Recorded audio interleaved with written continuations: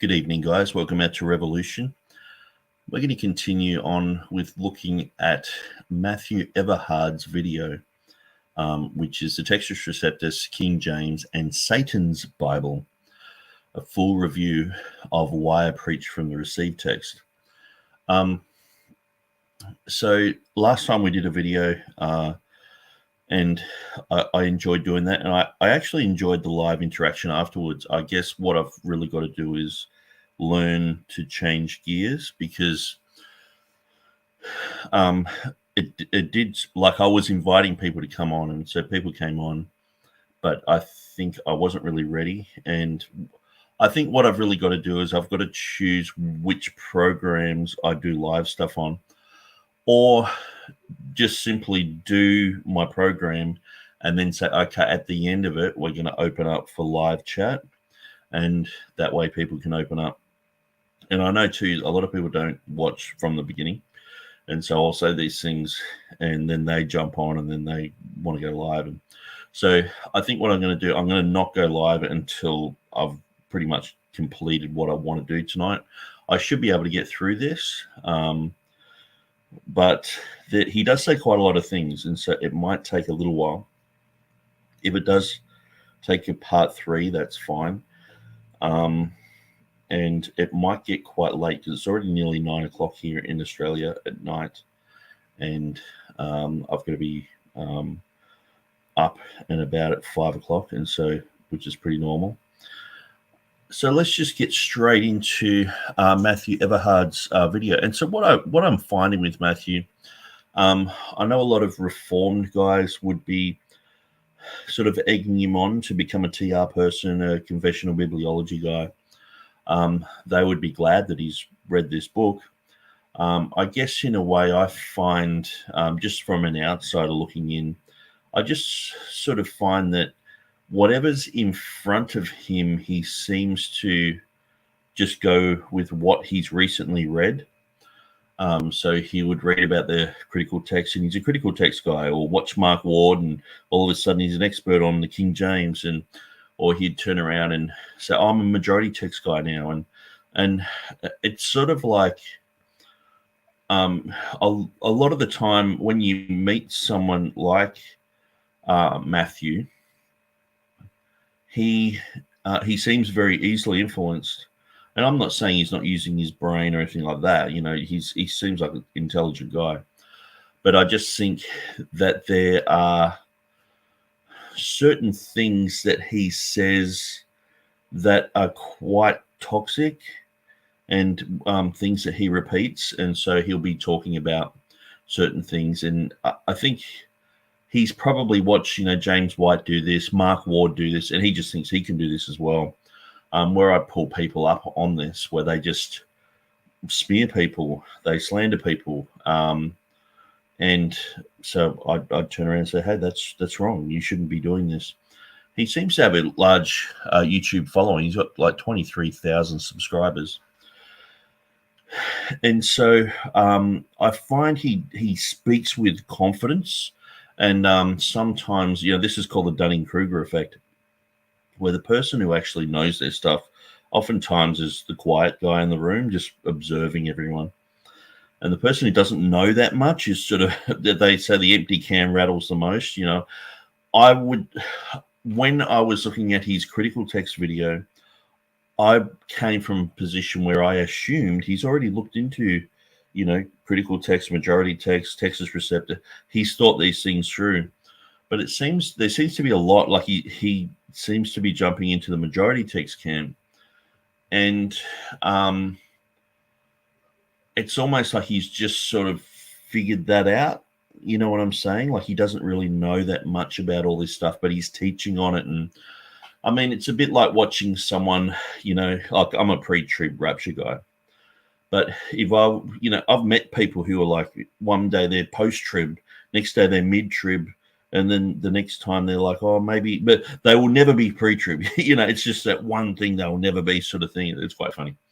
But yeah, so it's sort of like, well, I understand maybe if you were doing online Bible studies and things like that, and you're like, look, guys, I'm working these things out. And he does say that a little bit, but then he will just turn around and mock the position, and as if he's coming from a position of authority, as if he is the teacher and you are the student, sort of thing.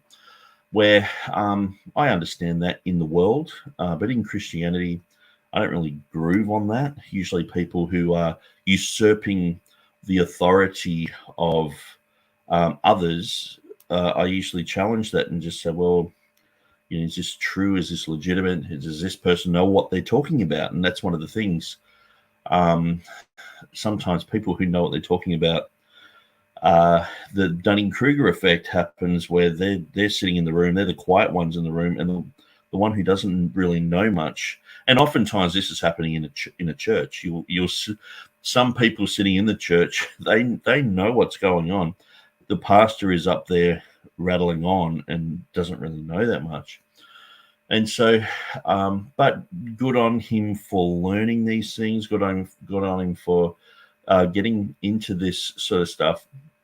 Now, one of the things that I would point out is, some people would think that, Nick says you're being a bit hard on this guy. You're saying, he doesn't really know that much. And well, I'm only just saying the truth. I'm just saying it from my perspective. Some of these guys, even Mark Ward, in making the videos that he does, I would say that there is a mixture of dishonesty and a mixture of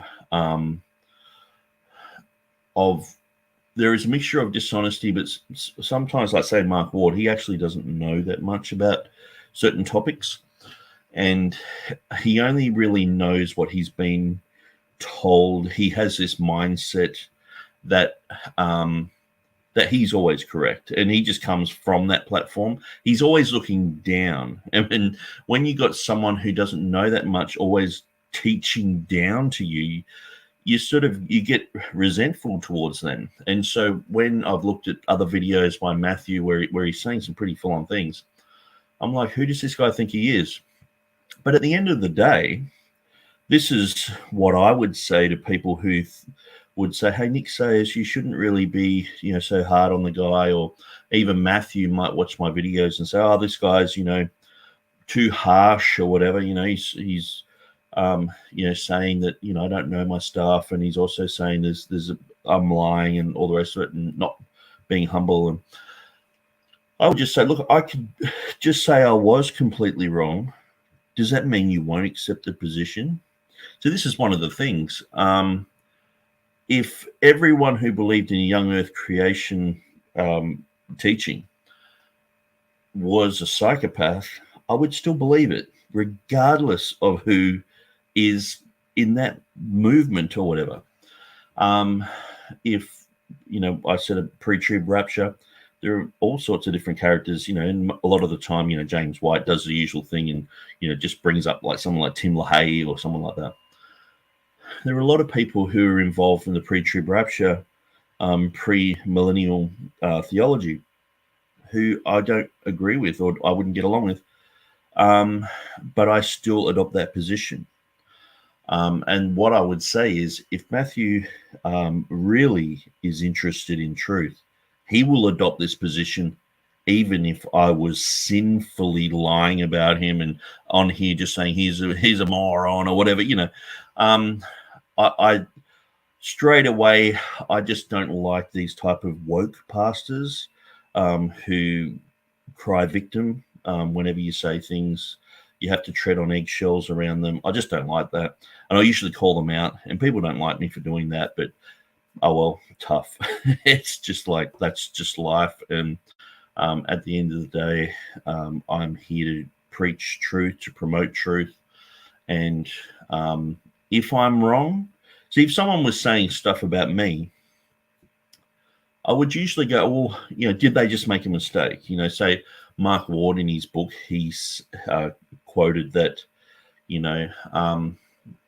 I said that the KJV only term is like the N word. It's a smear term for a lot of people.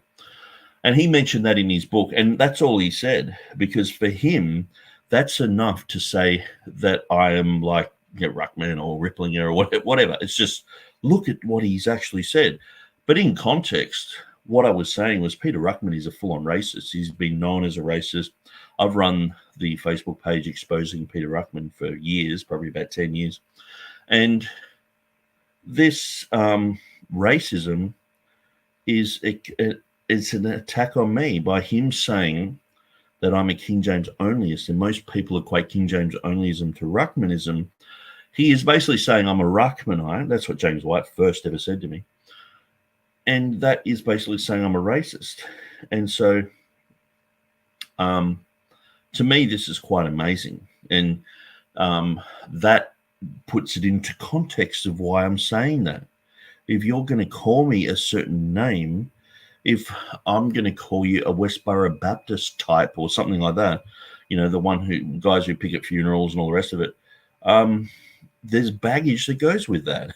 And so you want to call me King James only, Ruckman, there is baggage that goes with it. And that's the thing. People like Jeff Riddle, people like True Love, these confessional bibliology guys don't want to be labeled as that. So why do you keep persisting in doing that? Now, Mark Ward has come out and said he's repented of this. And I'm actually in the process of making a video that exposes every time Mark Ward belittles, is uncharitable, says nasty things. I'm going to make this a back-to-back video of just every clip. I've started listening through all of his clips from the beginning, and I'm going through just grabbing sound bites and I'm putting them in order. And this way I'm able to show people exactly what Mark Ward is saying about people like me, people like, call me whatever. But at the end of the day, there are some people out there who this genuinely affects their ministry. It affects their ability to be in leadership. I'm sure that someone like Jeff Riddle has probably already, he might have been considered for conference speaking and all the rest of it. And other people have said, hey, this guy's a King James only, according to Mark Ward, and they've shut it down. I'm sure that that's already happened.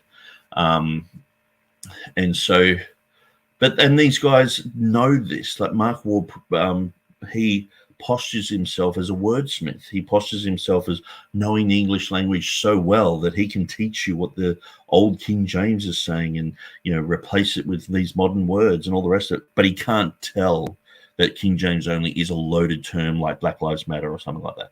BLM, it's a loaded thing. And, he can't discern that. He can't figure out why people would be offended of just being smeared as that, So, anyway, so I'm going to continue on through this video, and feel free to comment and join along. And if you have any clips of Mark Ward being toxic, I'm making a video on that. So you can send me timestamps on certain videos. You watch a video and you find things. Sometimes it's the whole video. And so I'm just going to, if it blows out to 3-4 hours or whatever, I'm just going to show everywhere where he talks about, conflates TR only with KJV only, with confessional bibliology, with, and just basically says we're all Ruckmanites, and then says, we're all, basically illiterate dimwits.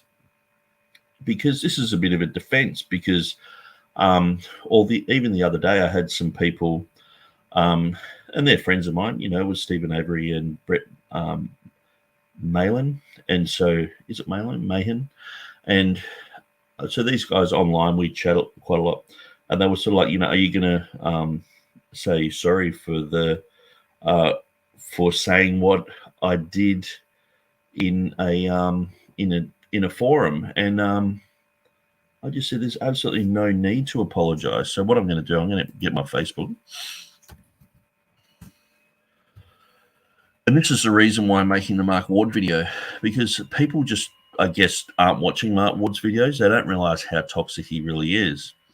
And so Mark Ward is making out that we are basically illiterate dimwits. And I sort of sum it up in a reasonably coherent fashion on the video that I did the other night. So I'll just jump on there. So it won't be 1 second. Da-da-da-da. Okay. Now,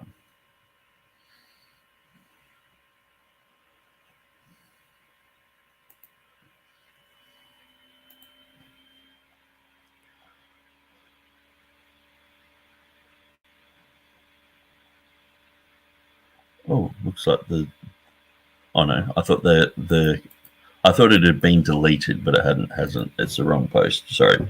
So I was actually reading through the wrong post. I should have had this lined up.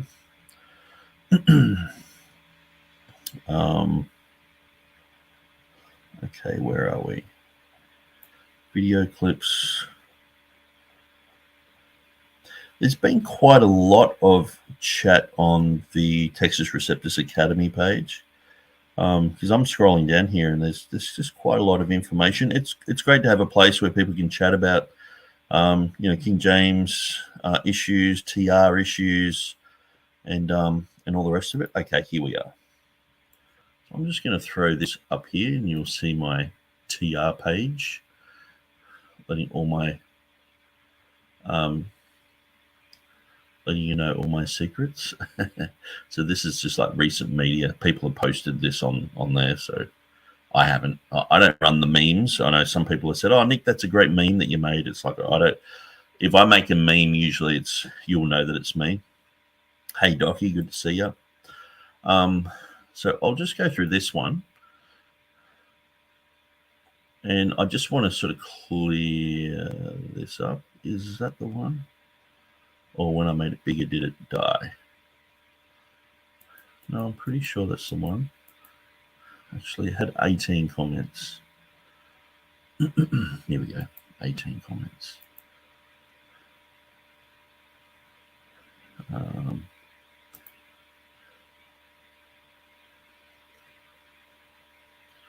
Okay, so here we go. So Stephen Avery asked, "Hi Nick, did you apologise to the gentleman about the retard quip?" And Brett Malin said, "I think it would be a good thing to reconcile with an offended brother." Okay, so this is what I said. I said, "I'm not sure why this would even be a consideration. If I said Mark Ward makes out that KJV folks are psychos," so if I just said there's psychos here, and someone takes offense at a word that I used because their uncle is actually a psycho, that's a sign, number one, of them virtue signaling. Number two, of them completely ignoring the context and the fact that I'm saying this is exactly how I am being treated by Ward. So I'm explaining how Mark Ward's treating me. And then instead of looking at that, they're going, "Well, you've used this word." You know what I'm saying? So if we were to say the word psycho, I mean, there's plenty of psychos around. There's people in psychiatric clinics. And number three, playing in the hands of woke behavior that Jesus, Peter, Paul, and others never did. Imagine, Jesus, Matthew 23, and he's like, you sons of the devil, you snakes, brood of vipers. And they're like, "Oh, you can't use that term because my uncle got bitten by a snake. You can't use that word snake." And it's like, it's just ridiculous. Why would you ever apologize for explaining how you feel? Now, listen to this. The context of what I'm saying is that Ward constantly says that we, KJV folks, are illiterate. We can't read a Greek or Hebrew letter. We despise education. We don't like scholarship, etc.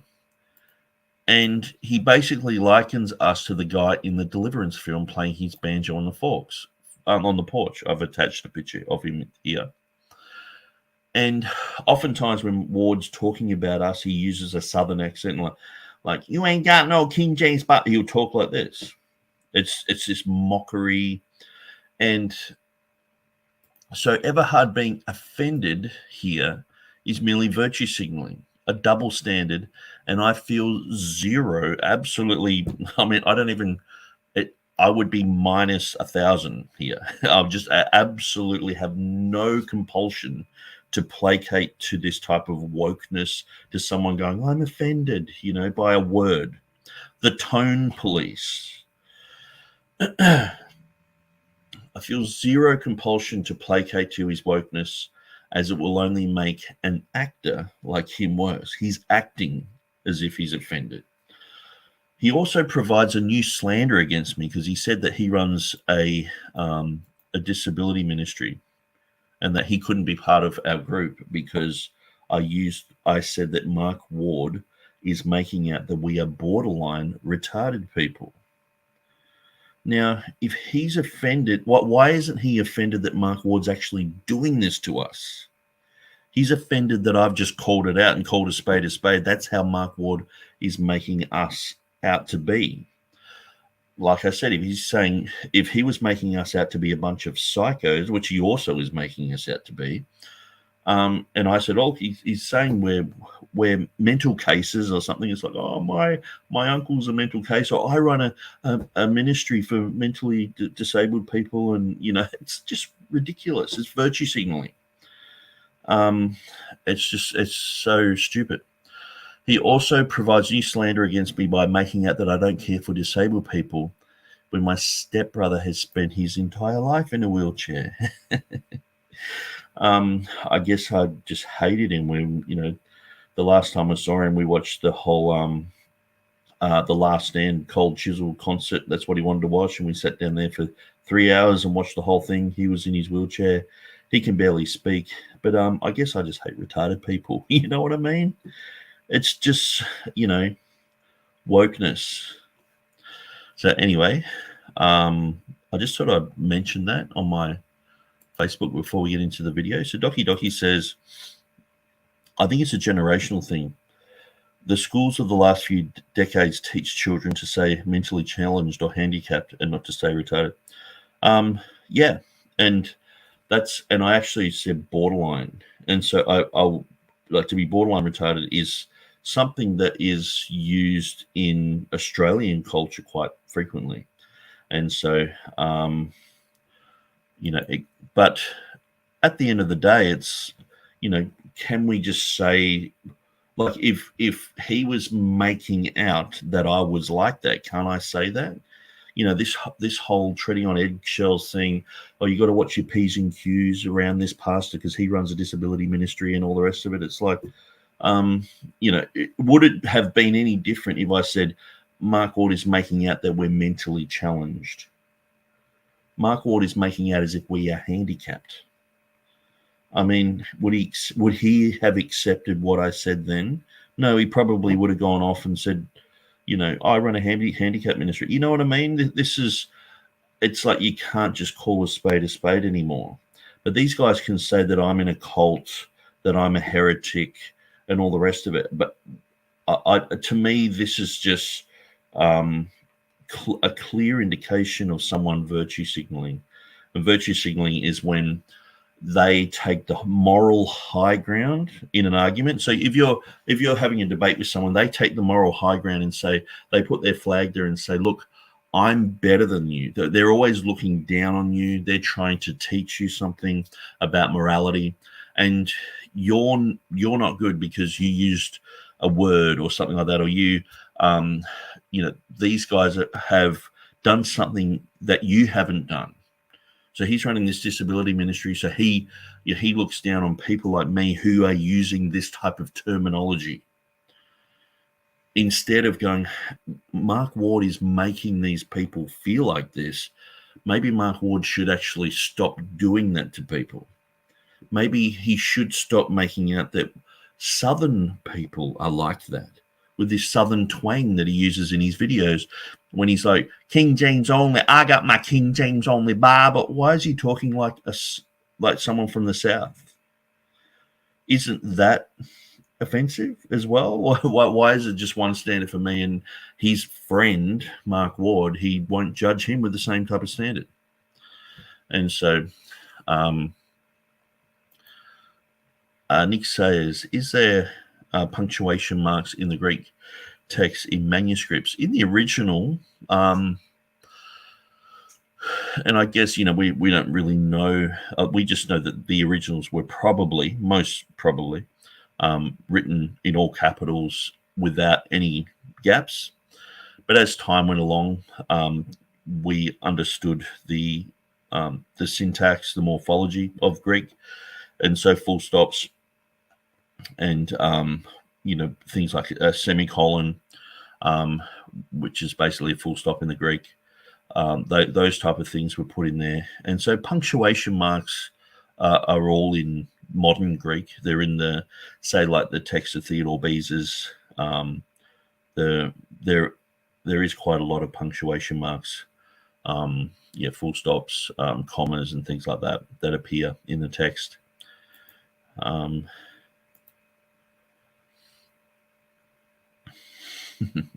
So I've seen Doki Bible Club absolutely everywhere. It's quite amazing. I'll just jump on Standing for Truth, and Doki's usually there. I watched a little bit of a video, or listened to it. It was CJ Cox talking today about annihilationism with Puritan Fan, and I'll have to go back and re-listen to that, but that was quite interesting. So anyway, let's just jump straight into this video. Maybe one has this word and another has a synonym for it. We're not talking about major variations here, but most of the time what you can do is you can look at the majority text and simply say, well, all of the manuscripts seem to coalesce along this majority line here, and so we can sort of dismiss the fact that scribes do make mistakes from time to time, as long as we're sticking with the majority of what most of the scribes have agreed upon. And then, not only that, but I did feel that the authors of this particular volume were helpful in pointing out the fact that, yes, perhaps the critical text, the CT, and this is where I've been challenged about this in my own life a little bit, perhaps some of the methodology for discerning how this eclectic critical text has been posed together has been too overly influenced by secular humanistic scholars. Perhaps we've been too much influenced in our Greek Testament text by the German higher critics of the 1800s and the 1900s when putting this together. Maybe there are some reasons why it would be better to default back to the consensus agreement of the Reformation era reformers. So I think that's a brilliant observation. And so even just having that knowledge and understanding that clearly is very important. Knowing that the textual criticism that was done in the Reformation is different from the type of textual criticism that was done around the era of Westcott and Hort, and also that's being done today. That there is Enlightenment influence that speaks volumes. And so and I know that the confessional guys, because they're oftentimes reading through the works of Puritans and John Owen and the rest of it, they're reading material that was pre-Enlightenment, and people were coming into that type of era where there were many deists, many Unitarians, still many Roman Catholics were attacking the Bible, and so it's got to be understood that there was quite an attack on the Bible leading up to Westcott and Hort, and so a lot of that type of influence leaked into that edition. All that to say, I thought that the authors made a couple of good points. One or two more, is that I love the fact that there was an intergenerational feel to some of these articles. Again, a lot of these are personal testimonies, but it really warmed my heart, and I did find myself moved when authors would say something to the effect of that they're memorizing some of the exact same lines that their grandparents memorized from the King James Version, and that they're teaching their children the exact same formulation of scripture as they're memorizing and learning the King James Version as well. So that kind of intergenerational passing down our love for and memorization of Holy Scripture from one generation to the next, I did personally find that compelling. Now I want to move on to... Okay, so I would say that's one of the things that's been lost, is the ability to say, hey, in the Bible it says this and that. And see, now you've got when people say, oh, in the Bible it says this and that, they're like, well, my version says this. And so it's just another layer of confusion. The Word of God is a very powerful thing. And when I go overseas and I run into people who know the Word of God, they're saturated with the words of God, I can talk to them on a certain level that I just simply can't with people who are usually illiterate in the Word of God. And when I say illiterate, I don't mean they can't read. Illiterate has other meanings, like you just don't know what you're talking about. And so oftentimes I find with Christians in the West, they don't know the same verses. So I'll just say something like, yeah, well, we should separate from those people, and that they have no idea what I'm talking about separation. Many times these verses are watered down in modern versions, and even just in the New King James. In the New King James, you can be talking about a certain theme, and it leaves out certain key words. And so you'll get people preaching on division, and they'll bring up, a divisive man after the first and second admonition reject. So you go up to your pastor and you say, oh, well, in the Bible it says this and that. What do you think? I've got this idea. And they just say, well, that's causing division, and a divisive man we've got to reject. It's like, no, the King James clearly says a heretic. So a heretic is someone who causes division because of false doctrine. It's a completely different word than just a divisive man. And so Jesus caused division. And so oftentimes you'll be you'll just look at someone and they're not getting the same words.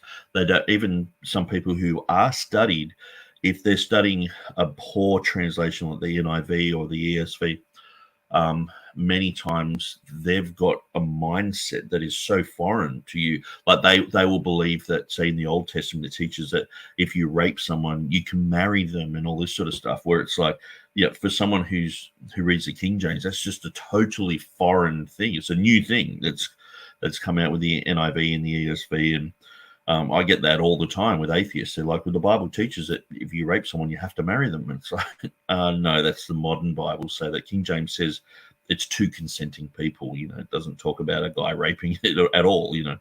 So these type of strange things, that just feeds atheism. It feeds confusion.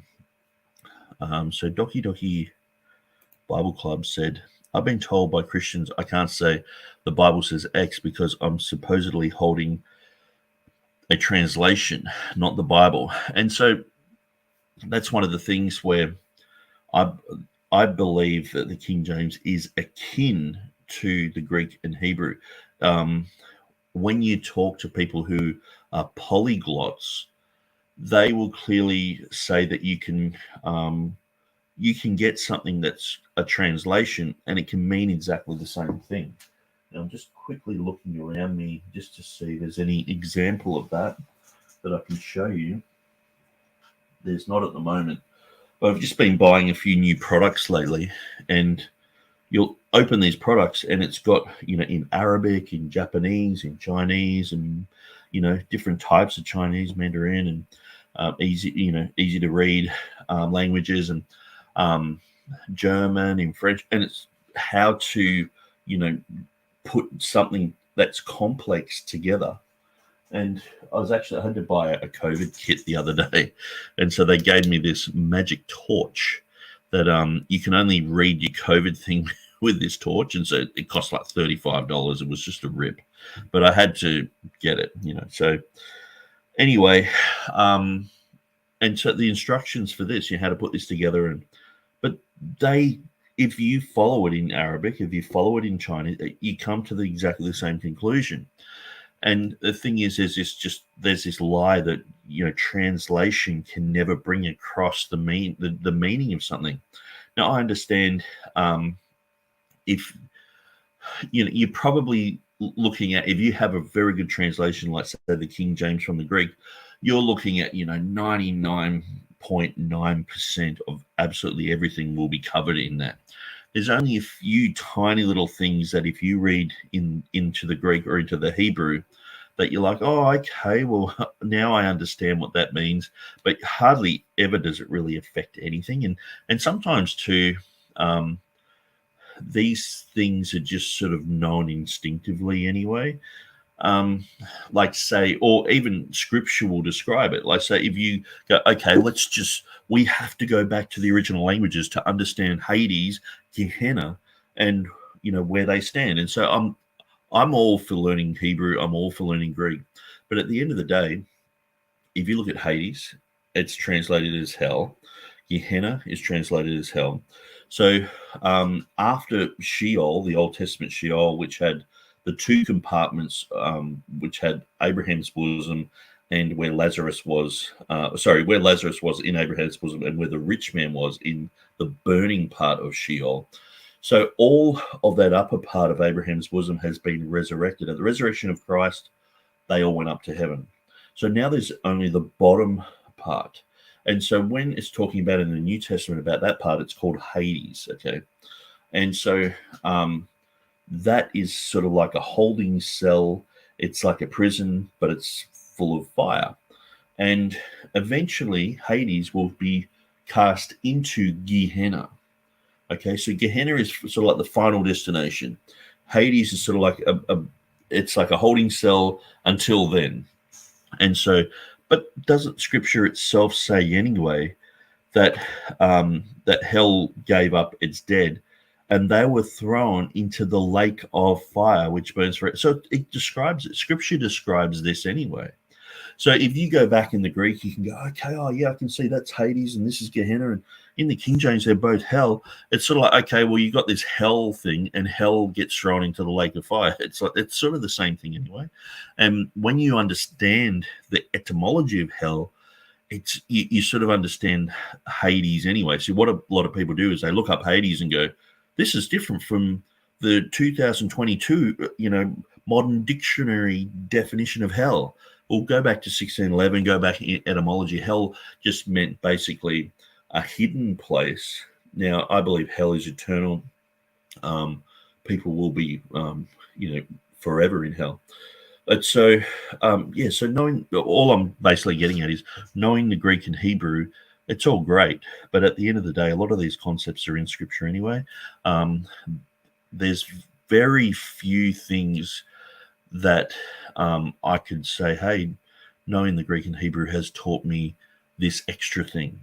There's very, very few things, and half the time it's just trivial anyway, and it's sort of unnecessary. And so I think by looking at a good, decent translation is equivalent to looking at the originals in the vast majority of the time, 99.999% of the time. So secondly, to some negatives that I had when I was reviewing this book. First of all, and I'm going to kind of begin a little bit superficially here, and then maybe we'll go a little bit deeper. I did find the chapters to be a little bit repetitive, okay? Okay, just before he goes into that, I'll just go through some of these comments. I'm behind the live. I think Mark Ward and others use the Southern US accent because of their issues, past trauma from IFB churches. Another example of where most of their issue with our position is rooted. Yeah, and so I think so too, where for me as an Australian, like I can understand, like say the Stephen Anderson type of churches, I think they're called the newer IFB. But you have the old school IFB, and a lot of these guys are, King James only and all the rest of it. But see, what a lot of people do is they have this association fallacy where, if every time you walk out to get your mail, the dog tries to bite you, you might hate going out to get your mail. It's the Pavlov's dogs type of thing where, when you ring the bell and feed the dogs. So every time there's a bell, they hear a bell, they start salivating. It's just, the bell is neutral. It's not food, but it just triggers that type of thing. And I think a lot of people have been involved in groups that are quite toxic, and any group where sometimes leadership is exalting themselves as a pope, as a type of pope. See, the thing is, so this is my whole take on church leadership. Most church leadership is totally backwards. When you have the King of Kings, the Lord of Lords, Jesus, he came down and he's with these disciples who are just your common fishermen and, tax collectors and other people. And he's washing their feet. And he starts teaching them about leadership. And he says, in the world, they'll lord it over you. So it's a very normal thing in the world to have like a pyramid thing. You've got a boss, you've got foremans, you've got different tiers of leadership. You can go anywhere. A great place for this to observe this would be like McDonald's. You go there and you've got, usually a main manager, and then you've got certain team leaders, and then you've got the drive-through management and all that. And so any type of business, if they actually don't have that structure, it can just be chaos. So it's fine to see that in government and in other things, that it just sort of naturally ends up like that, because that's just the way it is in the world. But Jesus said in the church, it won't be like that. In the kingdom, it'll be the reverse. You won't have this pyramid thing. You have the reverse pyramid, where the people who are the greatest are the servants of all. They're at the bottom. They're serving everyone. They're trying to help them. They're giving money to people. They're reaching out and preaching to people. They're saying the truth, even though they know it will cost them. They're serving people. And so that's what Jesus, the King of Kings and Lord of Lords, who's made the galaxies, and he made all that stuff that evolutionists find amazing out there in the Hubble telescopes, taking all these pictures. He's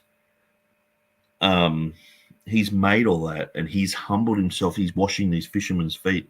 He's saying, if you serve, you're the greatest of all. So this is one of the things that in a lot of churches, it's not like that. In a lot of the churches, it's like this. Pastor, he's the CEO. Then you got, these leaders. So it might be the pastor and then the leaders, or the leaders and then the pastor, but it's the same sort of structure. And then it just goes down to, the plebs, and down to, the song service guy. He's saying yes, sir, to someone. And, the person who does, the accountancy and, collects the offering, and the person on the sound desk, and the lady in the nursery, they've all got to be in submission, this whole, submission thing. And so you have this pyramid scheme where Jesus said in the church, it shouldn't be like that. Jesus actually said in Matthew 23, don't call anyone your master. You have one master, and that's Christ. He said, and you're all brethren. So what he's saying here is you're all equal. So the pastor and you are the same. In the eyes of God, he looks down and just sees two Christians. Yes, some people have more understanding. Some people have more experience. They might have, lived through a few things. So they might just sort of naturally become like a leader of a group or whatever.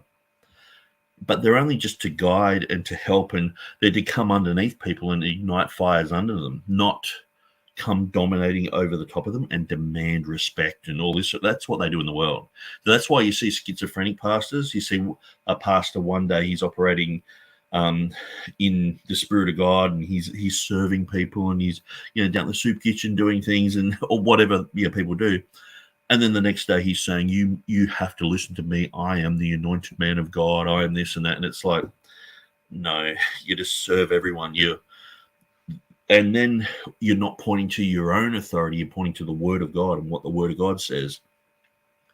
You can't go making disciples like the New King James says, go into all the world and make disciples. You go and teach. So you go and teach people, and then it's up to them whether they want to follow the teachings of the Word of God or not. They're not following you per se. they're following the word of God. Because if you're making a disciple, you're coming on top of them, and you're sort of trying to persuade them and manipulate them and mold them and all the rest of it. It's like, no, you're to teach them, and then out of their relationship with God, they grow, and they'll listen to you just because you're saying what is true. And so it's good. It's very good and healthy. Every church you go to, picture the pyramid, structure. Is it like this, like the world, or is it down like that? If you go up to the pastor and just have a general chat, is he looking down at you? Does he think he's like a mini pope? Is everyone in the church going, oh my God, he's talking to the pastor? Oh, don't they know he's the anointed man of God? Just leave. It's like, that's just weird. But unfortunately, a lot of churches are like that, where the pastor isn't humble enough to just be one-on-one with people and just be genuine, just to be equal and to see someone as equal. And so I'll just throw this in. Jesus clearly said, as much as you've done it to the least of these, my brethren, you've done it to me. And so we are to, every time we meet a Christian, we're to treat them like Christ. Now imagine if, a Christian knocks on your door and you just, oh, it's just them. Yeah, come in, you give them a cup of tea or whatever. But if you think that Jesus has come around, you treat them a lot different. And so that's how we're to treat each other. And that's how the pastor is to treat the church. Like there's 15 Jesuses sitting there. And he's like, oh, I'll do anything for you. We would do anything for Jesus. And so it changes your whole mentality when you get rid of that whole pyramid thing and you look into what true servanthood is. Matthew 25 is a great chapter, and 23. I love that one. I like to say Matthew 23 because a lot of people have called me the Matthew 23 guy, and they think that that's where I get my theology from. And I'm like brother sandpaper. I'm just upsetting people. But that's fine. Jesus upset people. Jesus caused division. Jesus preached and said, you bunch of snakes, you are going to hell and stuff like that. He preached pretty hard. And so I'm going to try and be Christ-like and do the same. Okay, so Image Bearer said, hence why the variant readings aren't discussed as much as the anecdotes. Very true. And so... yeah, and going through those 7 videos, I expected them to go right into the Pericope Adulterae, the last 12 verses of the Comia Hanium, and to go through these things, but it just seemed like stories about how I'm hurt, or when I was young, because I was in the KJV church, so I never learned to hold my pencil properly or whatever. It just ended up being a bit of like an AA sort of session, where, at the end of the day, at these anecdotes and and James White's classic with this. He'll drop everything and do a whole half a program on someone on Twitter who said something weird, who he doesn't even know, but then people, reputable people, they'll write to him and they'll say they're concerned about this and that, and he won't even mention it. And so, because it's not this anecdotal type of thing, and it's not this strange thing, and so Image Bearer says, having dealt with some IFB folks myself, I can sympathize with the scars, but we may have to be able to remove those issues from the discussion. And that's the thing where, I'm in Australia. I'm not part of the IFB. This is where I think where Mark Ward, he doesn't really want to mention me. Like he mentions Jeff Riddle quite a lot. And I guess in those circles in the United States, I've noticed the Calvinist guys, they might listen to what I'm saying just as a bit of a soundbite thing. And then they go back to, their reformed groups, and they're sort of like, okay, well, this guy was saying this on the internet.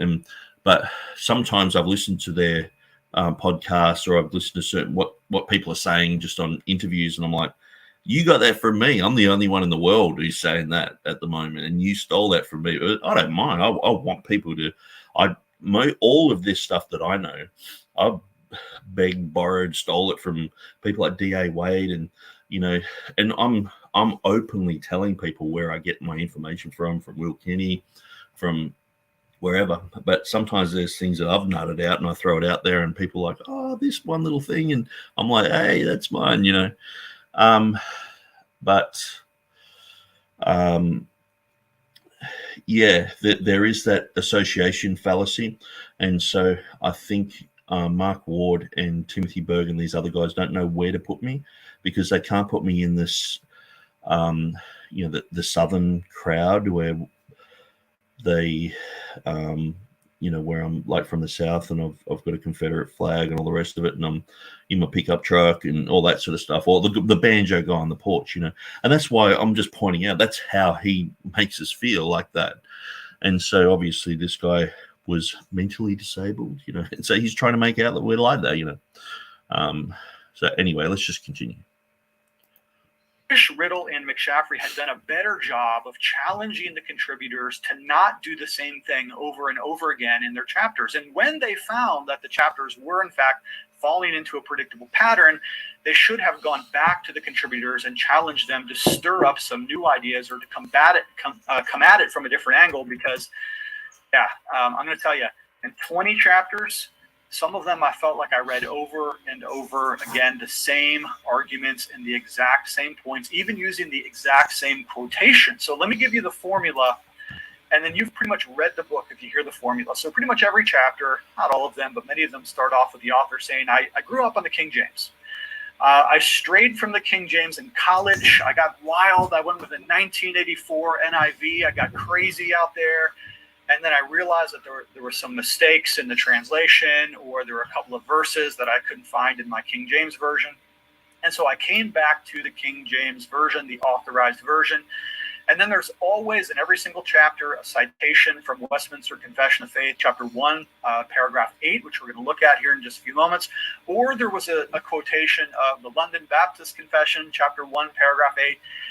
They all quoted the same paragraph over and over again in full. We're not talking about just referencing it. It seemed like at least a dozen of these 20 authors quoted the same paragraph over and over and over.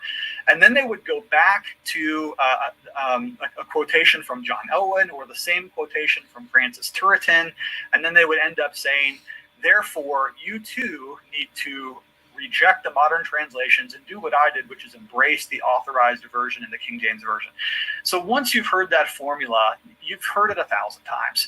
So Riddle and McShaffrey, if you're going to do a volume 2, or you have another idea for another book, please, please, please challenge your authors to not write the same thing over and over again. Now, here's my second. Okay, so I'll just deal with what he says there. Now, I showed this last time, but this was a book that was really helpful for me back in 2001. This came out. It's called In 6 Days, Why 50 Scientists Choose to Believe in Creation. And so I grabbed this book, and I would just read through some of the material. That sometimes there would be, I think like 3 or 4 pages. I can't remember exactly how many pages each of the 50 guys were given, but it was really good. So some people would talk about complex scientific things. These are scientists, so they've given these scientists this task to in so many words write just the simple thing of why you choose to believe in creationism. So you got a geologist. You got all sorts of scientific people, people in the field of science talking about this. And some of them just share their personal testimony. Some of them share a whole bunch of science.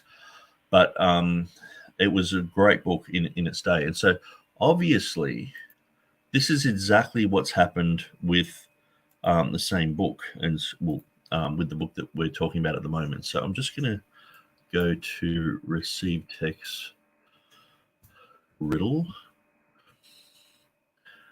Okay, so Heritage Books comes up first.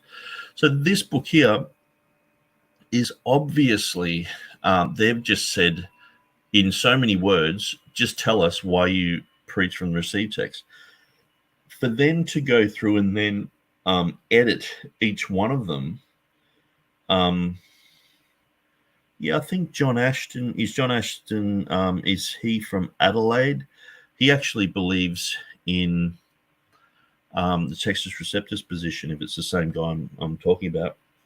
So we used to have quite a lot in common together. One day I sort of said that it's okay to judge Israel like Jesus did, and so did Paul. They weren't all hyper pro-Israel back in their day. So we can actually judge the Israeli government. They're like any other secular government. Sometimes they're anti-Christian, and he blocked me over that. Some people are hyper pro-Israel in the churches, and so you say that sort of stuff and you can get blocked. Yeah, so they've just given them the task. Why? I should put that question up. Sorry, or the comment. John Ashton, PhD, chemist in Australia. Why I preach from the received text, and so. Yeah, at the end of the day,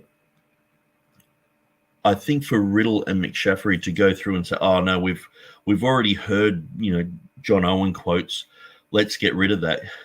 It's a bit like going out and saying, "Okay, here's 30 cooks, here's 30 chefs. Guys, you cook whatever you want. If you want to cook something, or imagine if I said, you guys cook whatever." Is your favorite childhood meal, okay? And then 10 of them cook like pancakes. That's what their favorite childhood meal is, And so for Matthew to then sort of have these standards, like they should have been checking all this. It's repetitive. It's like that's the type of book it is. It's like you got they've been given the same question. Now, had they been given guidelines and all that sort of stuff, it would have stifled that. They wanted organic. They're not overseeing this and going, you have to answer in a certain way. They're saying, well, it says, okay, and maybe it's not. Sorry, I'll just put this up there. So maybe it's not the same guy. But yeah, anyway, sounds very interesting. Is he on Standing for Truth or something? Sounds like an interesting guy. There's quite a lot of creationists actually in Australia. And so, yeah, this book is simply just not that type of book. If you want that type of book, look elsewhere. That's all I would say. And so for the first negative thing, it's like, okay, well, some of it's repetitive, but if you were to ask people why do you believe in a pre-trib rapture? And just send it to them, you have 2,000 words. Why do you believe in pre-trib, or why don't you believe in pre? You would probably get very similar material. You know what I mean? And similar scriptures and similar quotation. It's the same question. And so, what were you expecting? Like completely different answers? You know what I mean? It just, to me, it's like. Why would you say that anyway? So, but I haven't read the book. I've got it there. I bought it yesterday or the day before when I did the first video, and so I haven't had time to go through it, but I will go through that. So let's look at his other negative. Where's the Greek? Negative about this book. Notice the title of this book is not Why I Preach from the Authorized King James Version. The title of this book is Why I Preach from the Received Text. And so at the end of the day, we're not necessarily talking about preferences for English translations. But it is. Why I preach. Is he going to preach in Greek? You know what I mean? I just don't think Everhard is understanding the premise here. It's saying why I am preaching from the received text. Why would I preach to an English audience? A Hebrew, Greek, no, you're going to preach in English to them. If this was a Spanish book, they would be talking about their Spanish translations. You wouldn't preach Greek to Spaniards. You know what I'm saying? It just seems like he's got these negatives that just they shouldn't really even be mentioned. That it's pretty obvious that this is a book about their pastors. Why do you preach from the received text? Okay, so let's go all into Greek and this Greek and that Greek and the received text, this and that. It's like, no, well, I preach week to week. I preach this to my church because they're English-speaking people. You know what I mean? It's like, it just seems really weird. He's looking for something. He's basically saying, oh, it should be more like academic or whatever. It should be more about the Greek. But I think he's just missed the whole title. The title of the book is Why I Preach from the Received Text. And so you just wouldn't expect them to be talking about, Greek too much. If these guys are pastors, they would be regularly preaching in English. Although each English translation, of course, has a base text, most of the English translations are either going to be translations of the TR, again, the Reformation era Textus Receptus, of Erasmus, Beza, Stephanus, Elzevir, Scrivener, etc., or they're translations from the modern scholarly critical text, which enjoys the support of most of the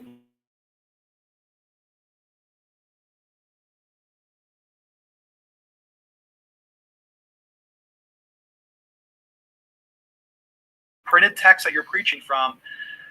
There is so little Greek in this book that it is very, very frustrating. In fact, there's only one sentence in this entire book that is a Greek sentence. It's on page 200 by one of the contributing editors, Jeff Riddle, actually quoted the Greek. I think there's maybe one other place where an author used the word amen in Greek.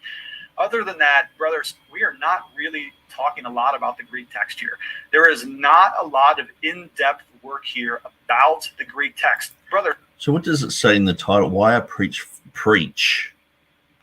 from the received text? I mean, to me, it's just a no-brainer. If you want to go into, why I study the Greek, you know what I mean? Or why I study the Hebrew or whatever. It's like, that's not what they were asked to do. If I was to ask, 50 local pastors, why do you preach from the critical text? I'm sure most of them wouldn't be going into the Greek and Hebrew and all the rest of it. They would be saying, well, the ESV is more readable or whatever their reason is. I mean, it's the way that it's worded is it's about the focus is on the preaching. It's not so much that it's received text. It's a received text translation that they're using. I wanted to get into the Byzantine text form. So this is what he wanted. So, of course, when you go to the bookshop, you're like, I want what I want. And I want to pick up this book and I want them to say this. It's like, well, no, they've clearly said what they're going to do and what they're going to say. And he wants them to talk about Byzantine text and all this other stuff. And it's like, why would you talk about something that's just not the word of God? Because he's like on this Byzantine thing. So he's like, I want to learn about the Byzantine thing. That's what I want to learn about now. And you guys should be on, placating to me. You guys should be, showing me all this stuff instead of me just reading your stories. You guys should be showing me what I want, sort of thing. It's like, he says quite a few things here that it's like, well, how can you want all of that from this type of book? Obviously, you're not understanding what type of book it is. I'll just go back a tiny bit. Here we go. Other than that, brothers, we are not really talking a lot about the Greek text here. There is not a lot of in-depth work here about the Greek text. Brothers, I wanted to get into the Byzantine text form. I wanted to talk about Family 35. I wanted to get in and talk about some of the Alexandrian text. I wanted you to give me. So he's learned all these new words as Alexandrian text and Family 35. And, he's reading Pickering's material or whatever. And it's like, or you just watch Dwayne Green's show. And he wants it to be all like that, So basically, he's not understanding that a received text position is like, well, we know what the Bible is. We're not struggling with it's a majority text thing. We're not struggling with, critical text or maybe they're correct. they've been rejected. The TR is where we know the Bible is, and that's it. And so we've moved on from all, a lot of these people have already studied all this sort of stuff. And someone like Robert Truelove, Everhard, these guys would probably, get along. And so he should, just contact Truelove and just say, what about Family 35? He would school him on it. And so would Jeff Riddle. And a lot of these guys moved from critical text to majority text and then became TR people. And so, but at the end of the day, why I preach from the received text is, it's like, oh yeah, I'm just going to use up all my words talking about Family 35 because I know Matthew Everhard's going to read it. It's like, no, you're going to talk about why this is a positive thing for people in your church, why it helps the church to have, all the same Bible and all the rest of it. Some legitimate critiques about Vaticanus and Sinaiticus and the Beza text, and I wanted way more. I wanted to go deeper. Well, it's interesting that you'd have that sort of criticism. Yeah, I know. Image Bearer is just like he's making terrible points. When I listened to this, I was like, well, what are you expecting from these guys? I mean, we just watched, 7 videos of Mark Ward. That's 7 hours of Mark Ward and the boys going through, the Textual Confidence Collective, basically coming directly against our position for 7 hours and trying to promote their position. And I'm just like, when are they going to, talk about things that we talk about? When are they going to talk about all the missing words? And when are they going to really get into the issues that we bring up? And they just never did. And so I'm disappointed that. But they sort of, a Textual Confidence Collective where they're exposing us, apparently exposing Bart Ehrman, which they hardly ever really did. They just sort of made this horseshoe thing that we're Bart Ehrmans, or apparently. But I just can't see any promise of what Everhard's wanting in the title here. Why I preach from the received text. I just can't see the promise. I mean, let's have a quick look at an anthology of essays by Reformed ministers. So it's just Reformed ministers. It confirms the integrity of the traditional text of the Bible.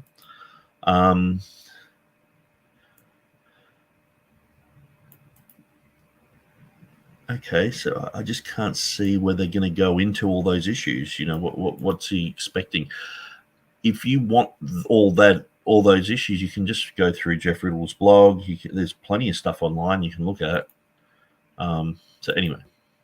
Basically what I wanted from you is I wanted the introduction and the conclusion to the Robinson Pierpont majority text form edition. That's what I wanted.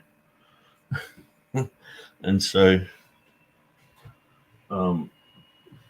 he wanted a majority text type of thing. I've got this somewhere. Well, if you want the majority text, Pickering sort of thing, read Pickering. If you want James Snapp stuff, read James Snapp. I mean, there's nothing stopping you from looking at all that material. Why would these guys go into that material that's not really relevant to their position unless see, this is the thing. Last time he made a critical text video, and when he did it, I'm like, he's a majority text guy. And now he's sort of like, I'm really interested in the Byzantine text and majority text. And it's like, yeah, you could have pointed that out like 2 months ago when you did your video. But it's almost like he's just sort of discovering the majority text, Byzantine text, and he's just sort of like learning all about it. He's like, I want to know all about that. And it's like, you don't really understand the differences between the majority text and the TR position. And so I can tell just by what he says in his videos that he doesn't really know about the TR. He doesn't know why it's compiled. He thinks it's a majority text thing and that it's just majority text set for a few places here and there. And that's where I don't agree with it, sort of thing. And it's like, he's he really has a poor understanding of the Textus Receptus. And so he's gravitating to this majority thing at the moment, which is sort of a lot of the time just counting heads. I mean, where's the majority text Bible? Where's the majority text? Where's the Bible societies pumping those out and majority text editions? And it's just not happening. It's either, most of the time it's TR editions, but now since Westcott and Hort, they have the corrupt critical text. But it's like the majority text is just, to me, it's just not even an option. It's oftentimes what it is, and this is my own opinion here. Obviously, some people, they don't fall into this, but people who look at something like a TR position and they're like, yeah, that makes a lot of sense, but they don't want to be judged. It's a bit like the parable of the sower, when people get persecuted, they fall away, so some people do this just in doctrine. So I'm a young earth creationist, yeah, and then they get all this attack from Christians, you believe in young earth creationism, you idiot, you follow Ken Hovind, all this stuff, and you're just like, and some people just compromise, they shut their mouth, they don't want their friends to dislike them, they don't want to look like an idiot. And so some people are just, majority text seems really scholarly, and I'm still accepted by, most people. I'm sort of in the middle. I'm on the fence. But to me, it's just not a position that's that makes sense. It just doesn't it doesn't answer the questions. And oftentimes it doesn't get rid of the solecisms that are in the text that were cleared up. And even the Greeks cleared a lot of these things up. The Greeks added the comma back into their text. The 1904 Greek Bible that has the comma in it, because they understand that there's a huge grammatical error if they don't put the comma in there. And so, anyway, I'll keep moving. So Doki says, we believe the scripture has been preserved by the hands and blood of believers, not continuously lost and rediscovered by textual critics. Absolutely. So I sort of liken it to like a boat that sailed, through every storm, and it's gone through every ocean. And you might have to, put it on the dock every now and then and clean off a few barnacles or something like that, give it a coat of paint. If there's an oar missing, like say 1 John 5:7, you can still see it's like it's been shadow boarded. You can see where the oar used to be. It used to clip into this part. And so, there might be a bit of a sail ripped or whatever. And so people like Erasmus, he went through all that sort of stuff. And he was able to recognize where things had dropped out and things needed to be put back in.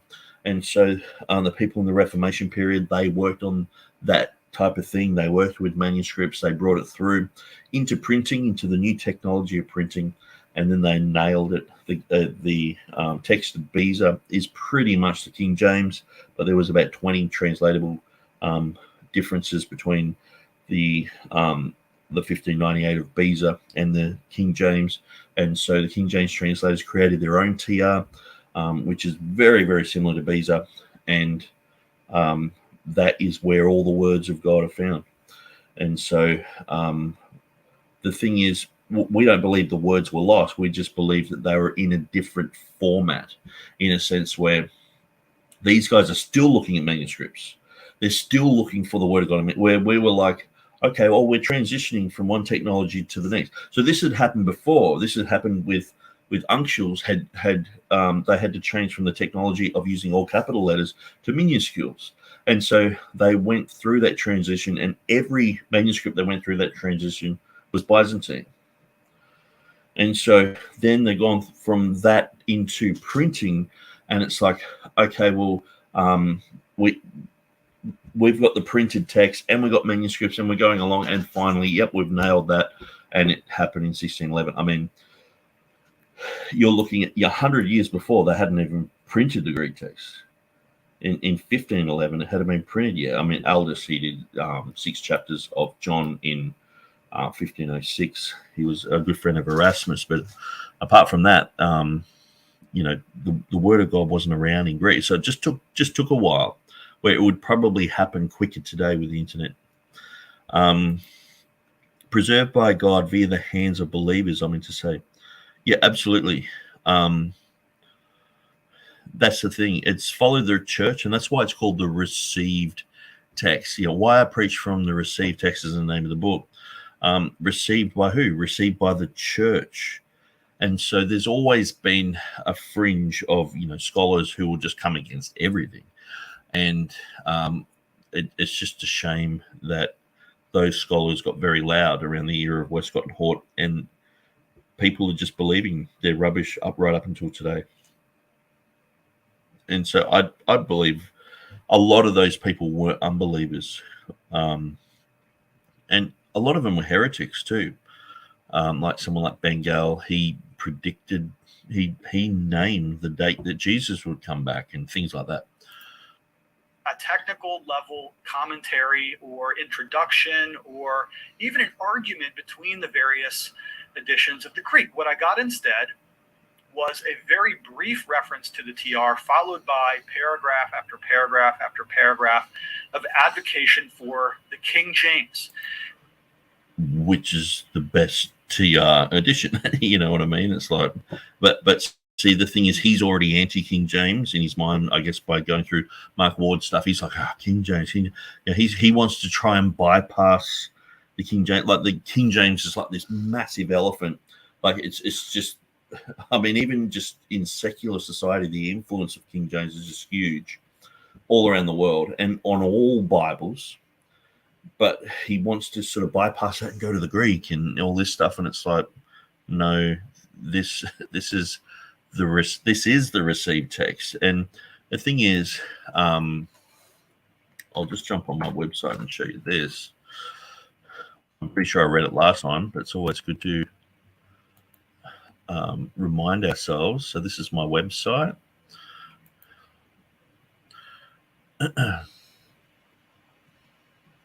Hills presented an excellent overview of the history of the received text. So this is David Cloud's book, and he's talking about Edward Hills, including a description of the various editions of the TR, which were published from Erasmus to the Elzevirs.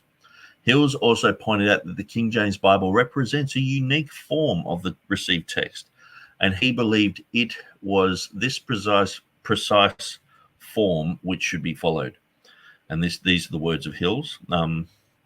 The King James Version ought to be regarded not merely as a translation of the Textus Receptus, but also as an independent variety of the Textus Receptus.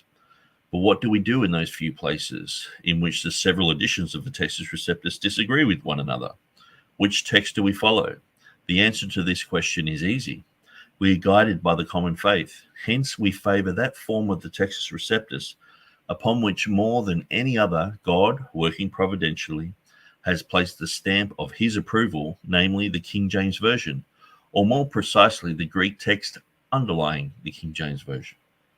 So we can see that Hills, who most of the people in the book that's being critiqued would follow, he said it was the underlying Greek text of the King James Version. So, and basically that the King James is an independent variety of the Textus Receptus. So basically, you're just looking at the King James as the TR in English, and it's not the TR as in it is its own independent edition of the TR in English. So that's why I've been toying with the idea of we have these labels like KJV and KJB.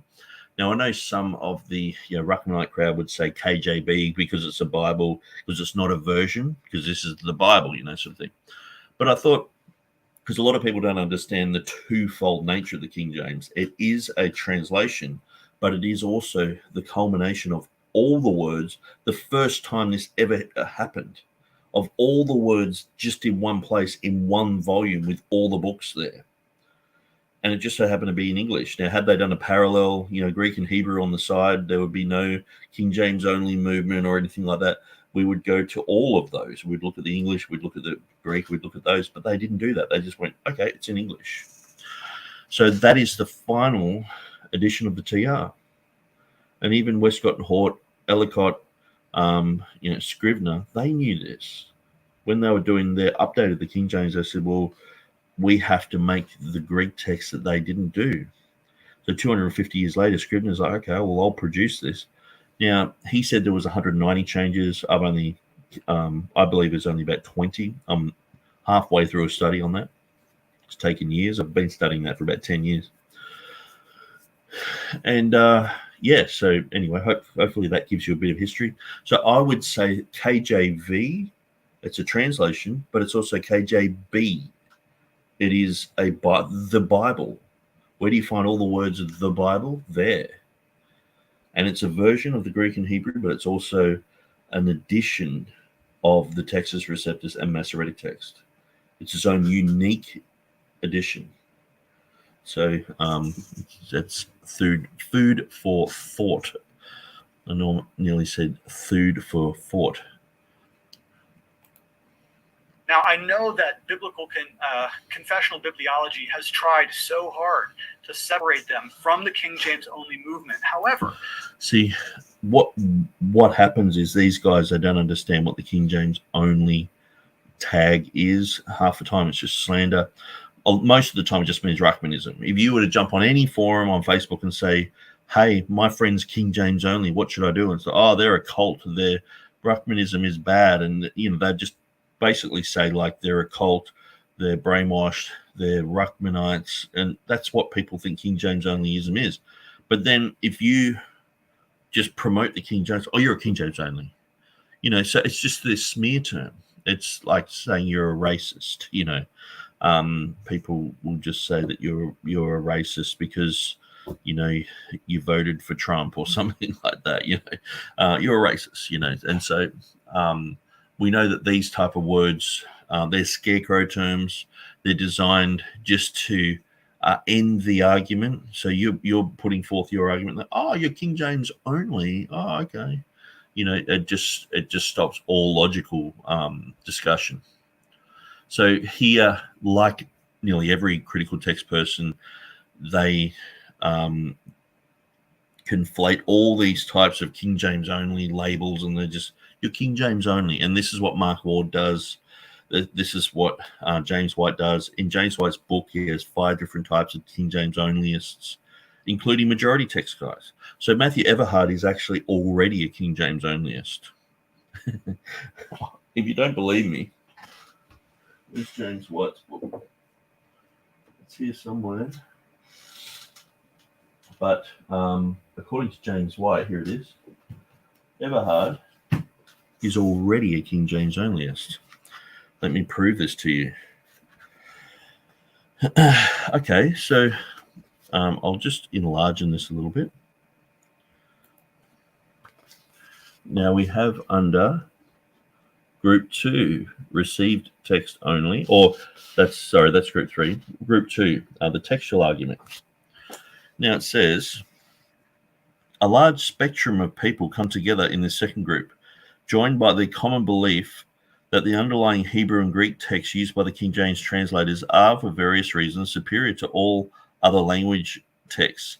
These individuals would not necessarily believe that those texts themselves are inspired per se, but they more accurately reflect the original writings of the prophets or the apostles. There are a number of possible positions that fall within this one category. One group would strongly reject the term KJV only, but believe that the Greek texts used by the KJV translators are superior to those used by modern translations. Sorry, I read that with a bit of James White twang and it went wrong. One group that would strongly reject the term KJV only, but believe that the Greek texts used by the KJV translators are superior to those used by modern translations, would be the majority text advocates. This view asserts that the best reading should be the one supported by the consensus or majority of the existing Greek New Testament manuscripts. However, these individuals also would point out that the majority text differs in a number of places from the Greek text that was used by the KJV translators, a text that became known as the Textus Receptus or TR. Others would support the TR over the majority text. often for reasons derived from theology and practice more than from the manuscripts themselves. So he's got a footnote down the bottom here. So just to prove what I'm saying, where am I? It's really hard to do this. Footnote down the bottom. That's not the footnote we're looking for. That's one. A prime example is Zane Hodges. Okay. So a prime example is provided by Zane Hodges and Arthur Farstead, the Greek New Testament according to the majority text. This position at least attempts to present a meaningful defense of its beliefs. And as with the preceding group, those who simply prefer the KJV does not require a militant, adamant insistence upon everyone else agreeing and towing the line.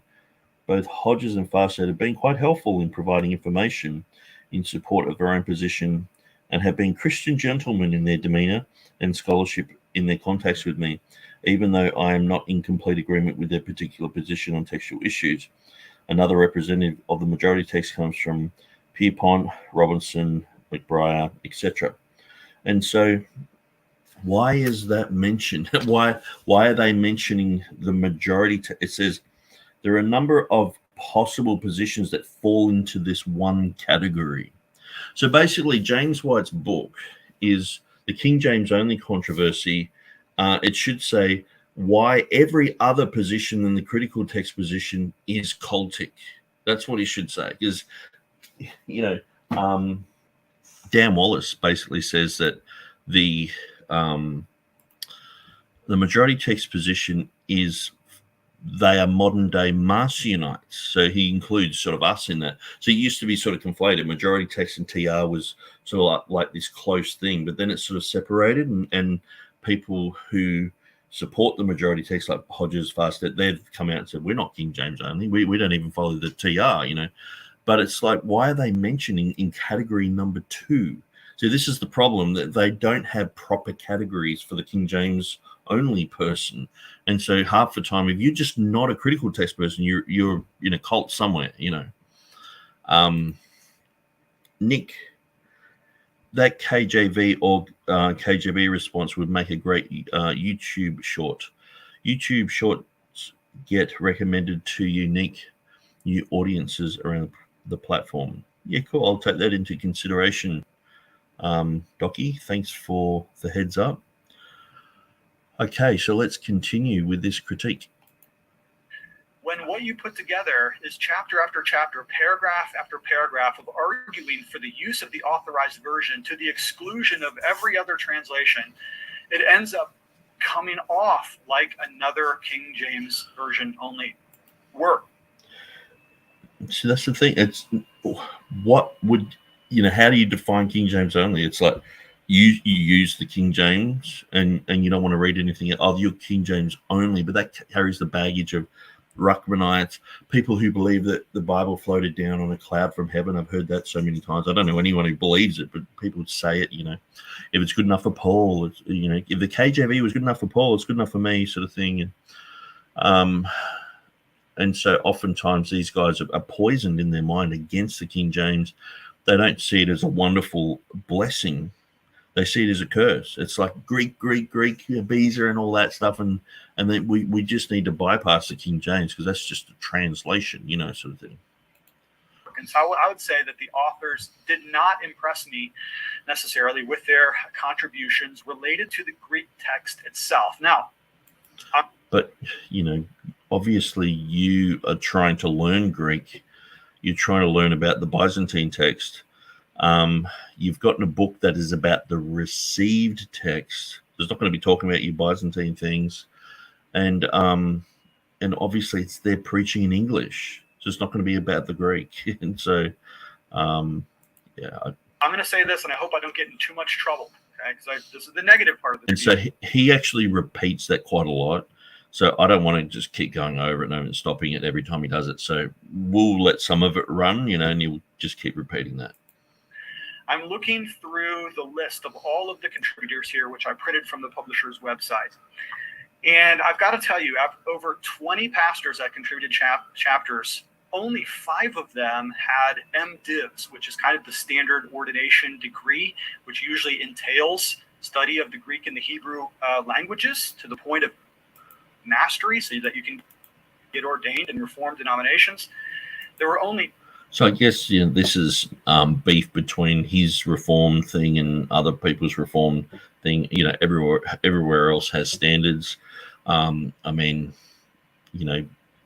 I talk to people all the time who have degrees, and half the time these people don't know how to read Greek at all. So anyway, 2 contributors here that had a PhD or a D-Min. There were more diplomas in this list than a high school graduation. What is a diploma? What is a diploma? I honestly, all of these schools that are mentioned here, or at least many of them, I've never heard of. Some of them he's never heard of them. And so, I mean, the thing is, they're just basically saying, okay, local pastors, people who we know, just write why you're preaching from the received text. They're pastors. They're not going to be pursuing. See, the thing is, someone who is of a critical text persuasion feels like their boat is sinking, that they've got to find the word of God, and they've got to defend, everything against Bart Ehrman. And so they're looking to go, okay, well, let's get, let's get involved in textual criticism. Let's look at, learning Greek and Hebrew so we can, join CSNTM and join Elijah Hixson's crew and help restore the Bible somehow. And, because they're reconstructing the text, where people who believe we already have a text, they don't feel the need to do that. And the thing is, this isn't like why I preach from the... See, the thing is, he's like, the received text has to be Greek. No, the received text is in English. It's in the King James. And so you don't have to know Greek to preach from the received text. And it's just a fallacy that he's creating. And he's like, well, where are the original language credentials of all these people? So basically he set up this straw man. It has to be about the Greek. And he's like, look, and these guys don't have the credentials in the Greek, where, in all seriousness, if you were to get Dane Johansen, Taylor DeSoto in a room with Matthew Everhard, they could sit there and chat in Greek. This guy couldn't. He wouldn't know what they're talking about. And so I know that he's going through the Greek New Testament, and he's announced that quite widely. But at the end of the day, I don't think he's fluent in Greek. I don't think he knows the language as well as some of the people on that list.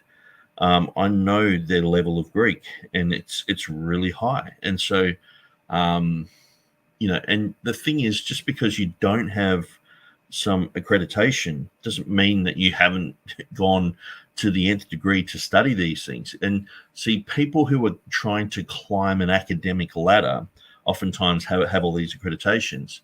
And the average pastor, like say if you look at Dane Johansen or Taylor DeSoto, they're just pastors.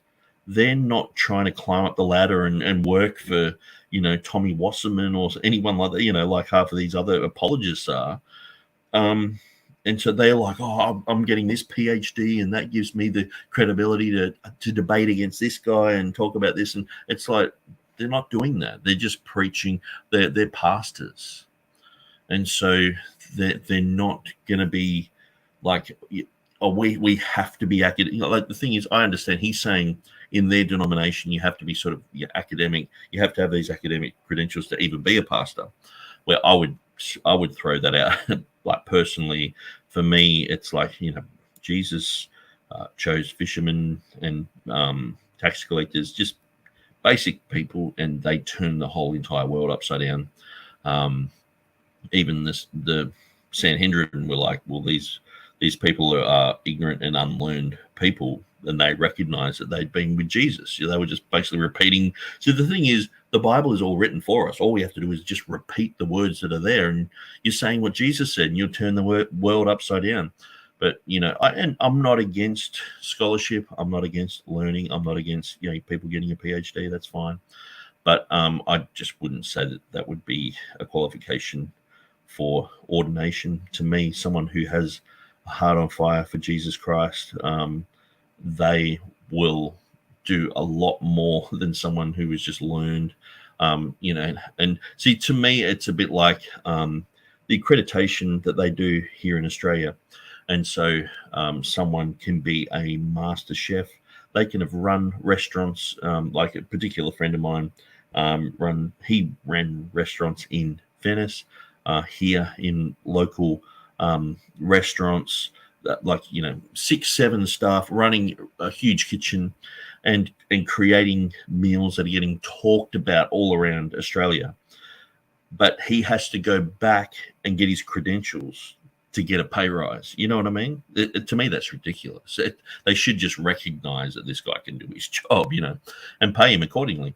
And that's the thing, is we have this insane thing where it's just like you get the piece of paper and you got the credentials. Because I know tradespeople, they have a piece of paper saying that they can do this certain job properly, and they are just getting complaint after complaint after complaint, where people who actually don't have that accreditation, they are going around and people are just giving them praise and saying they're doing the best job. And so I liken that to, I just look for the proof in the pudding. I would look at someone like Jeff Riddle, regardless of whether he has a PhD, regardless of whether he knows Latin, and he's got all those. He just knows his stuff, and you can tell that just by listening to him.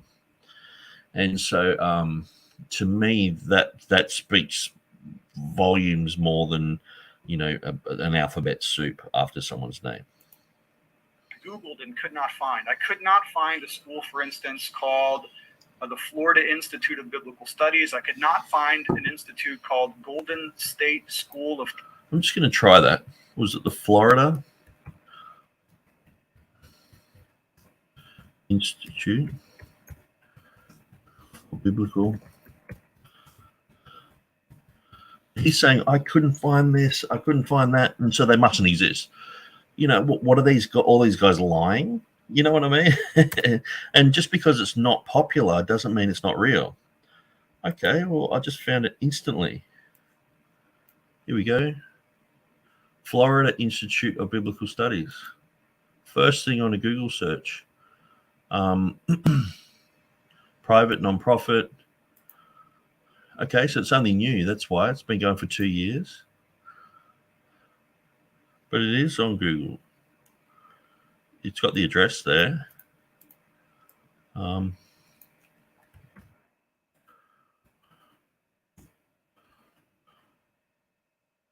it is.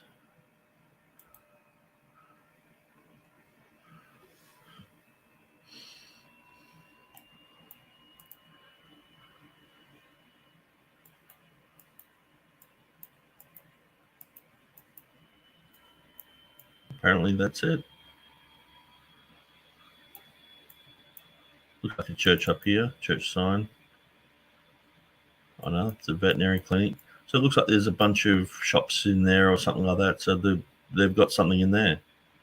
Is that it? But anyway, he did a Google search. He couldn't find it. Okay, Bible Institute, Word of Life. Florida Institute of Biblical Studies. So he said for biblical studies. That's probably why he couldn't find it. It could be a typo as well. Book. Okay, so it's fldoe.org. Let's have a quick look.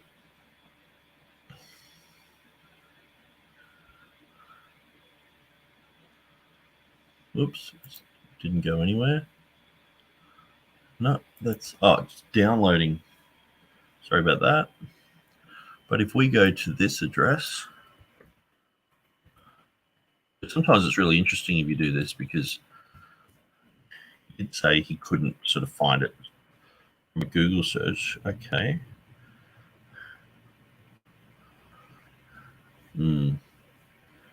That doesn't look like it's more like a political sort of thing. Department of Education. Anyway, I am rabbit trailing so far that I've lost my mind. Here we go. theology. Even if I did, I don't know what a DRE degree is. There's a ton of guys. Okay, I'll just quickly type that in. A DRE degree.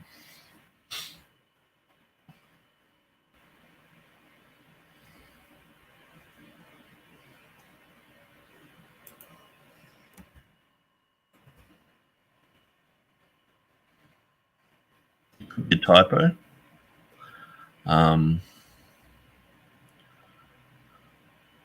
I guess it's religious education, a doctorate in religious education. So I guess, and the thing is too, if these guys are just pastors and they've got doctorate in RE, what more would you expect? I mean, guys that have diplomas. There's guys that have MBAs and degrees in computer science. There's a guy who has a degree in mortuary studies. What I didn't. And so that, to me, that's what you would expect from pastors. I mean, if I asked all the pastors around my area, what are your qualifications? Some of them might have gone to Bible school, but a lot of them haven't. And so I guess, the Reformed churches have different standards, but see in the list of contributors is anybody who seems to have real expertise in linguistics or text criticism or even Greek. So you have to be an expert in linguistics now to tell people why you preach from the received text. I mean, it's not as if they're writing something equivalent to what Bruce Metzger's brought out. You know what I mean? Or I mean, it's not really complicated what they're talking about. It's just hey, Bob, why do you preach from the received text? Well, I preach from the received text because, it's got all the words of God in there, and it's not it's not from the Vatican, or, and it's you don't have to be a savant to figure these things out, and the whole thing seems ridiculous if he's looking for all these qualifications in Greek. Yes, if it was like why I believe in the Greek, so he's just saying received text and going, okay, well, that's the Greek. You know what I mean? Where preaching from that would be preaching in English. And so I told you he sort of brings this up a lot, and so I'm sort of repeating myself, but could be totally wrong. And if I am wrong, I most sincerely apologize. But the authors did not come across as having fully understood the complexities of text criticism. They just didn't. They just didn't come across to me as having persuasive knowledge of Greek and how complex the issue related to Greek manuscripts actually are. It was far too. Why would you have to talk about all the Greek manuscripts and everything like that? I mean, I understand if someone asked me, I would answer in a certain way, but I mean, would I go into the Byzantine text? Would I talk about the majority text? All the things that he's wanting in this book. It's like, it just seems like he's looking for something that you probably wouldn't find anyone really would match up to his standards. They're so high. Too simplistic and far too superficial. And I don't think that many of the authors impressed me that they have a real comprehension about the difficulties of these topics. Now, like you're talking about Jeff Riddle here. I mean, I just, to me, what he's doing. So this is why I don't really gel with Matthew Everhard, and I just say, I've just come out and said I would never ever sit under a pastor like this. To me, this guy's he's toxic, and to me, he's passive aggressive. So he's just basically said these guys, they haven't proven to me that they know Greek. They haven't proven to me that they know linguistics. They haven't proved anything to me. What do they know? And so, in other words, he's just saying they're illiterate bozos. Well, that's the other side of the coin of that, isn't it? But when I say, I'm probably getting in trouble for saying bozo. It probably means something else in some other country. But that's what he's saying. He's saying that, I mean, we're talking about like someone like Taylor DeSoto and Dan Johansson.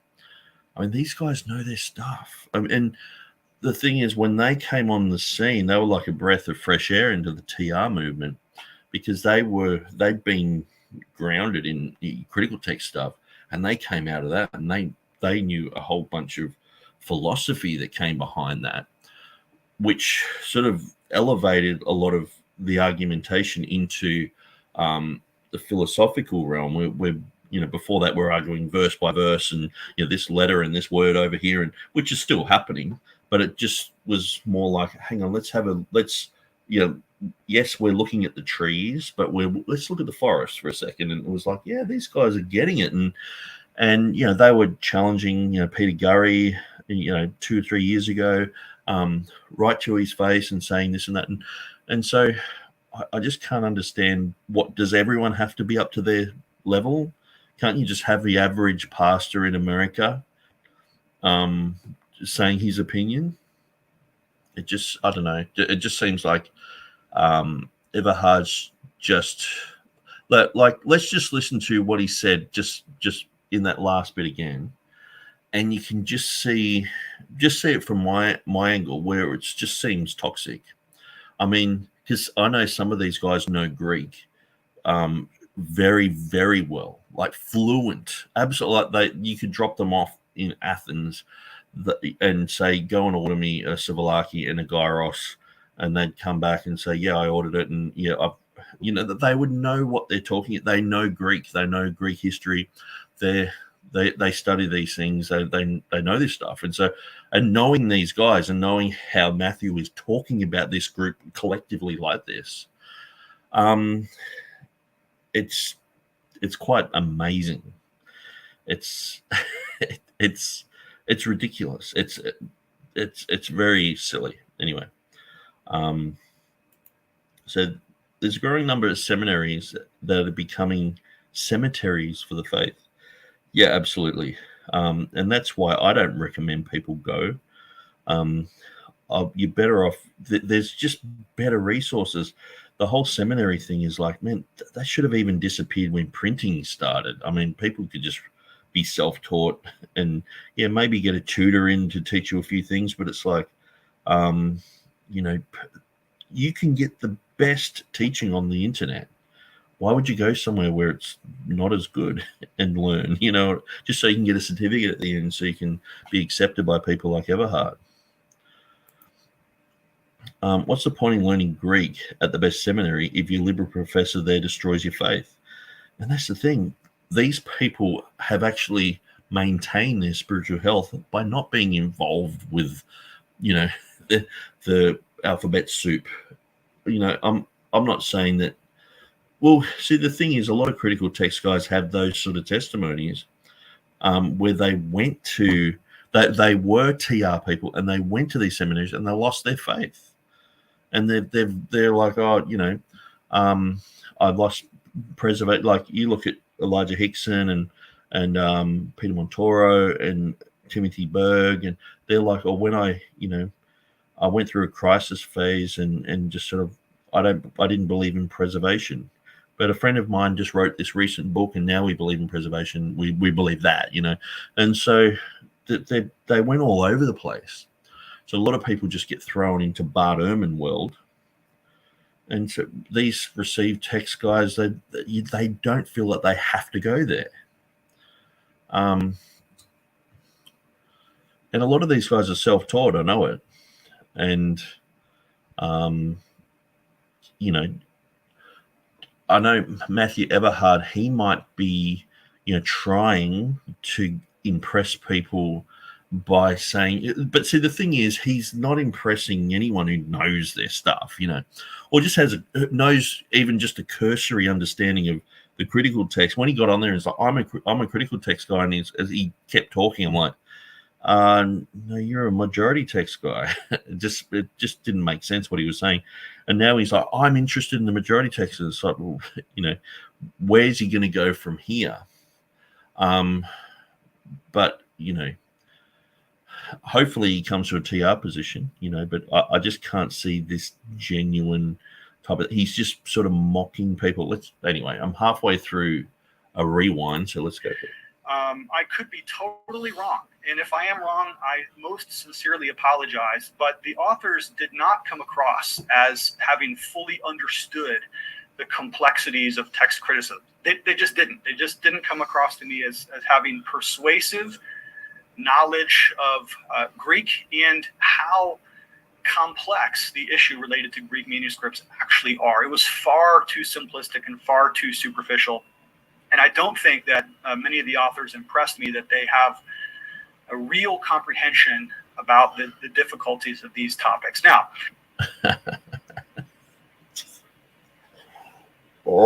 but to me, this shows how little Matthew Everhard knows. Because, see, the thing is, someone like Bart Ehrman, he knows text critical stuff, but when it comes down to TR issues, he bumbles along. He doesn't really know his stuff. And so when you listen to what James White says about the TR, Dan Wallace says, these guys don't know that much. And a lot of the time what they do know is anecdotes and stories that aren't really true. And they expand one tiny little detail out so far that it becomes evangelistic. It's just this lie. And they'll get a big thing like, where was the critical text for 1,500 years? And they sort of squeeze that right down to something they hardly ever talk about. And I would suggest that Everhard just doesn't know these authors. I know probably about 5 or 6 of them personally. And of those 5 or 6, I'm impressed. I would, if they said, we've got a YouTube thing happening, we're doing a study, I would tune in immediately. I would stop this live podcast and go through it. And actually, I know that Mark Ward is actually bringing out, he's actually started 35 minutes ago, and he's bringing out a video. And so don't leave. But he's bringing out a video. I think it's on something Jeff Riddle said. So that might be interesting. Actually, let's just have a quick look. Come on. Let's have a bit of fun here. Okay. As you can tell, I watched a thing on Hitler, and all of a sudden they think I'm interested. Okay, so Mark Ward. You guys can't see what I'm seeing anyway, so there we go. Yeah, my public discussion with the... In my opinion, confessional bibliology has generated some helpful criticisms of... Okay, so this is happening now. So, he's just released it. It goes for 22 minutes, so it's premiered 38 minutes ago. And so after this, maybe I can go through that tomorrow, and then we'll do this as like a next video. But so that's just been brought out. Let's continue. Probably the lowest point for me in this book was the chapter by a contributor called Myers. And here, the lowest point, he goes full blast King James Version only. Now, I guess... But see, it's how he defines King James Version only. If you say modern Bibles are from Satan, you're King James onlyist. That's ridiculous. I mean, he would believe that the Passion Translation is from Satan, the New World Translation is from Satan, probably the Message Bible is from, probably, if you say it's that actual Bible, that's from Satan. So, just because he's got low standards. I guess we have to define King James Version onlyism here. Okay, here we go. The idea that not only the King James is the best or the preferred text, which everybody has our preferred translation, okay? Maybe I prefer the ESV and you like the NASB. But King James Version onlyism basically suggests that every other version is the implement of Satan. They are the devices of Satan. Every other version is the devices of Satan. Okay. So that's his definition of King James onlyism. The ESV is satanic. The ESV is satanic. New King James is satanic. The New King James has readings that have complete contradictions, errors. I've found about 500 errors, and so I can prove where they depart from the TR. ASB is satanic. Yep. Only the King James Version is a legitimate translation of the Holy Scriptures. In fact, some KJV onlys will go as far as to say you can't even be saved unless you're converted by a King James Version verse of the Bible. Now, obviously, So that would be someone like Stephen Anderson. Most of the authors here decried that. They said that was cultic. They wanted to very clearly distinguish themselves as biblical confessionists or confessional bibliologists. They did not want to ascribe to the label of King James Version only. But in this chapter, the author went full blast KJVO. And so he defines KJVO as just sort of saying, well, if there's Bibles out there that have Gnostic readings in them, they have bad history, bad geography, bad numbers, massive contradictions. I mean, wouldn't you say that that's from Satan? You know what I'm saying? Like, it's got Satan's fingerprints on it. Now, I understand that New King James is not as bad. It's generally acknowledged that the problems which are associated with the New King James is not as bad or as serious as, say, like the NIV or the Revised, Standard Version or the Good News Bible or whatever. But it has issues and it has contradictions, and it is not just an update of the King James, which they claimed that it was. There wasn't one TR advocate who worked on the New King James. Not one. That's what Dan Wallace said. And like James Price from the Old Testament, he said he's not a TR advocate. He follows the Nestle Aland 26th and 27th edition. Fasted said he follows the majority text. And so these guys are not KJV people. And Dan Wallace said none of the translators, as far as I know, thought that the Textus Receptus was closest to the original. None. Zero. And so many times you got translators who worked on the NASB or the NIV and these other translations, and then they're like, oh, well, we got a job working for the New King James apparently now, and they translate accordingly. And they have created, they've deleted, added, they've subtracted. So the thing is, when we say something is satanic, Revelation chapter 22, verses 18 and 19, clearly says, if you take away from the words of God, or if you add from the words of God, add to the words of God, there are consequences. And so especially if you take away from the words, your part is taken from the book of life. And so obviously God is saying there is a standard word somewhere, even if they're just talking, people are like, oh, it's just talking about the book of Revelation. Okay. There's a standard book of Revelation somewhere. If you add or subtract from that, your part is taken from the book of life and from the holy city and from the things that are mentioned in the book, like heaven. And so you are committing a horrible satanic sin. It's like a murder. It's like, the Bible says if you take the mark of the beast, you can't be saved. The Bible says if you take from the words of God, your part is gone from the book of life. It's like, imagine these Bible correctors. They're like reading a verse. They're like, I don't like that. And they rub it out. And at the same time, their part is rubbed out from the book of life. I know some once saved, always saved people will hate me for that. But, I've asked lots of people, can you please explain that verse to me? And people they haven't adequately explained it. The thing is, that is satanic. To add or take from the word of God is a serious thing. It's a satanic thing. People say, oh, it's not a salvation issue. It's a second tier issue. Okay, so having your name taken, your part taken out of the book of life is not a serious thing. It's not a salvational issue.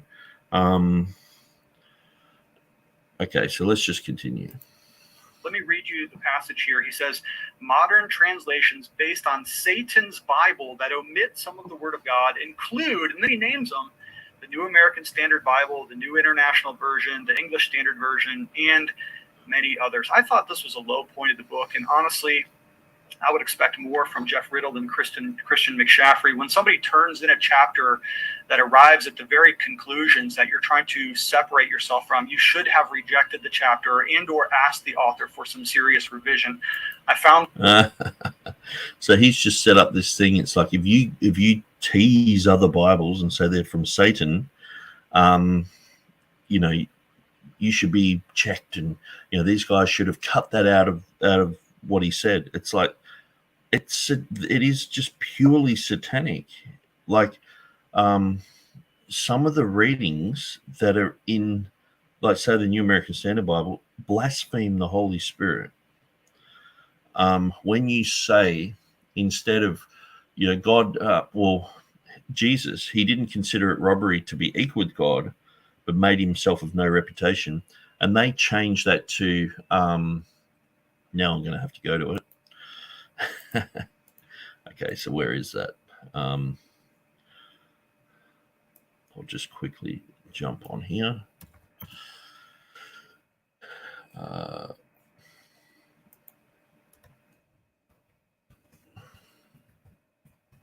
Actually, I do a whole video on this.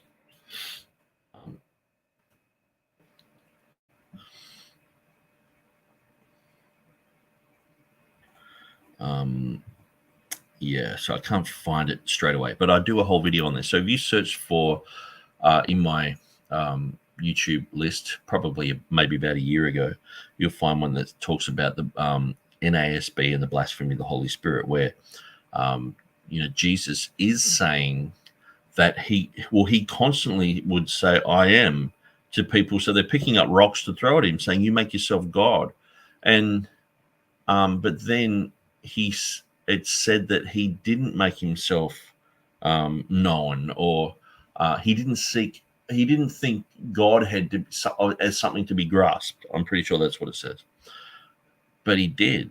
It's actually agreeing with the people who were picking up rocks to throw at Jesus, you know. And so go through my video, I explain it a lot better. I thought all that information would come from my archives into my brain, but it didn't. And so it is getting late here. It's nearly 11 at night. So let's just continue. The tone there to be completely uncharitable and misplaced. It's the tone is uncharitable and misplaced. So notice Everhard is the tone police. The tone is uncharitable. When you say something satanic, it's, oh, you're uncharitable. No, the ESV, NIV, throw these in the bin. They're just rubbish. I think that chapter should not have made it into the anthology, to be completely honest. Moreover, this book is I guess, you know, if you really believe that these things are not from God, you believe they're from Satan. And so this guy, good on him. He didn't compromise. He's not a compromiser, unlike a lot of other people in this generation. Prone towards wild hyperbole. Now, you know what the word hyperbole means: to throw it over, right? Hyper, over, vale, to throw. It's a Greek word. But sometimes King James Version advocates, whether they're KJVO or whether they're just advocates of the King James, they have a tendency to make wild hyperbole overstatements. There are several of these throughout the book. One of them was... So notice, King James only has had this wild hyperbole. There are several of these throughout the book. So he's saying, you know, confessional bibliology, King James onlyism is pretty much the same thing. By Christian McShaffrey himself on page 153. He tells us that there is no reference to the resurrection in Mark's gospel unless we have the longer ending, which is one of the debated passages. Okay, it's one of those passages that the ESV puts in brackets, not footnotes, but brackets. All right. Okay, so it's not like it's not in the ESV; it's just in brackets. How amazing is he saying this? It's not. It's not in the main text, but it's in brackets, so it's still there. I've heard people say this, like sometimes you're arguing about certain things, they're like, but it's still there, it's in a footnote. And you're like, yeah, but it's marginalized. I mean, you know, you could say, oh, the whole TR is in, I guess, the apparatus of a Nestle Island 28th edition. It's probably not, but, you know, it's it's just a ridiculous thing to say. Like, when something is when there's footnotes that say that this shouldn't be in there, or when there's verses that are completely taken out and are in a margin, or that doesn't give anyone any confidence about that verse. That totally robs them of that verse. And a lot of preachers are told, don't preach on verses that have variants in them. And so people just skip over these. And so brackets with some qualifiers that some of the ancient manuscripts don't have it. But here's what McShaffrey says. He says, does the Lord's Prayer end with a doxology or a reference to the devil? Matthew 6:13. Do we really have a perfect proof text for the Holy Trinity? 1 John 5:7. Was God himself manifested in the flesh? 1 Timothy 3:16. Does the Gospel of Mark actually end with no reference to the resurrection? Mark 16:9-20. Well, Christian, I know that you must have been making a hyperbole here, because obviously, even if you didn't, let's say hypothetically, you didn't espouse the longer ending of Mark, you still have here in Mark chapter 16, let's just read verse 6. And he said to them, do not be alarmed. You seek Jesus of Nazareth, who was crucified. He has risen. He is not here. So there is a reference to the resurrection, even if the longer ending isn't original. But he's obviously talking about Jesus himself, like, being there. You know what I mean? Not like, someone said, hey, he's risen, and that's it. It's Jesus turning up. You know what I'm saying? And speaking, and they're like, wow, Jesus is in front of us, sort of thing. It's like resurrection appearances. Moreover, you also have references to the resurrection explicitly in Mark 8:31, 9:31. 8:31, not like, or you can find it somewhere else, somewhere, but just not where it's supposed to be after he was crucified and buried, and then it's just, the women were afraid, and that's how it ends. In 1033, or at least thereabouts. So to say that Mark's gospel has no resurrection is just flat out wrong. I understand what he's obviously summarizing things, because in the context here, I've got his book here.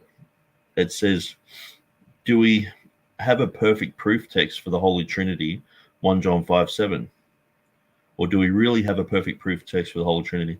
So people would just go, yeah, the Trinity's elsewhere. Like, it says it in Matthew 28. And it's like, yeah, but you understand what he's saying. He's getting at the point here where this is taken out. Was God himself manifested in the flesh? 1 Timothy 3:16. They're like, oh, read John, chapter 1, where it says the word was God, and then verse 14, God, the word became flesh. There you go, sort of thing. And it's like, obviously, he's not just saying you can't find, the odd spattering here and there of similar things, but he's clearly talking about these particular places. I mean, the Pericope Adulterae doesn't appear anywhere else. Where's another story like that in the Bible? I mean,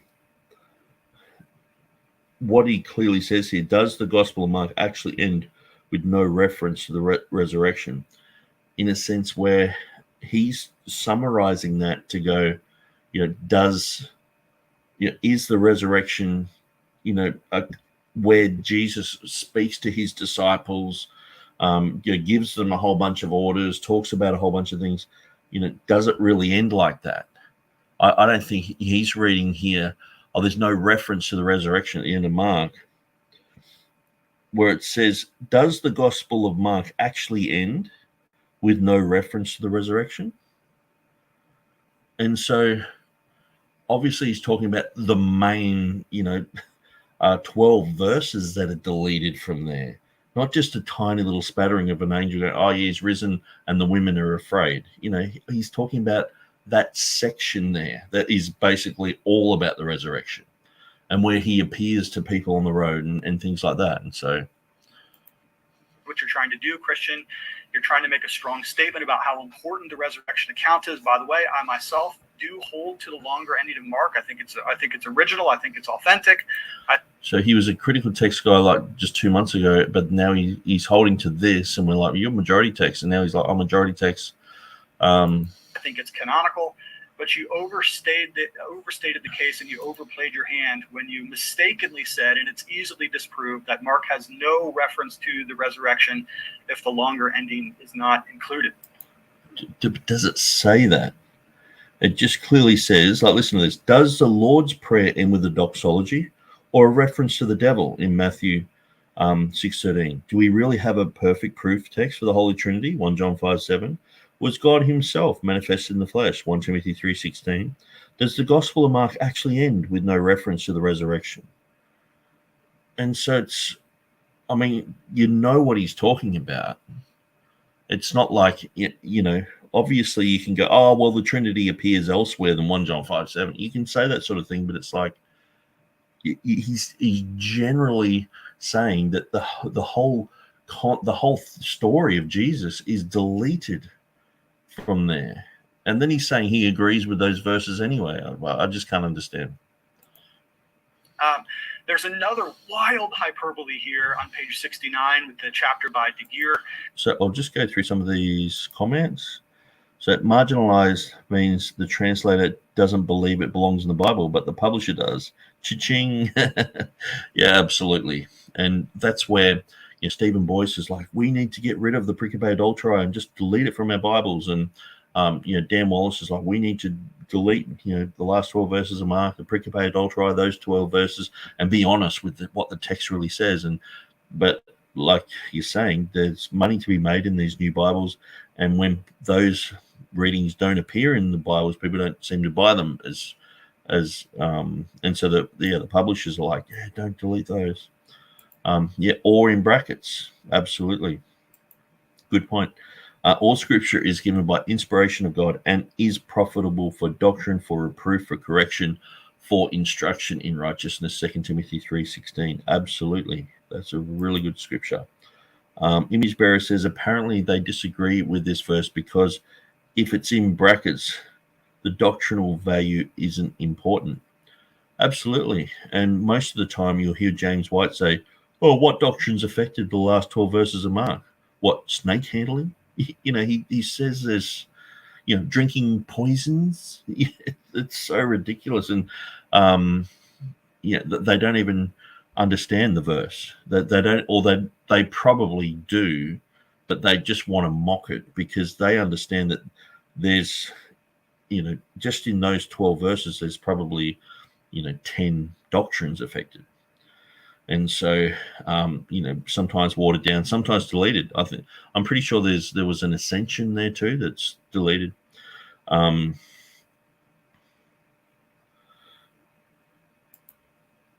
Profitable for doctrine unless Vaticanus and Sinaiticus don't have them. Yeah, absolutely. That's the point. Only the earliest lost and found manuscripts is given by inspiration of God, no matter how erroneous or trustworthy, or untrustworthy, I should say. He's quoting Francis Turretin here, so this is not De Geer's own words, but in Francis Turretin, he says that all the Greek copies have the comma, the John's comma. I keep messing that up. The Johannine comma, right? He says all the Greek manuscripts have it. That is so easily disproved. Actually, it's much closer to none of the Greek manuscripts have it. Erasmus was only able to find one, which is why he did include it in his subsequent. Notice Matthew just said, it says all the Greek copies have it, and he's gone and said manuscripts. It's like, this just shows you how little Matthew knows about this whole issue. I mean, what Francis Turretin has said here has been mentioned so many times. And so it's quoted here, for although some formerly called it into question, and heretics now do, yet all the Greek copies have it. And then he goes through and mentions, as Sixtus Census acknowledges, they have been the words of never doubted truth and contain contained in all the Greek copies from the very times of the apostles. Two eminent textual scholars, And so this is a whole issue that's been brought up by Jeff Riddle. So I'm just going to jump on Jeff Riddle's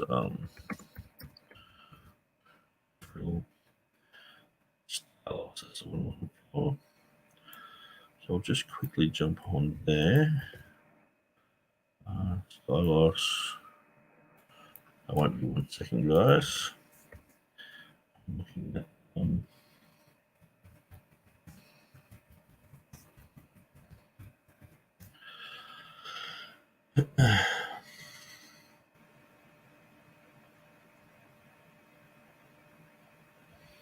okay.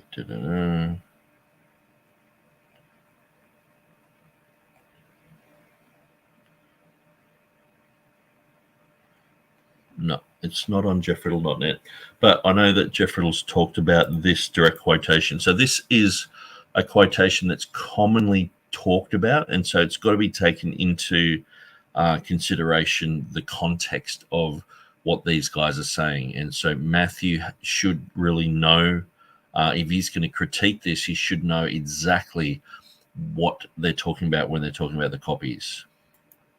Revisions of his earlier Greek texts.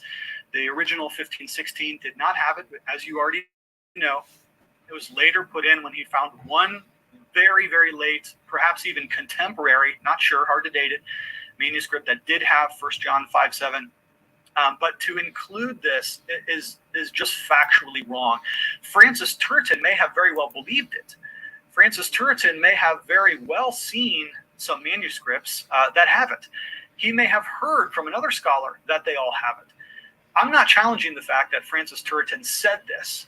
What I'm challenging is that all the Greek copies have it, because that is so easily disproved that it should not have been included in your chapter. If you intentionally included a false statement, knowing the contrary, just because the author is reputable, right, then basically you've used the informal fallacy of authority. You've cited an authority just because he said it, we're supposed to believe it. But the fact of the matter is, it's simply not true. Look at the preponderance of the Greek manuscripts. You will not find John's comma in there. It's just simply not. It is in the Latin, it is in the Vulgate, but it's certainly not in all of the Greek manuscripts. And to say that it is when you know that it's not, and it's so easily disproved, it hardly need to be reinforced. I found that to be intellectually dishonest.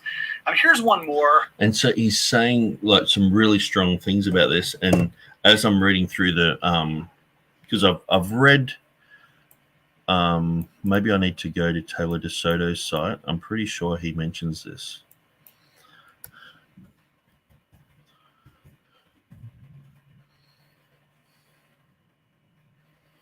Okay, so the Textus Receptus Academy.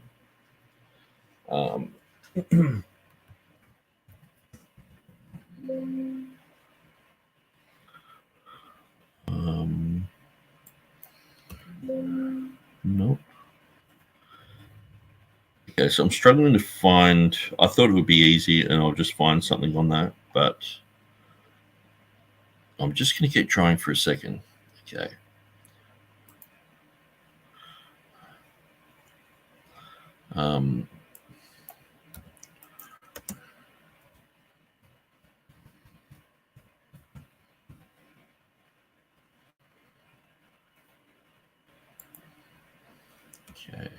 Okay.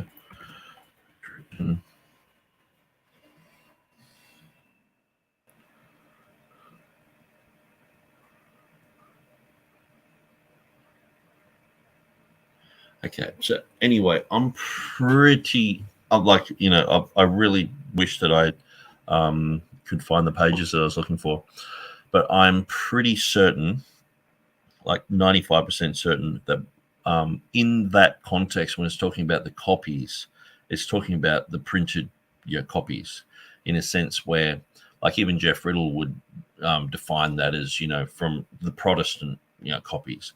And yes, there are, like, see, Elijah Hixson's done this to Jeff Riddle as well, where Jeff Riddle's like, well, it's in, you know, the the Textus Receptus, and he had clearly defined it as the Protestant Textus Receptus. And then Elijah Hixson was like, well, the editions of Erasmus don't have it, sort of thing, and like talking about the comma. And he was like, yeah, I wasn't talking about that. And so he did this whole article on it, and it was just something so simple that it was just cleared up in like one sentence from Jeff Riddle.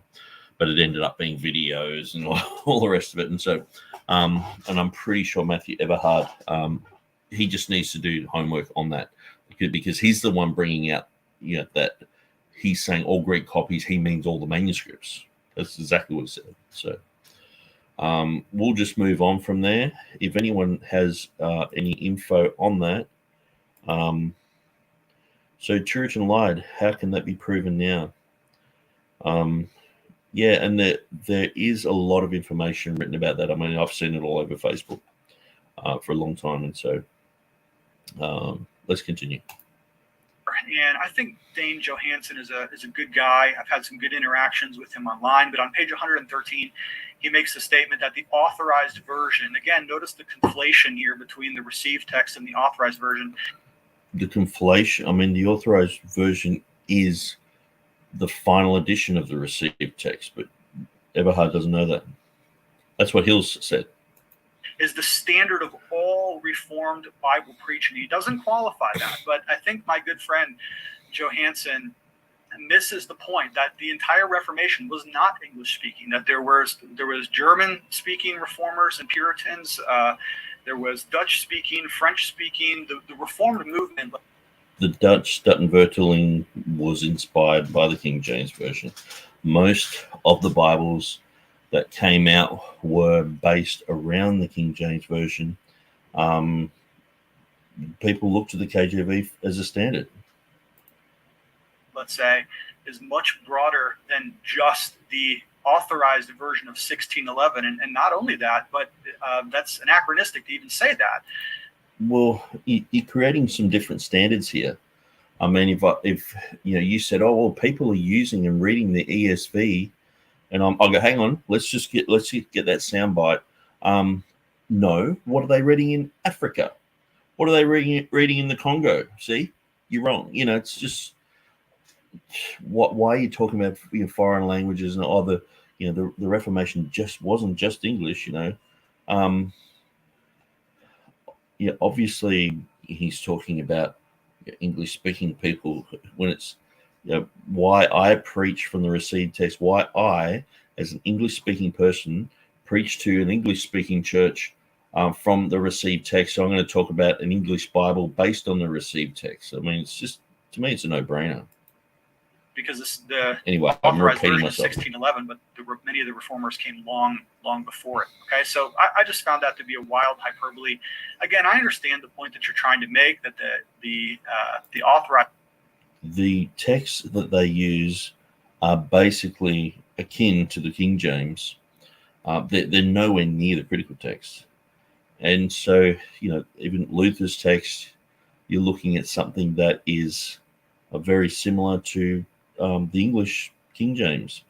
Obviously, it's based on earlier editions of the TR, and a lot of issues were cleaned up.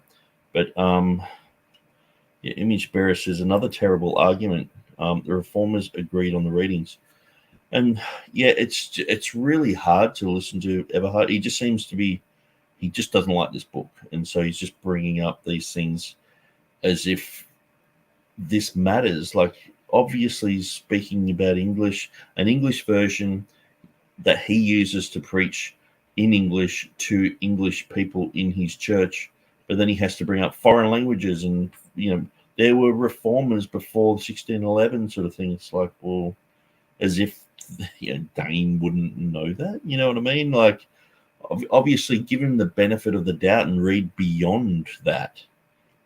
It just seems like you're just looking for any excuse to cut down what these guys are saying. Version, the AV or the King James Version, has a significant effect, let's say, or a very important role, but to say that it's a standard of all Reformed preaching, that's just going too far. Not only that, but the incessant use of Westminster Confession of Faith, chapter 1, paragraph 8. This is the line that it's been preserved in all ages, right? But they constantly use this text in an Notice he's saying they constantly. Well, you've got 30 people. This is their testimony. I mean, they're using that constantly, because they all are confessional, and they're talking about confessional bibliology. So of course it's going to be based. They're going to have arguments around the confession, and they're going to talk about these people, John Owen, Francis Turretin. I mean, if you were to talk to someone who believed in flat Earth, they would probably have certain people in that movement who they go, oh, well, just say it's 50 reasons. Or let's talk to 30 people. Why do you believe in Scientology?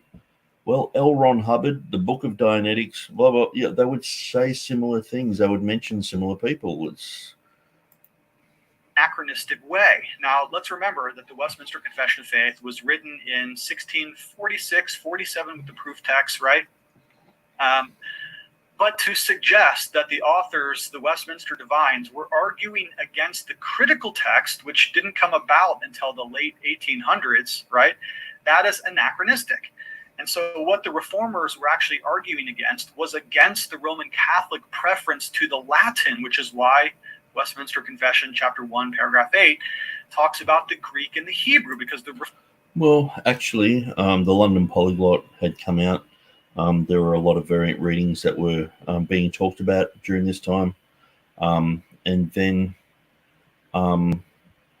this was the era of that, the London Polyglot. And so then there is the issue of, Mill. And so his research might have been published in 1707, but that type of, Fell was talking about that in 1675, or he produced his Greek New Testament based upon 100 manuscripts and all that sort of stuff. And so these things were in the background. Among scholars, they were debating this sort of stuff quite frequently. Reformers did appeal to the authority of the Greek and the Hebrew as over against the Latin Vulgate.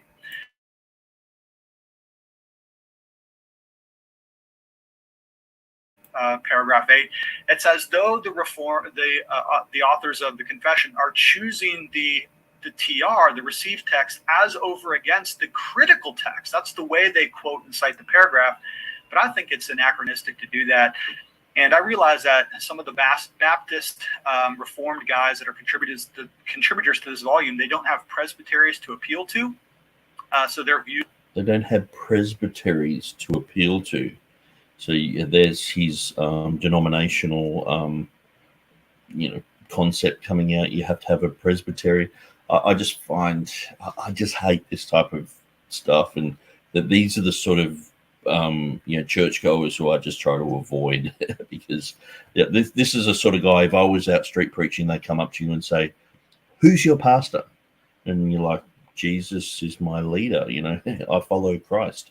No, who is he? I'm going to call him and I'm going to tell him that you said some things that upset our band members, or you just, I just could tell he would not like me.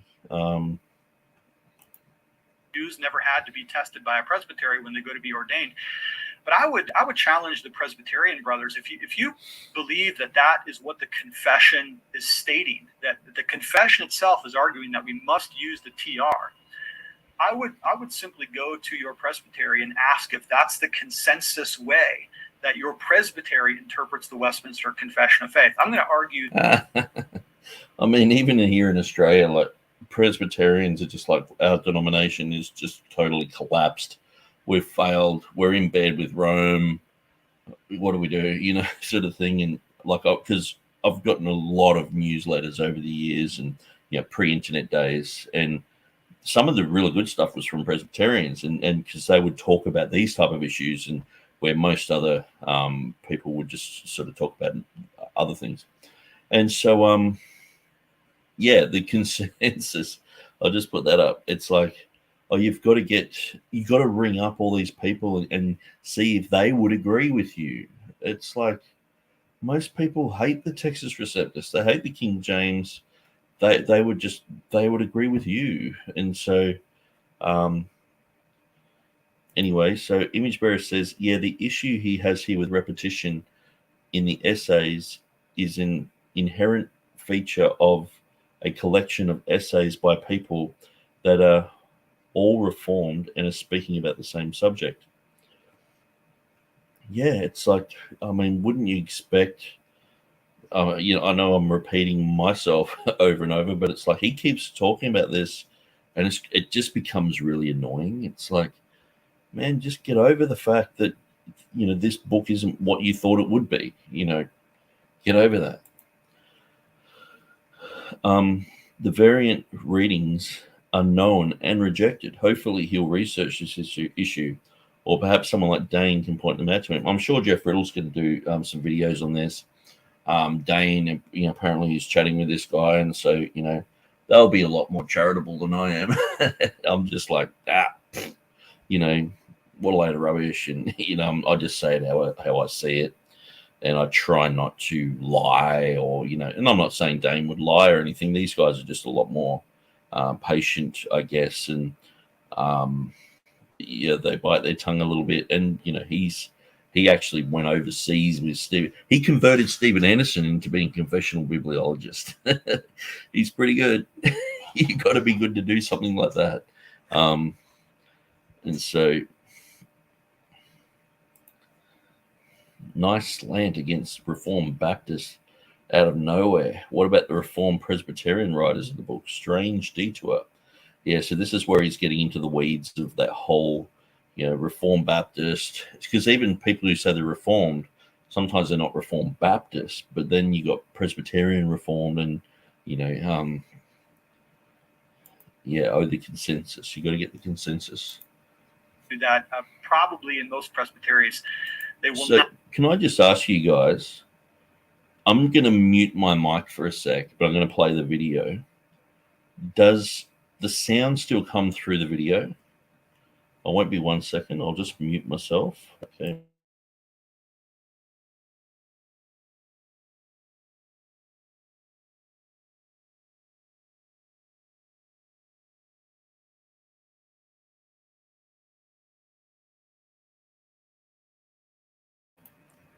So when I just muted myself, did the video mute as well, or was it just me?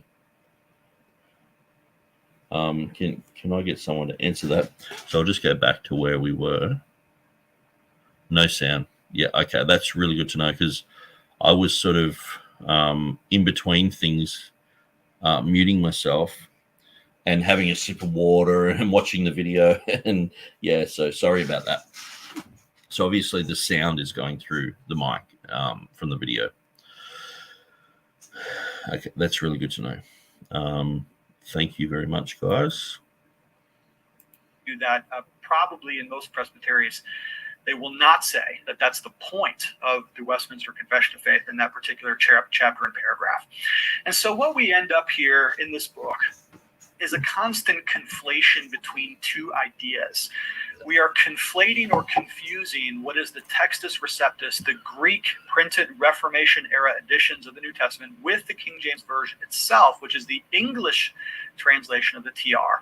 And so the authors will constantly use these two things interchangeably as though they are in fact the same thing. So sometimes. Okay, so I'll just jump back on my website again. Let's have a quick look at the front page. And I'll just show you this picture once again. This is Hills, Edward Hills. The King James Version ought to be regarded not merely as a translation of the Textus Receptus, but also as an independent variety of the Textus Receptus. So hence we favor that form of the Textus Receptus, upon which more than any other God working providentially has placed the stamp of his approval, namely the King James Version. So the TR, the final TR, is the King James Version, or more precisely, the Greek text underlying the King James Version. So that's why, and hopefully Matthew will learn that, and then he can critique the KJV TR. He's saying it's a conflation and all that. He can critique it properly, because at the moment he's not critiquing it properly. in a certain paragraph, an author will start off talking about the Textus Receptus and then move into talking an application to the King James Version as though those are exactly the same thing. The conflation happens so much, it's kind of like a little bit of a shell game where you're talking about one thing and then you present to me the other, such that the overall... No, you just wanted a whole thing talking about Greek because that's your fascination at the moment, and this didn't deliver that to you, and you just want to talk about that. Tone of the book is that if you're not preaching from the King James Version or the authorized version, you're not being faithful to the confession of faith. And I just didn't find that convincing myself. Not only that, but throughout this book, there is another fallacy that's taking place, and that is the false dilemma fallacy, where you're forcing your reader to make a choice between two different things, as though these were the only two options. So throughout the book, they're arguing for the TR as over against the critical text, the modern scholarly academic text, as though these are the only two options, which is something like going out on any given day and say it's either raining or it's snowing. But that's a false dilemma fallacy, because it might be doing neither. So one of the possible solutions to these difficulties is neither the TR nor the CT. It is the majority text position. So because he's just learned about the majority text position, it's like, this is a third option. Okay, so James Snap Jr., he doesn't believe in a majority text position. He believes in equitable eclecticism. Should have they talked about that as well as a fourth option? What about Aramaic primacy? Should have they have brought that up as well? Or just because they reject all these other things, they just don't mention it? You know, it's like he's like, oh, the book's repetitive. You know, they've been given the same question. Oh, the book doesn't mention, you know, the majority text, you know, as a third option. And sort of, it's not even, the critical text isn't even an option. It's just TR or corruption. That's it. And so everything else, Aramaic primacy, we can go through Lambda and all the other stuff. It's that's another option. And what about, you know, Tyndale House text? Because Tyndale House text differs from the Nestle Alarm 28th edition. So I guess they should have made a distinction with that as well. And, you know, the CBGM, the future one that's coming out, that's going to have all these other readings, I guess they should have mentioned that as well as an option. They can wait, you know, to have the full Bible that's going to come out then, you know. And again, having done a little bit of study now on the majority text, Robinson, Pierpont, etc. Notice I've done a little bit of study now, and I've looked at Robertson and Pierpont, etc. I mean, I would say that he's just watched you know, Dwayne Green's videos, and he's probably just, you know, read a book like The Identity of New Testament Text or something like that by Pickering. And yeah, great. Read through all that. I mean, these guys are very critical of the critical text as well. But it's, yeah, like I said earlier, I don't think he's coming from a position where he knows really the argumentation. He's just sort of fudging through it. I find that the majority text solution, which is the consensus agreement of all of the New Testament manuscripts. Of all of the New Testament manuscripts, maybe 400 that were compiled by von Soden. The large agreement that exists between them, especially in the Byzantine text form, that may be the solution to this problem. In fact, I think there's a lot of reasons why it's very compelling, and perhaps in another video subsequently. So what does he do with the fact that the majority text has solecism in it, where there's huge grammatical errors, where there's problems where, you know, the Greek text just has a massive grammatical error there? What do you do with that? Do you just ignore that? Or these type of errors are not in the Textus Receptus. They've been amended. They've been fixed. They've been, you know, they've found the correct manuscripts that have those readings. And the whole thing about going with the majority text, I mean, the critical text, they go with like two manuscripts, Vaticanus and Sinaiticus. But at the end of the day, you know, this guy just 2 months ago said he was a critical text guy. And the whole thing about the majority text is most of it's pretty much in agreement. You know, it is pretty cohesive, but it's 98.5% the Textus Receptus. So where the critical text is basically a 94%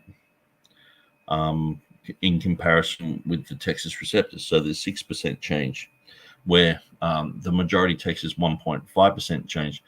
And I always liken the majority text to sort of like manuscripts that just haven't really gone through spell check yet. They don't really, like, because sometimes, like say, the Comma Johanneum in the Latin is in 95% of the manuscripts. And so they don't take that into consideration. They don't take into consideration the early church writings. It's just, you're just counting heads. And the thing is, if a mistake entered into the Byzantine text, because they're so cohesive, it's almost like a rubber stamp. So it's almost like a print error. It just gets constantly repeated. And so it doesn't matter if you have a print error in a book and you print 1 million of those books. It's like, well, we're counting all those. It's like, well, people who were fluent in Latin, fluent in Greek, like Theodore Beza, like Stephanus, like Erasmus, like the King James trans, that they can recognize these places. They can look at all the Latin evidence and go, oh, because if you look at the Clementine Vulgate, which is the Roman Catholics were like, the Word of God's in Latin. So they created the Clementine Vulgate in 1592. That is way closer to a TR edition. That should even be considered a TR edition because it's so close to the TR. It has the Comma Johanneum in it, has the last 12 verses of Mark in it. It has the Pericope Adultera in it. Now, these things were questioned by scholars and stuff in that era, but it's like, that's way closer to the text. And they were still complaining, saying that Roman Catholic text is bad because it didn't match up exactly. And so the critical text is just like an abomination. It's a Frankenstein monster. So Matthew told me his definition of KJVO after I asked him in the comment section. Okay, yeah, cool. Sorry, I'll just go back to this one too. Doki said, can you make a response sometime to the Got Questions video article? What is the KJV only movement? Yeah, that'd be cool. I'll go through that one time. So Matthew said that, Hudson said that Matthew told him of the KJV definition. So this would be in his comment section down here. So I wonder if I can just go. Whoops, it should search here. Hudson. Okay, so it's not coming up there.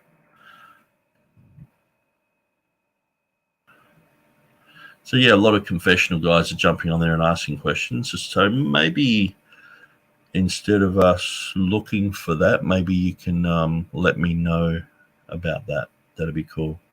So I'll jump back up to the video. A Reformed fundamentalist said, thank you for defending God's written word. No problem. Let's get back to the video. To this, I will make an argument, an extended argument, for why the majority text may actually toe the line perfectly between the TR and the CET. It may, in fact, be the most authentic edition of the Greek New Testament. So he's going to promote the majority text now. So it was a critical text 2 months ago. Now it's a majority text. I mean, I'm hoping he goes the route of Textus Receptus, turns around and repents and says, yep, I was wrong. But yeah, anyway, it looks like he's reading this sort of material, so which is a great start. Okay, so he's crossed this out. Why I preach from the received text, King James Version, but he doesn't understand why people would say the received text is the King James Version, or even if it wasn't a unique final form of the received text, being the King James Bible, even just being a version of the received text is enough. Altogether, I would suggest that they change the title for this book. It certainly does. But just the audacity of this guy, they should just change the whole title of the book. it's like, is this a critique, or is this just like, let's just throw the book under the bus? The whole title is bad. They don't talk about this and they don't talk about that. And it's just like, what?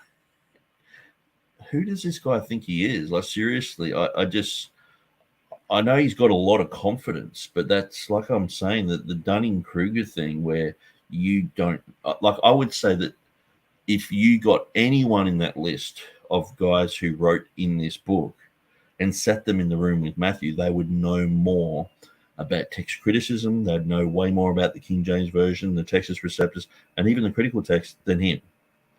Because I can just tell by what's coming out of his mouth. He doesn't know that much. He's saying the, stuff that he's heard recently, and I've gone through a few of his videos, and I'm like, he just doesn't know what he's talking about. And so that's the Dunning-Kruger effect, where some people, if you're in a room with people who know about a certain topic, the one who usually knows the least is the one talking. That's what's happening here. Not do enough to argue for the received text, because mostly they're talking about the King James Version. They should have just been honest in the title of the book and call it "Why I Preach from the King James Version." They should have just been honest. And so this is one of the things that James White constantly says. Mark Ward will say, well, why don't they be honest and put the notes in the margin reading, or have a Textus Receptus with an apparatus? Why don't they be honest about it's basically, because the other side of the coin, if you're not being honest, is you're a liar. This is the passive aggressiveness. And so I'm constantly pointing this out about Mark Ward. He will just say, he won't come directly out and say you're illiterate. He will just say, I find it hard to find anyone who's a King James onlyist who has written anything that's compelling, or anything that that would feed a genuine Christian. Or and you're just basically smearing a whole bunch of people and saying, we don't offer anything of any type of quality or anything that's intellectual, and so it's just the other side of the coin. And this is the whole thing about being passive aggressive. If they would have called it that, or "Why I Preach from the Authorized Version," you wouldn't have even had to change even a chapter. You just need to know more, Matthew. Just learn more. Go and study for like 3 years and then come back and do a video. The whole book would have made a lot more sense to a lot of people, and there wouldn't be a lot of disappointment that they failed to arrive at the conclusions. There wouldn't be a lot of who's disappointed? You are. People who understand this issue, then they're like, okay, cool. You're putting all these standards on there that they've never promised to deliver, from which their premises argue. Okay, now I want to ask some honest questions. So I did a little bit of positive and a little bit of negative.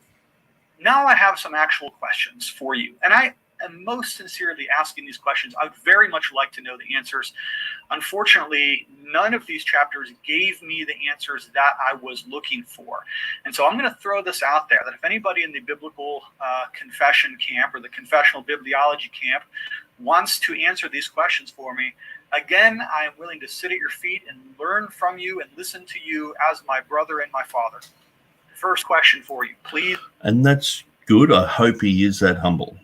I really hope in real life that he is that humble.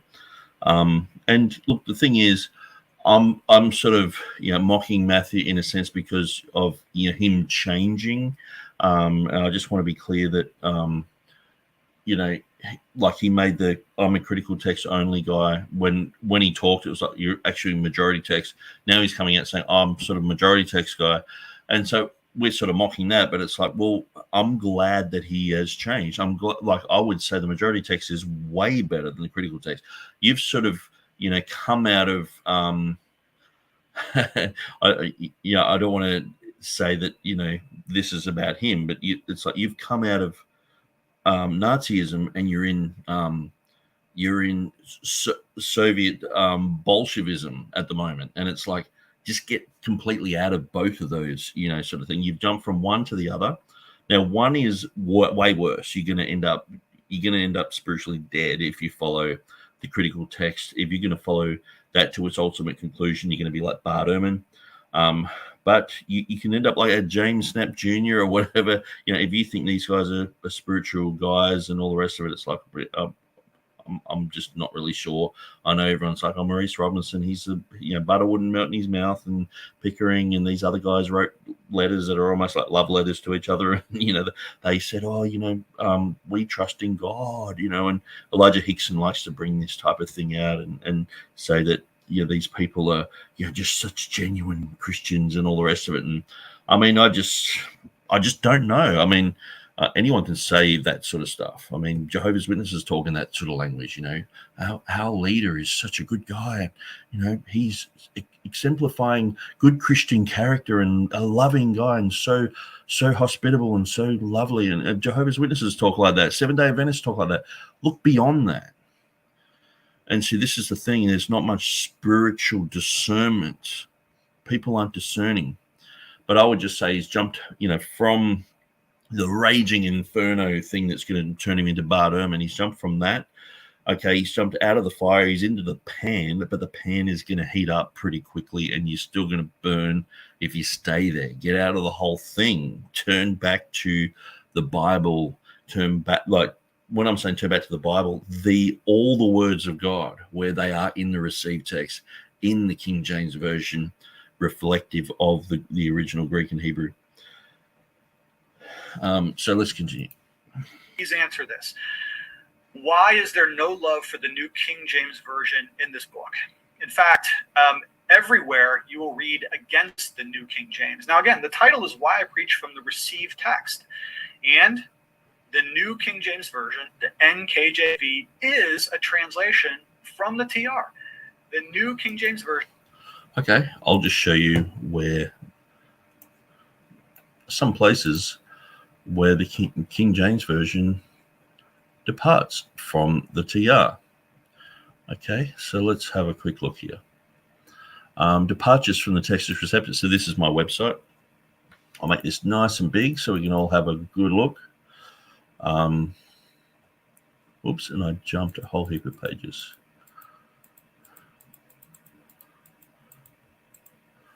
Let your communication be yea, yea, nay, nay.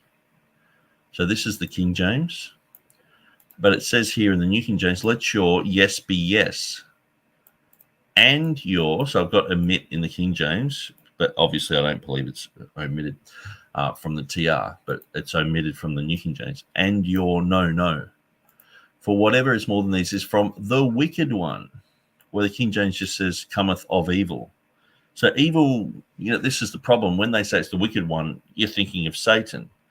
But is when you're adding words, sometimes it's yourself. It's not just Satan is there, like, talking in your ear. And it has, in the Greek, clearly hologos. And so hologos communication is completely omitted in the King James. Okay, so let's look at another example.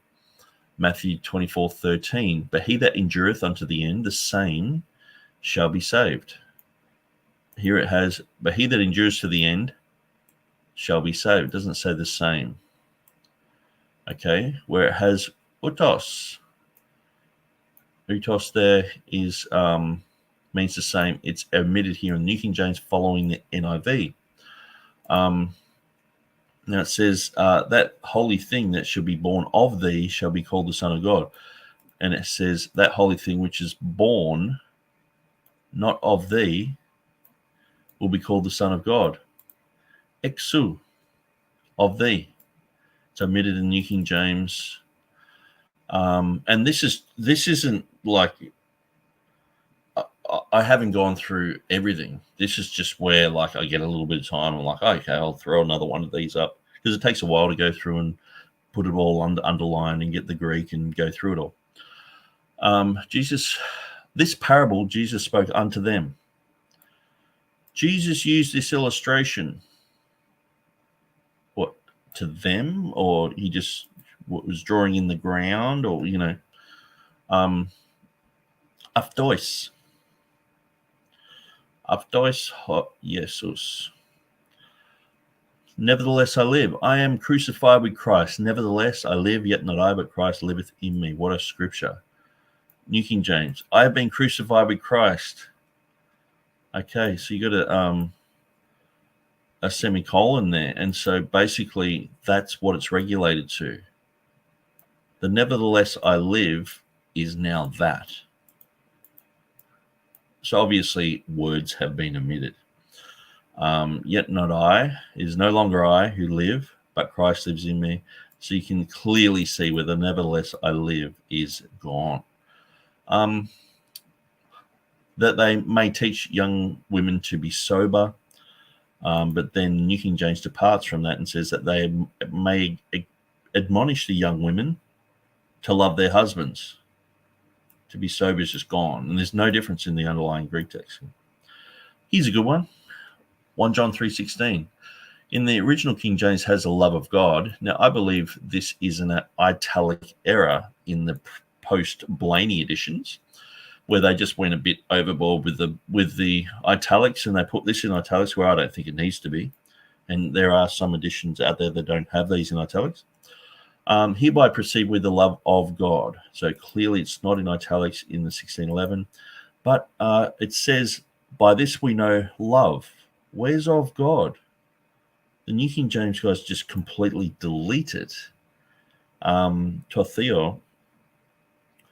And clearly the 1598 of Beza says to Theo. Even Scrivener's text, Scrivener notes that Westcott and Hort omits that. But Scrivener even has it in there. Beza has it in there. So it's in the TRs. The King James has it in the original, not in italics, but it sort of slipped into an italic, probably just a print error. And New King James just went, okay, let's delete that. So, Jude. And this is just where it departs from the TR. I've got a whole heap of stuff where it departs from the King James. This is just departures from the TR.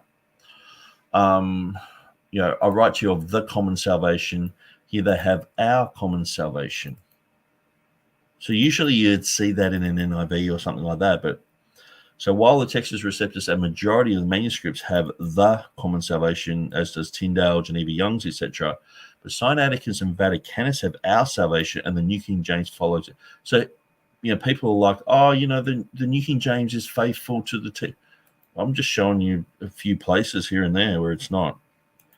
And that should make people go, hang on, maybe the New King James. And see, we're looking at the New Testament. When you go to the Old Testament, it's butchered. They say, we follow the Masoretic text, but we also follow, they say they follow the Hebrew, the Stuttgartenser Hebrew, instead of the Masoretic, the Bomberg edition.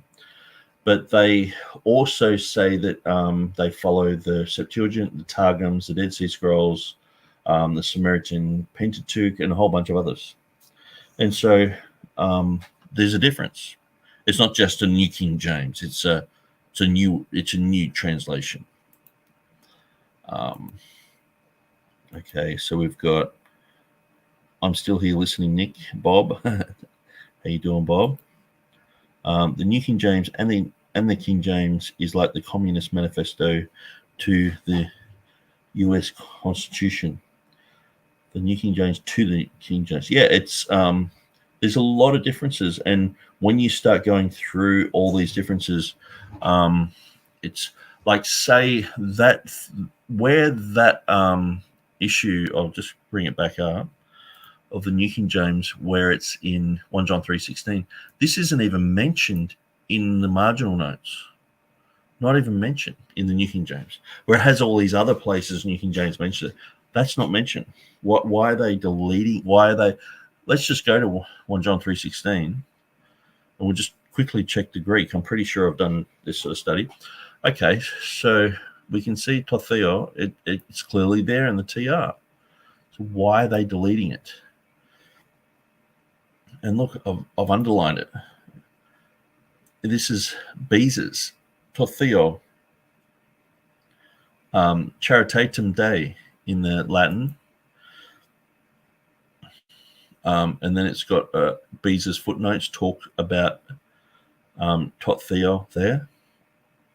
And in Scrivener, tot theo. Now notice it's in bold. That means that it's not in the Westcott and Hort text. Omit tot theo. So it's not in the Westcott and Hort. So that means that they have followed the Westcott and Hort text in the New King James. And so, so I haven't really got that much else written on the Greek in that.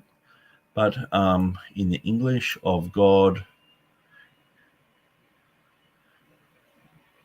so maybe the earlier TRs might have omitted it, but the TRs that concern us are the 1598 and Scrivener. They're the two TRs that most people go to, so. Dr. Foster of Cincinnati Bible College translated the Gospels of the New King James Version and did not use the TR. Okay, that's interesting. He at first declined to participate because of his dislike of the TR, but was given permission to use his preferred text in order to acquire him as a translator. Wow, that's interesting. And some of the marginal notes that are in the New King James, so I'll just point to this type of deception, where it will say, where are we?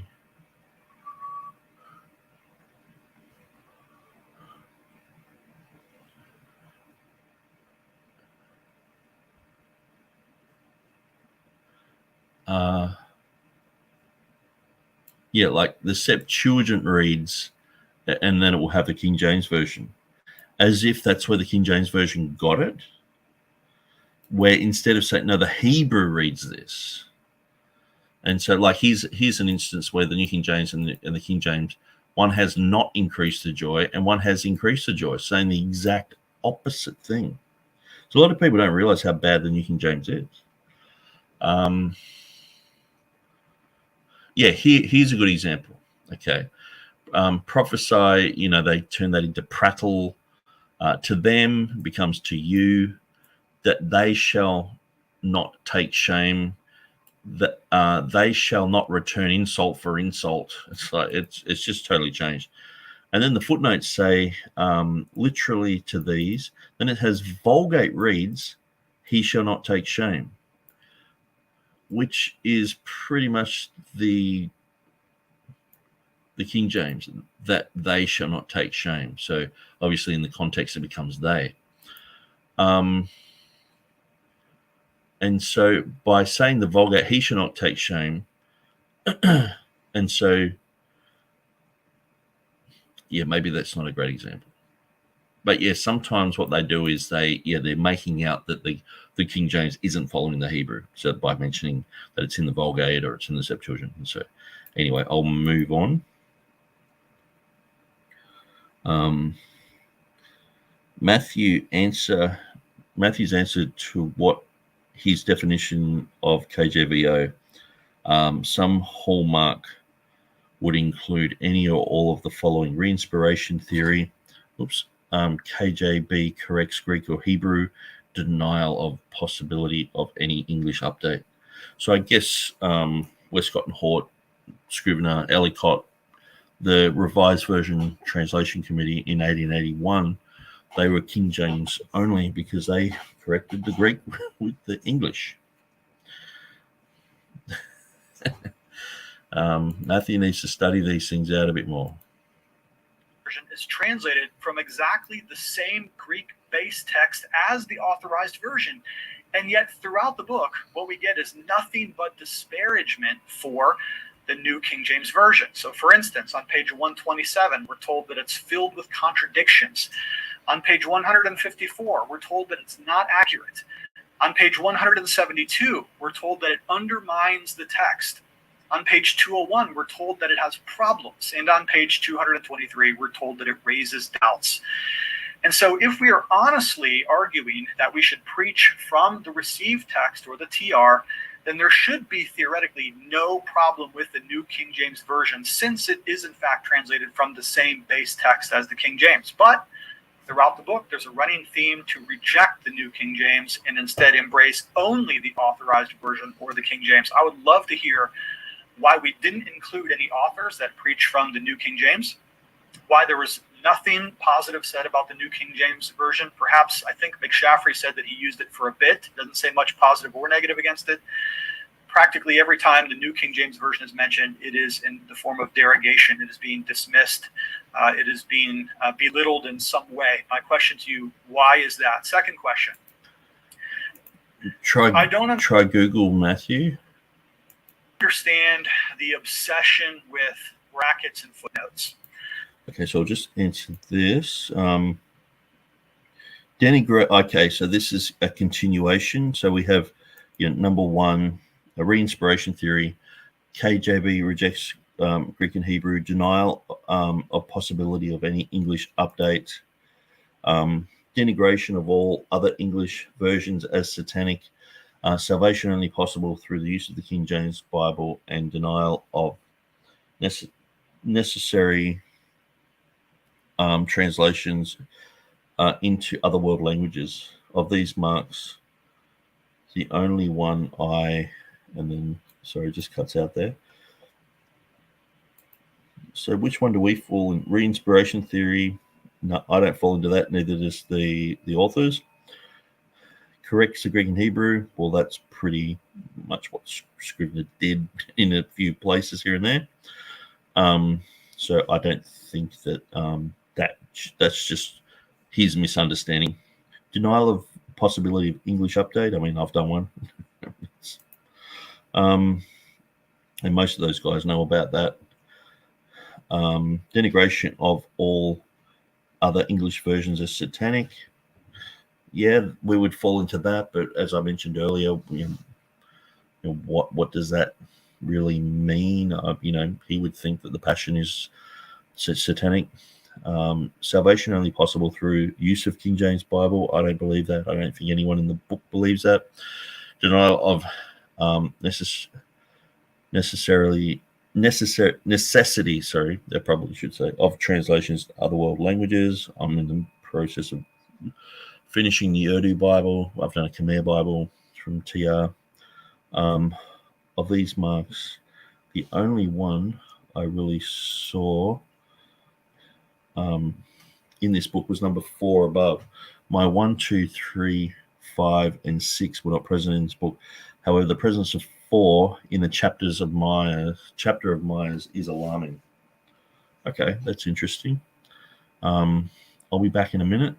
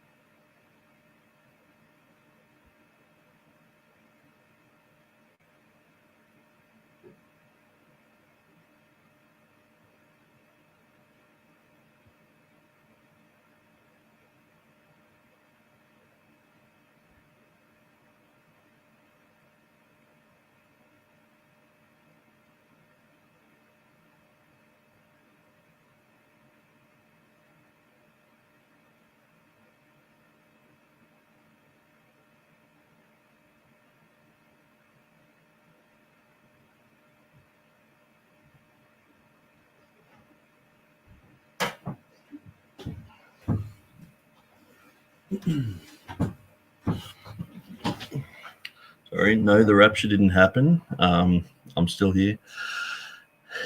Yeah, sorry. Just had to go to the bathroom. Nature calls. Let's just continue. The authors of this book, and I've listened to some of the YouTube videos and the podcast by authors, editors, contributors to this book. They constantly mock and deride brackets and footnotes as though they don't have anything meaningful to contribute. Now, usually what they do is they'll take a section like John 7:53 to 8 and following, the woman caught in adultery, the pericope adulteri, or they'll take the longer ending of Mark. They'll make a statement like this: these are not contained in the modern editions, especially those translated from the critical text. And yet I go to my Bible and I open them up and I find that the longer ending of Mark is in my Bible. In fact, so is the pericope adulteri. They're there in my Bible. The thing, though, is that my Bible has brackets to alert me to the fact that it's not in some of the oldest manuscripts. Or sometimes there's footnotes. There are several verses that are put as footnotes to the Bible, but apparently those don't count. And my question is why? Now, where I did my education, I did not go to the, what is this called here? The Golden State School of Theology or the Florida Institute of Biblical Studies. I'm not sure if those exist anymore. But when I turned in my papers, the footnotes were part of the paper. Okay, so your footnotes are graded as part of the paper that you turn in. When I write books and I submit them to the publisher, the footnotes are part of the book.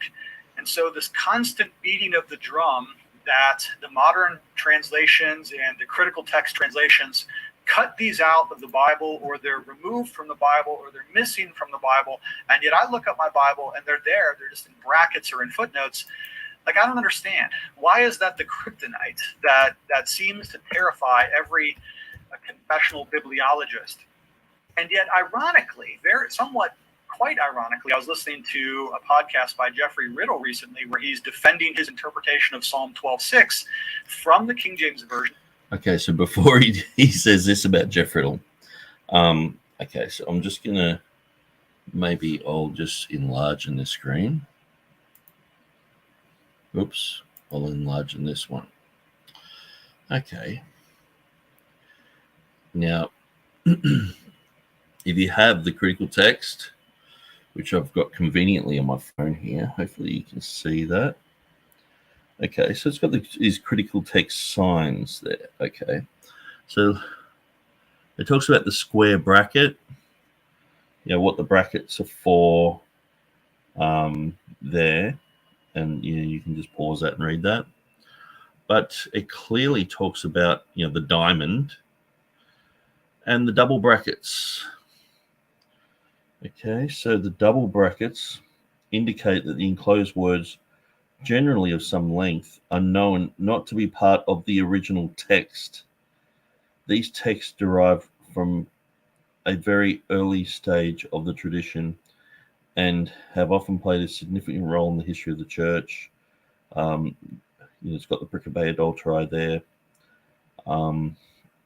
And so he is not understanding why they've got footnotes, brackets, etc.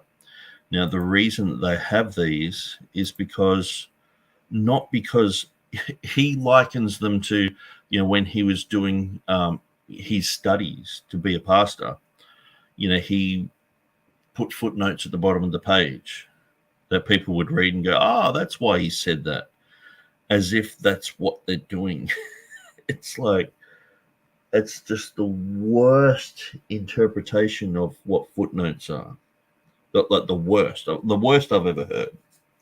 The most illiterate I've ever heard about why there's footnotes in the Bible. I mean, clearly, even in the New King James, if you read manifold greatness? Or no, in the Great Tradition, sorry. If you read that, they talk about how they put the footnotes there so that people could read along, and whatever they wanted to add or subtract or change, they could just do that on the fly. And so if you saw the NU, the Nestle Aland United Bible Society, it would have a certain reading there. and you could go with that, or it had an omission, you could omit that, or if it had the M there, you could go to the majority text, and so you could do that with an NKJV. So that it clearly says why there's footnotes, why they're footnoted, and some of the footnotes, like I've mentioned, are very deceptive. And so it's not so much that there is footnotes; it's what the footnotes represent. Is the Nestle Aland United Bible Society 28th edition double bracketed? This shouldn't be in the text.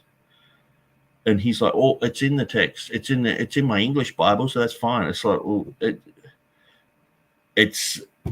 it's like you've just discovered this yesterday, and you're just talking about it all of a sudden, and you've forgotten half of what you read about it. It's like, this is just really silly. It's silly argumentation.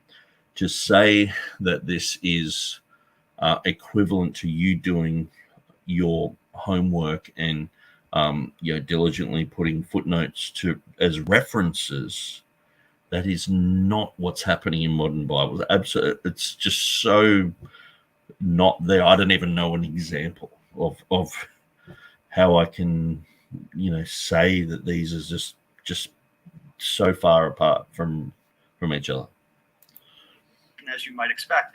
And in order to make his argument, he actually went to one of the footnotes of...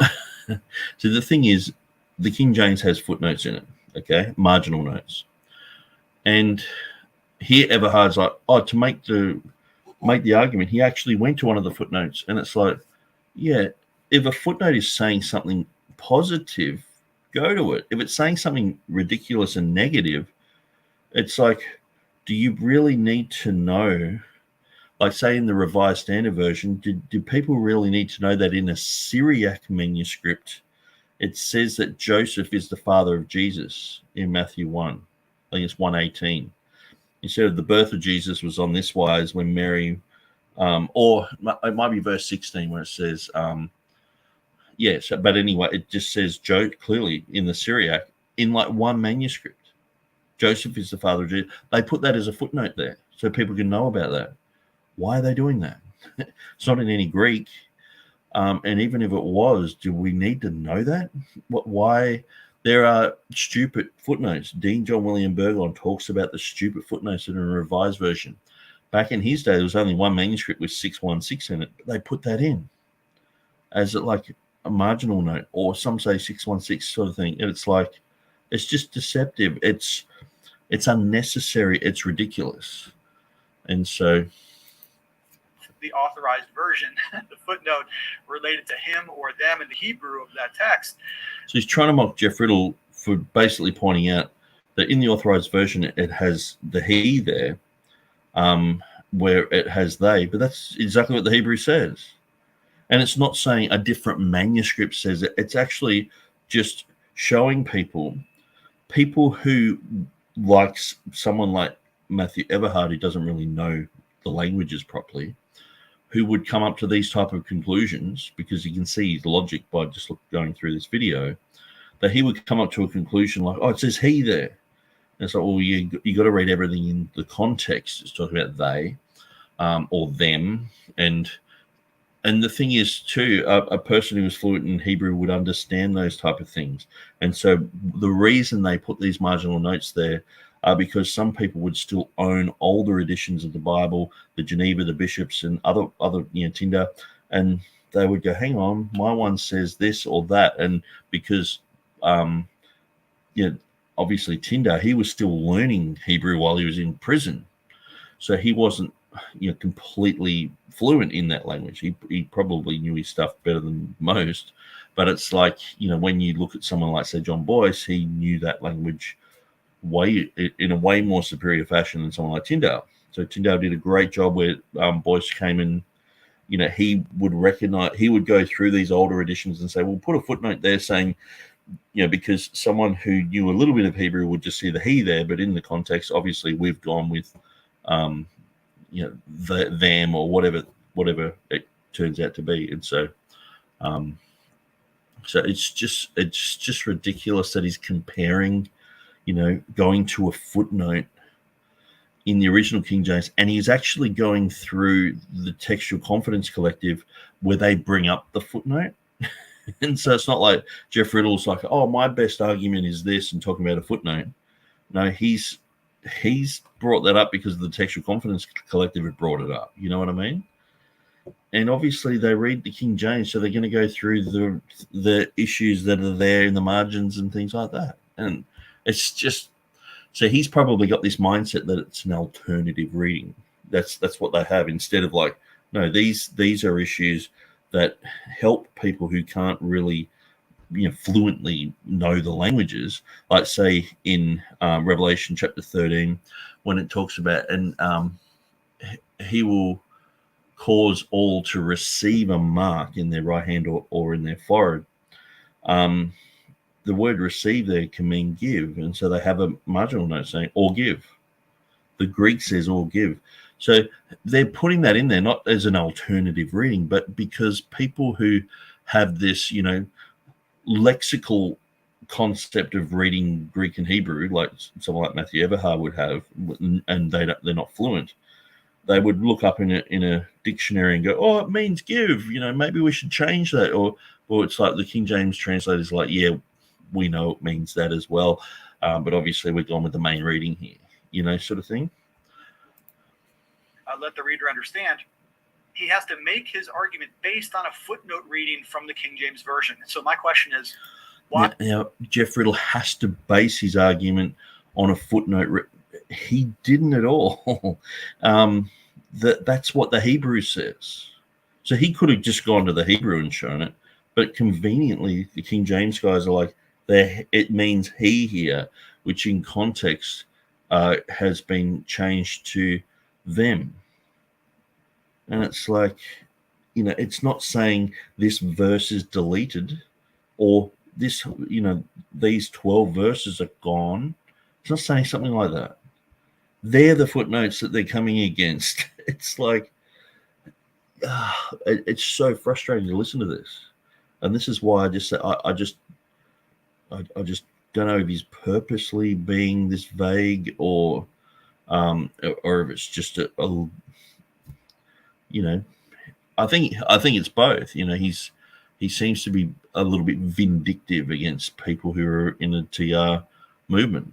I guess maybe someone said something nasty, or maybe they sent one of my videos to him and he didn't like it, and he's sort of labeling everyone with the same brush. But of course, if you love truth, it shouldn't matter whether I'm on, I know people who believe in the same eschatology exactly as I believe, and I probably wouldn't even fellowship with them. They're off the wall. But in other areas, but it's like, it doesn't stop me from believing the truth. And so why is that allowed? And yet other versions are Satan's Bible if they merely alert me to the fact that some manuscripts or the older manuscripts or the best manuscripts, whatever they say, don't have those verses. If they're there in the footnote, in my view, they are there in the Bible. They have not been cut out. And I will argue this, that if you go back through the manuscripts, you'll very often find that you'll find plenty of places where these words are not written in modern Bibles. They're not in the brackets down the bottom. It's not even mentioned. Like even New King James, I just spoke of, where it has the love of God. And so he might just go, oh, it's only a small thing. Well, it has the love of God, and then it's talking about Christ. So it actually says Christ is God there. It's quite a strong verse that says Christ is God. Yeah, I won't go to it, or else I'll be rabbit trailing. But it says, hereby know we the love of God, and it has Christ. And so it's talking about Jesus being God. Some of these scribes make these kinds of notes in their manuscripts. In fact, Erasmus's text comes with footnotes and explanations and marginal material, making these same kinds of explanations. Obviously, Erasmus's edition, Greek and Latin, is not made for the common layperson. And so he's got to put all that material in there to explain to people what he's actually done. And so when you're doing a translation, when Tyndale did his translation, he didn't put all that in the margin for English people to go, well, let's get into all this. He's like, well, this is what the text says. You don't have to have all the details there. And I'm not saying it's wrong to have all the details there. It depends what the details are leading you to. If you've got some sort of weird, bizarre reading, he thinks the last 12 verses of Mark should be in there. Why would you want that written in there? Vaticanus and Sinaiticus, it should, a true footnote would have, 1,637 manuscripts have this reading. Greek manuscripts have this reading. 2 don't. Vaticanus and Sinaiticus, but they actually have the room for it. You'd have to explain all that. See, the thing is, something omitted in a manuscript, they actually count that Codex Alexandrinus doesn't have the Pericope Adultera in it, but it doesn't have the whole section of the Bible in there. It's like missing 2 or 3 chapters. And so they're just like, oh, well, we assume that it won't be in there. How do they know? And how do they know in those days, because of the Lecton cycle, many times they were taking that story and putting it at the back of the book of John or at the beginning of the book of Luke. And it's like, how do they know that didn't happen? Because they haven't got the last pages of Codex Alexandrinus. And so Hudson said, I asked Matthew, is the King James Bible not the received text? If it is the received text, why would confessional bibliologists be labeled KJVO? Can they just be called believers of the received text in English? Absolutely good point. The Authorized King James Bible. Absolutely. Very good point. Very good point. I'll just leave that one up there because it's a good one to read. And so even going back to the discussion between St. Augustine and Jerome, there's several letters that you can read between Augustine and Jerome when Jerome was translating the Septuagint, the Greek edition of the Old Testament, into the Latin. Jerome apparently used obelisks and some asterisks to identify what was in the Greek versus what was in the Hebrew. Augustine asks him, please make sure to continue that practice. That's very helpful. So the one thing we know is that the Christian church has a very long history, both in the scribal tradition and in the early church, of using these kinds of materials to alert readers to possible variations in the readings. My question is, why does every biblical confessionist or confessional bibliologist get weak like every other man, like Samson when his hair is cut, when a bracket or a footnote shows up? You get weak like every other man, like when Samson's hair is cut. When you see a bracket or a footnote. No, it's when you see Jehovah's Witness style rubbish. When you see, like, even if I read through the Nestle Aland apparatus, I see errors, so many errors in what they're saying. There's 6 false citations in 1 Timothy 3:16 alone, just in that just one verse. They say that Codex Alexandrinus, it doesn't have God was manifest in the flesh, where it clearly does. And the people who were the custodians of that manuscript clearly said it says God for hundreds of years. And then because those lines have faded, now it looks like it says os, because it's faded there because so many people have tried to read it and run their finger along it. And it's like, oh, it reads os all of a sudden. And these are the false citations that are creeping into that's in the Greek text, let alone in the manuscripts, let alone half of these people who were sorry, I said manuscripts, I should say translations, let alone in the translations. And half of the time, these people who are doing these modern translations aren't saved. Look at Jennifer Nuss. She's the chief editor for the New Revised Standard Version, and she's just like absolutely off the wall, like Bart Ehrman. And she is a main proponent for the LBGT community and says that homosexuality is not even mentioned in the Bible. And, Christians should just accept that it's a part of life. And, these people aren't in sin. And, the Bible is probably full of myths anyway. And she's like heading up a Bible translation. And so I just don't think Matthew knows this.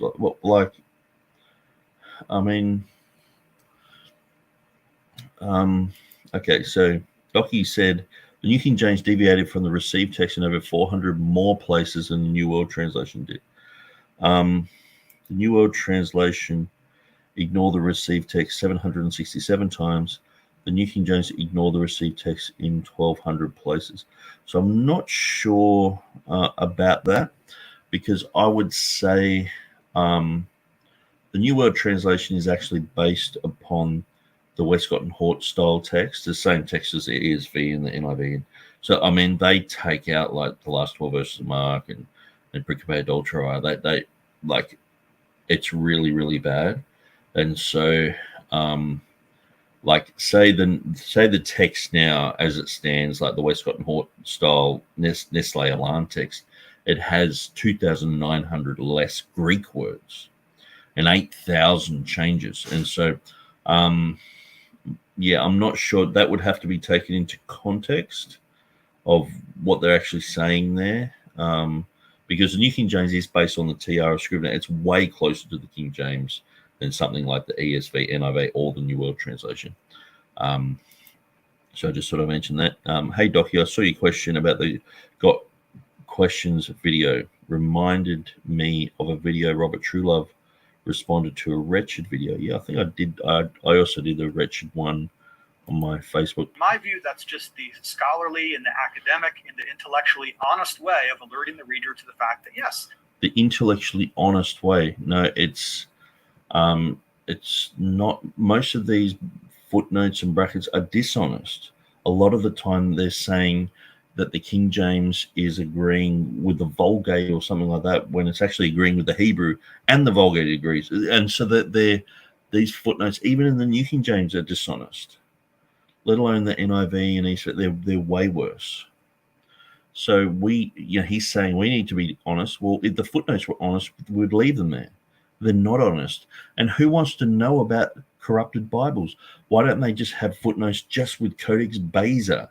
This is one that everyone rejects. Why not have all those readings in it? Because people see it as an aberration.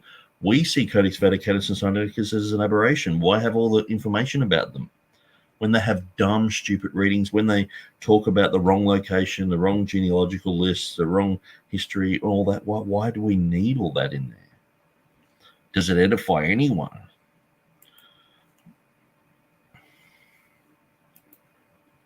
In the manuscripts, we do have difficulties.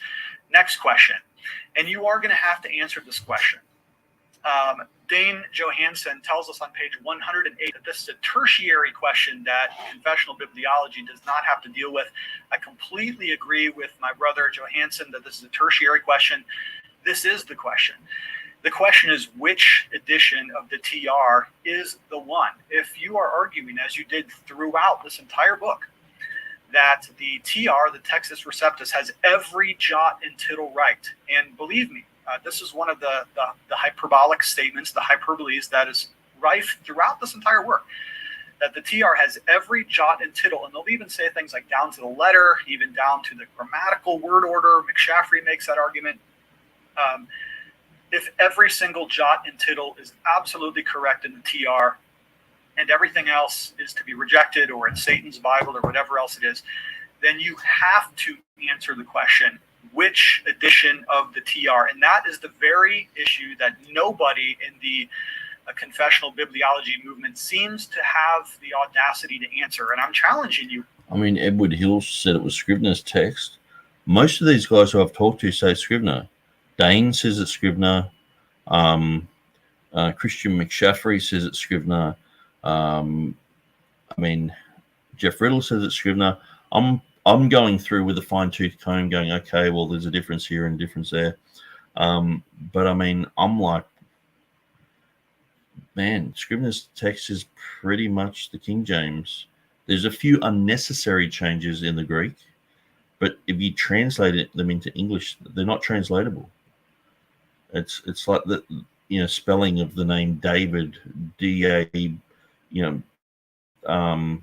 having a beta there, or having a upsilon there, a Dawid or a Dawid, Thawith. It's like it's going to come out as David in any translation, and so things like that, differences like Beelzebub or Beelzebul, they're both going to be translated as Beelzebub in English, and so the which TR, if I was to answer that, it's the underlying text of the King James.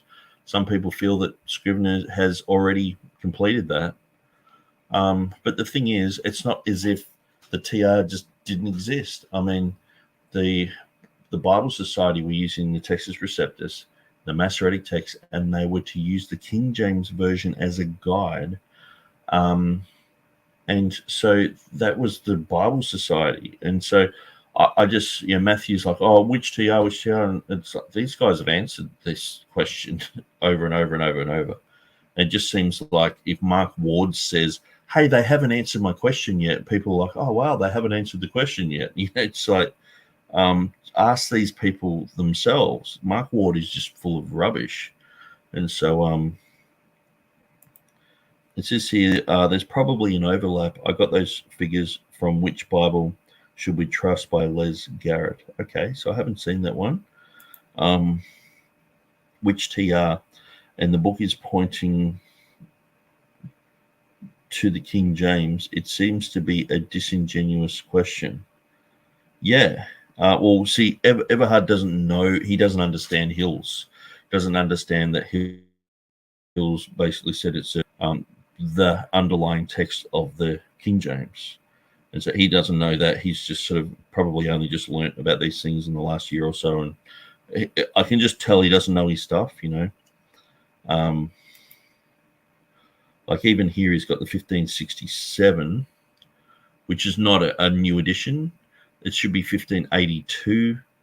Just little things like that. 1590 is not an edition.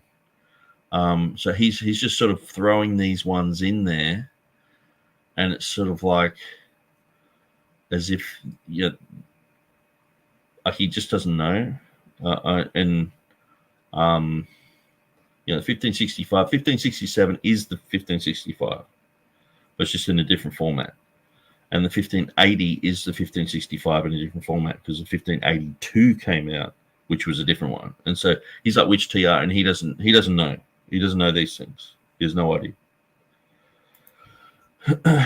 Oops. I'd like to see that image bearer Todd Friel of Wretched pretty much just quoted James White verbatim. Yeah, I did do a video. So some of you guys only know me on YouTube. I've been doing these videos for like 5 years on Facebook. And so, if you go to my Facebook and just go to photos, there's a section where it says videos, and I've got tons of videos there if you get interested. Exactly, brother. The video is entitled Robert Truelove Responds to Todd Friel and King James Version Onlyism. Yeah, cool. On that again, you cannot put this off as though it's a tertiary question when it is in fact a question. In fact, what we're going to look here on the screen is a couple of editions that you can't say are the one for various reasons. First of all, no adherent to the King James Version will tell you that it's the 1516, the original edition of the TR, the one that Erasmus did first, as he's competing to get it to print against the. So why bring it up? The Complutensian polyglot, because notice it's competing against the Complutensian polyglot. This rushing to print thing. It's been dismissed so many times, and this is why Matthew Everhard he just doesn't know his stuff. There's just no proof of that. There's no proof that there was a rushing. There was no proof that they were all slipping on banana peels and trying to, dropping all the pieces of the puzzle on the floor and going, oh no, and then trying to put it back together, and they put it back together wrong, and this type of Three Stooges rubbish. This does not have John's comma, 1 John 5:7 in there. So see, the thing is, all of these editions, up until, and even he's got the 1894, which is like, it's 1881. We might even call it the 1880 because that's when it was done. But the 1881 of Scrivener, it's not an 1894 edition. So that's just a real, just even the way he's written that is very simplistic. And,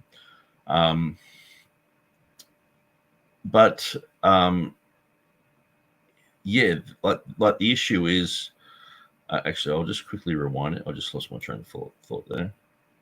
TR, the one that Erasmus did first, as he's competing to get it to print. Competing. So he hasn't even got the 1514 there, the Complutensian polyglot. I mean, wouldn't that be an option? But against the Complutensian polyglot, because this does not have John's comma, 1 John 5:7 in there. So nobody will say Well, the competency polyglot did. it's the original one. Nor will they say that it's the 1598, which was one of Beza's versions, even though the King James translators apparently relied on this one the most. And the reason that they can't say that is because the King James version doesn't agree with the 1598. When he's saying it doesn't agree with the 1598, like, where's he getting his information from? Has he personally studied these things? And I've been pulled over the coals for saying there's 20 differences between this and the 1611. But has he looked at those? Has he gone through and concluded the differences? You know, he just because basically they followed the 1598 99.99999. There's like the differences. There's 20 translatable differences between that and the King James, which is so minor. It's not even almost worth talking about, you know. But, you know, we TR people, we want to know these things and we talk about them and all the rest of it. But like, you know, when it comes to the TR, they're straining at a gnat, they're swallowing a camel. When it comes to, you know, talking about, oh, we should just, you know, we can put everything in brackets, 12 verses in brackets and all this stuff. And it's like, I mean, we're talking about 20 translatable differences in the whole entire TR here. In a number of places, because they used other TR manuscripts, and they used other even English translations, the Bishop's Bible, for instance, as they were putting together the King James version. So they can't say the 1598. So you'd think it would be the 1894, the Scrivener text, which is the one that 1881 the Trinitarian Bible Society puts out. Why don't you just come out and say it? For goodness sakes, just tell us. They do. I mean, I've been at loggerheads with a lot of these guys. So I'm friends with these guys, but sometimes, you know, this is where, say, the confessional thing of like sort of admitting that the printed TR. So there's hardly any difference between Beza's text and the Scrivener text, right? Basically, Scrivener's text is Beza's text with a few amendments here and there. But it's Beza's text. But these guys make out it didn't exist until, you know, and all this sort of stuff. It's like the differences are so minute. Like, you know, unless Everhard was told or shown a list of where these are, if he had the two side by side, he probably wouldn't. He'd probably read over them. You know, that's how minute they are.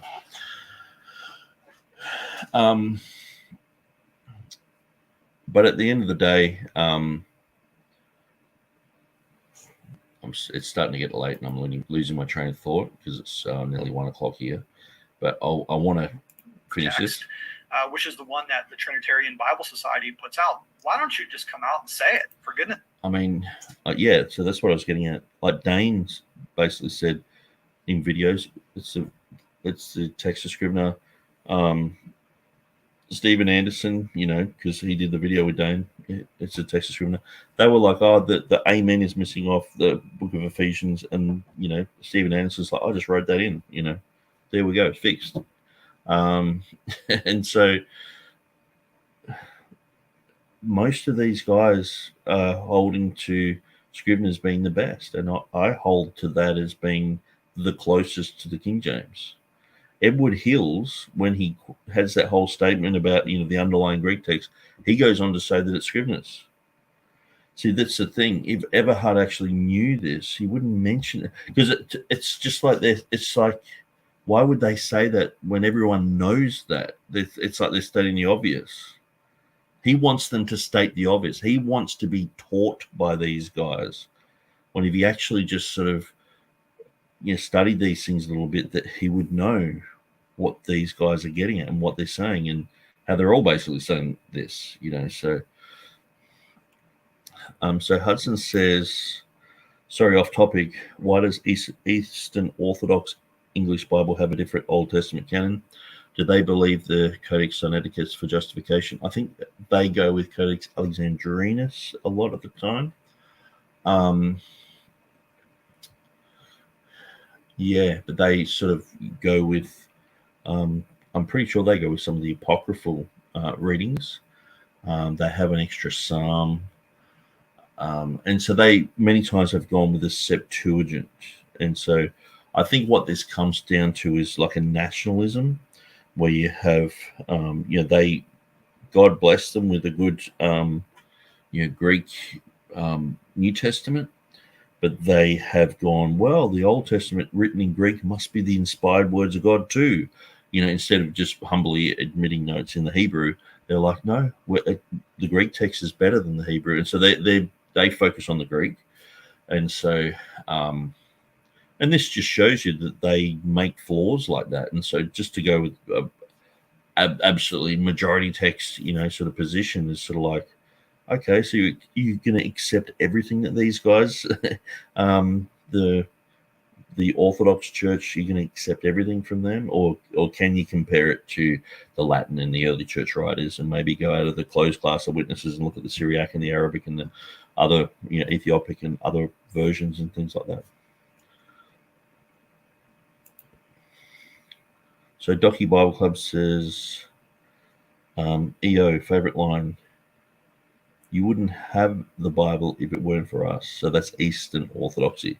Yeah, so that's it's interesting to see that the Bible Answers man has gone in that direction. But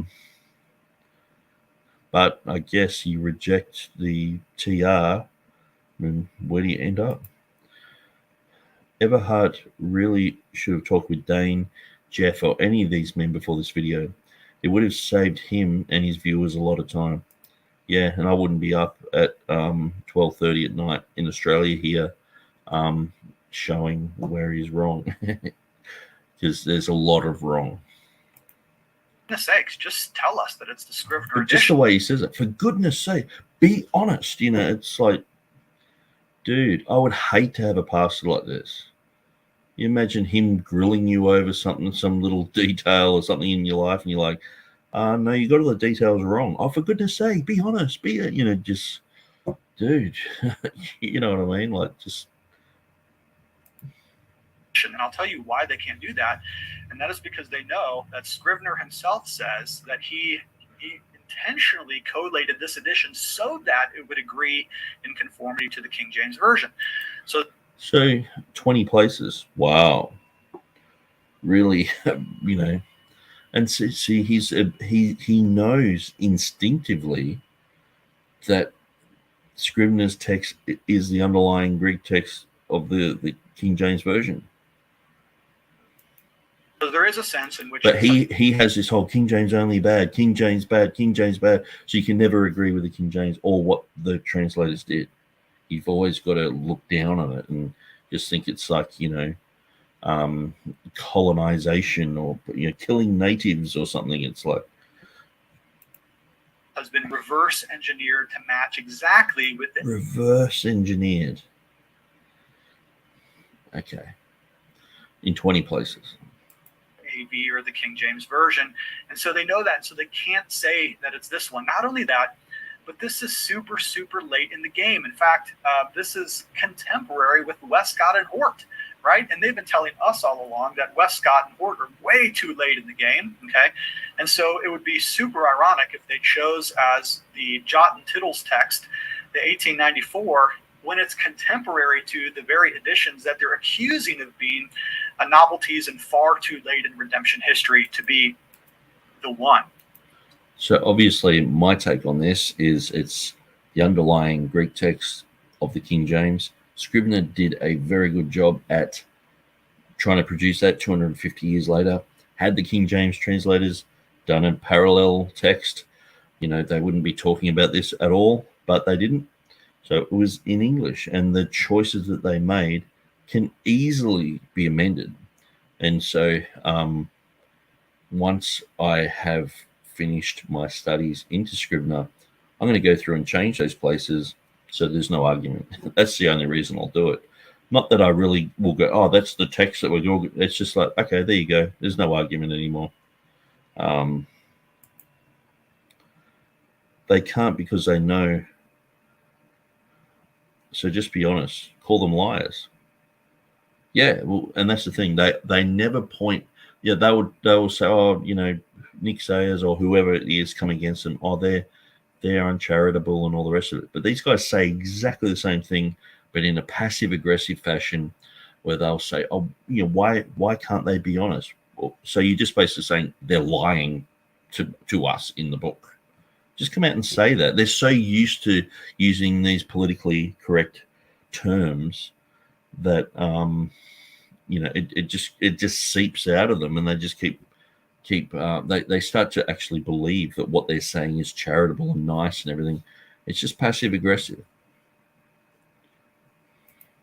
Okay, so Dane, Jeffrey, Christian, at some point, one of you is going to have to get bold and to answer this question. Which one is the TR? Again, if your entire argument... It's hilarious. I've watched most of Dane's videos, and they hold it up, and it's like, Matthew just doesn't know anything.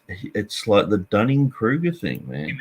Rests on the fact that the TR has every jot and tittle correctly, then you owe it to the world. We're waiting to hear an answer. Which edition is the one? I've told you why you can't say 3 of them. Pick another one and let us know, because we're all dying to hear. Question. You see how aggressive he's being? You know what I mean? Why can the TR be revised so many times, but other Greek texts and translations cannot?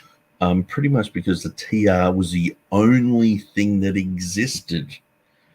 The new Greek text of Westcott and Hort is brand spanking new, never ever seen before anywhere on the planet. Like, not even close. Vaticanus and Sinaiticus had to be amalgamated together. These two, like in the Gospels, 3,000 differences in the Gospels. They amalgamated these two together, and it's a Frankenstein monster. It's totally different to everything. It doesn't even agree with Vaticanus or Sinaiticus. It's this monster, and they're like, that's the original. That's akin to the originals, and it's like that. It's got so many errors in it, so many problems with it, and all the rest of it. And so, the issue is, before that, the only texts that really existed before Luckman, basically, were TR editions. And you were going from a time of manuscripts into printing. And so, I mean, the whole thing about having 28 editions of the Nestle Alarm text, I mean, surely they can nail it. Surely, in like 150 years, with the technology they've got, they can nail it. I mean, without all the technology they have today, the King James translators, Beza, Stephanus, obviously there were different editions of the Greek text that have retroactively been named the Textus Receptus, but there was no other. Where was the critical text? When the King James Bible came out, where was the critical text? Not in existence. Vaticanus had been looked at by Erasmus, rejected.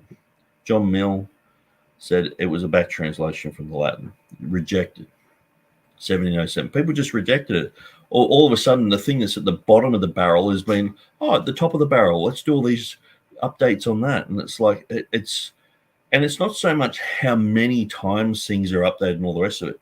It's what you're updating. If you're updating the Watchtower magazine, I mean, of course, it's going to be a piece of rubbish. And so, why can the TR be, or it says, why can TR be revised so many times, but other Greek texts and translations cannot? Well, the problem is they updated the TR to the point where it got done. And the Beza did the vast majority of the work. Then the King James translators, they took their hat off to him and said, good job. We're going to go with all your readings except for 20 little places here and there that you even mentioned in your footnotes that, there's some doubt or whatever. We're going with that. And that's the pinnacle. That's the final TR and the best English translation that we have so far on that. And since then, it's just been a regression. He's trying to compare the Textus Receptus to the critical text that he doesn't even like anymore. He's sort of like, I'm a majority text guy, and the critical text is just an abomination. It's so full of error. There's so many verses taken out. There's so many doctrines changed and morphed, and it's like, this is just disgusting. And it comes from Westcott and Hort and Unitarians And so we're like, why? Even just if there was only one update of it, we're over it. You know what I mean? Having the correct text and updating it and purifying it to the point where it's like, that's perfect. That's not what these guys believe, that the originals have errors. They believe there's errors in the original writings. The one that everyone goes, oh, the originals are inspired.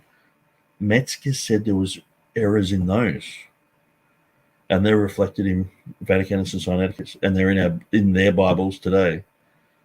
And that's why there's so many errors, because there's errors, always have been errors since the day that they were written. That's what they believe. I used to think if you just pointed out where there were errors in the Bible to people who have an ESV and all that they would change, because it's like, oh, it's an error. Oh, well, the King James doesn't have that error, so it's accurate. I thought that people would just go, oh, if I can prove to them the King James is accurate, they will change sides. But they are like, no, we like errors. Errors just prove to us that's, the original had errors. Manuscripts have errors, and our translation has errors. And I'm just there going, but it's like a really bad error. It's like even a great grammatical blunder that even a schoolboy in Greece in that time wouldn't make that error. It's in your Bible, and they're like, no, that's fine. That's the original. As you can see, I'm getting really tired. Be bold. This poor guy. It reminds me of the past 2020 U.S. election, asking Trump to denounce racists. Yeah, it's pretty rad what he's doing. Which version at Nick? Because you and others have never answered the question, apparently. Yeah. It's like, imagine someone going, Nick Sayers won't tell us which edition of the King James he reads, and Nick saying, it's just like, have you ever asked these guys? They'll just tell you straight to your face. They've only answered this multiple times, but that would require research. It's even worse because he's communicating with Elise Dane. Absolutely, it's like, I just can't believe it. It's fake drama. Matthew is trying to act as some sort of victim for his strange, random questions not being answered in this one book. It's so true. It's like, this book didn't answer this about the Byzantine text. It's like, okay, why I preach from the received text. It's a bit like, the creationist book. 50 scientists talk about why they believe in creation. It's like saying, oh, why didn't they address pterodactyls? It's like, okay, well, go and buy a book on pterodactyls, or go and Google it, or whatever. It is absolutely, it's fake drama. Okay, now this is kind of ironic, again, because let me go back to this previous screen. Here's all the various editions of the TR. And if you go to buy... No. The 1567 is not an edition of the TR. 1580 is not an edition of the TR. The 1590 is not an edition of the TR. And the 1504 is not an edition of the TR. So you don't understand that that's the same edition. The 1565 is the 1567 and the 1580. And so the 1590 is just the 1588. And the 1604 is just the 1598. And the 1894 is the 1881. BibleResearcher.com, there's even a long page in which they'll show you all of the variations between these editions of the TR. I get it. They're very, very, very, very, very, very similar, but there are differences between them, okay? And so what you're telling us is that the TR went through a number of different editions in which things were... Anyway, we have to explain this, but the word Textus Receptus was in the 1633 in the preface in the Elzevirs. And it's not the Elzevier brothers, it's the Elzevier, it was an uncle and nephew. And so these guys wrote about the Textus Receptus, and they mentioned received text there, But this is the received text that's been received by all. This is the text. Everyone's received it. It's the only text. There's no. Where's the critical text? It's not in existence. And so retroactively, that's been put on all these Greek editions. Some people put it on all the way through to the Complutensian. He's just put it from Erasmus onwards. Jeff Riddle puts it from say 1546 onwards, where he's like, that's the TR editions that I go to. Some people just go to 1598 and just go, well, that's the sort of final edition of the TR. Other people just talk about Scrivener, but the King James Version is an addition. The underlying Greek text and Hebrew text, they are additions of the TR. And so Matthew's got to learn that. Tweaked or improved or modified, or I'm not going to use the word evolved because I don't like that word, sharpened, let's say, as the TR comes out through its various editions. Why don't you extend that luxury to, for instance, the critical text? So one of the main knocks that you're going to hear against the critical text is, well, how many editions is there going to be? There's the 4th edition of the UBS, and they're like on edition 28 of the Nestle Aland. It's 5 editions of the UBS. What do we need? 29 editions. So there's always kind of this negative derogation against the number of iterations of the critical text, as though it's constantly changing and things like that. But hey, so did the TR. The TR went through a number of iterations. In fact, ironically, it's almost approximate. At least one person said it's almost like 27, 28 iterations of the TR. Mark Ward said it. So why does the TR get to get sharpened or modified or improved 20, 28 times? Okay, so is it an improvement at 2 Peter chapter 3, verse 10 in the critical text where it says the exact opposite thing, where it has ook there, which means not, and so it makes something that's positive into a negative, and that's a conjectural emendation. The only place that actually appears is in a Coptic manuscript, which is outside of the closed class of witnesses, so it's not in Greek. And so are you going to say that's an improvement, or are you going to say that's dumb? And if you say it's dumb, then you're just joining with these guys saying, yeah, that's a dumb reading. That's a dumb update. Why have an update with that in it?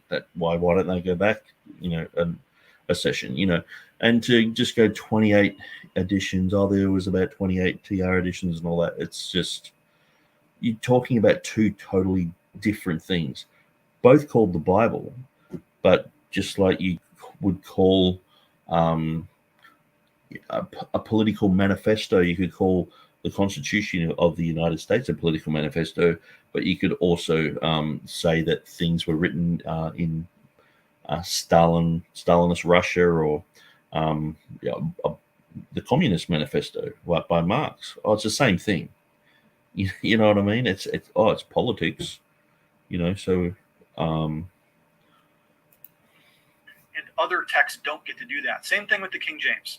We know that the current King James Version we have in our Bibles today has modifications, improvements, agreements in spelling, things like that, some minor grammar updates. I'm not saying it's a lot, but it is enough to be noticeable among. I mean, where exactly? You know what I mean? Like, I would love to have a debate with this guy, because he sort of needs to be humbled a little bit. The very editions of the King James Version throughout the generations. Why can't modern translations do the same thing? Because modern translations are an abomination, and they chop out a lot of the deity of Christ, a lot of about the Trinity.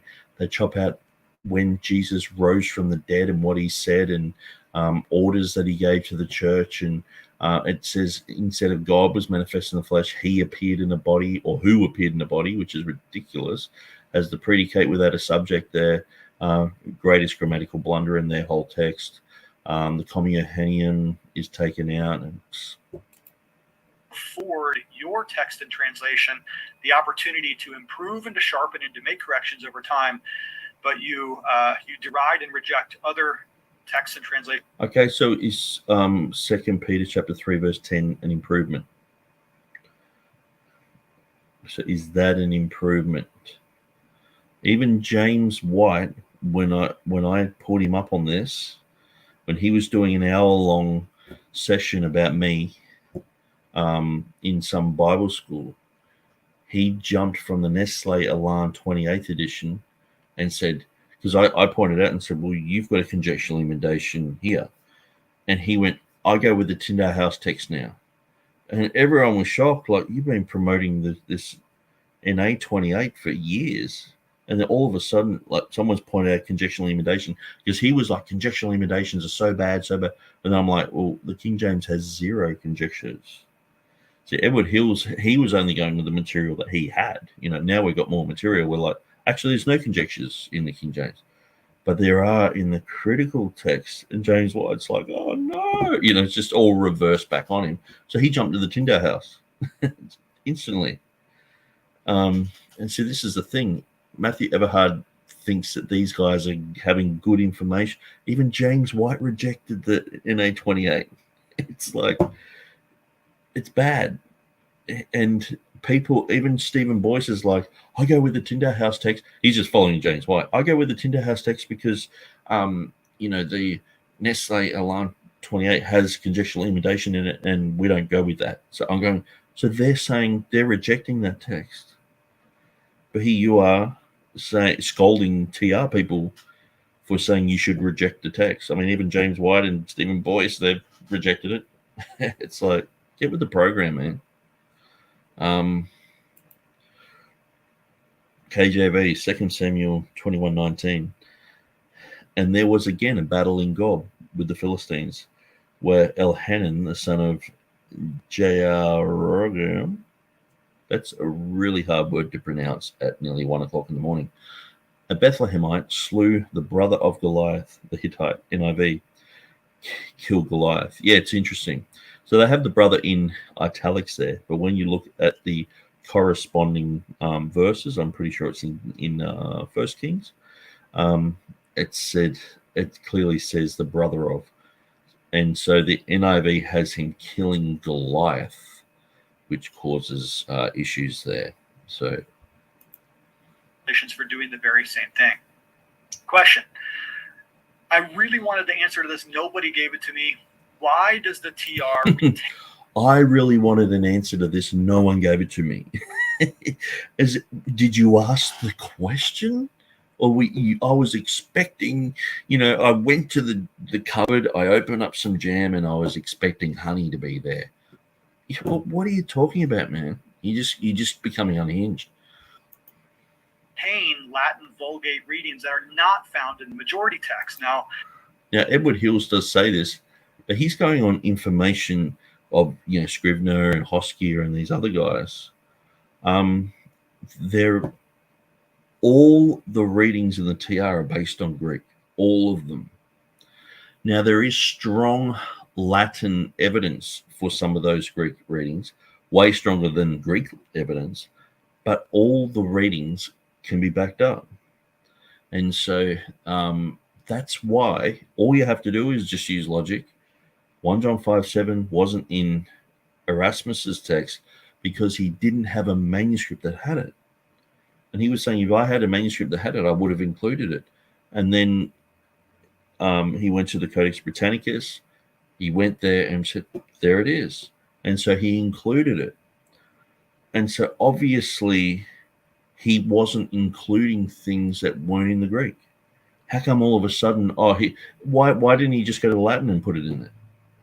You know what I mean? Anyway. Personally, I thought that this book was at its strongest when it was making majority text related arguments. So he's going through the majority text thing. He's praising all that, because it's agreeing with him. If you agree with him, it's good.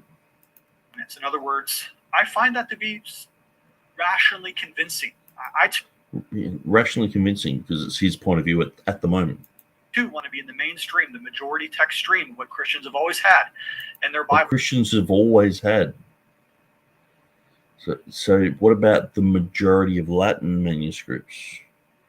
95% of it had the comma, or is it just Greek? You just go with the Orthodox Church. Are you going to follow the Bible Answers man to the Orthodox Church, or you look at the Latin? Do you look at the Syriac? Do you look at everything? Bibles. But as you know, and as I know, the Textus Receptus has readings that are not majority text readings. In fact, yeah. what you're doing is you're conflating the terms. Majority text used to be the name for the Textus Receptus. Now, when they printed the majority text, Greek text, by Hodges and Farstead, and then Pierpont, Robinson, Pickering, these guys have been involved with this type of stuff. And they're bringing out editions called the majority text based upon the 300 manuscripts by von Soden. Then you have the majority text, which is a TR name, which was also called the Greek Vulgate, which was also called the Constantinopolitan text. It had a whole bunch of names, and so majority text was just one of them for the TR. It didn't mean every reading of a majority, like the definition of what they say these printed editions are. So you can't put that definition on something that's older and just use vaguely. But the majority text, it's like saying, if I was in the 1980s and I'm like, I'm preaching the message. The message is the most important thing. You need to listen to the message. You will get saved if you obey the message. And then, 10 years later, the Message Bible comes out and they're like, he's talking about the Message Bible.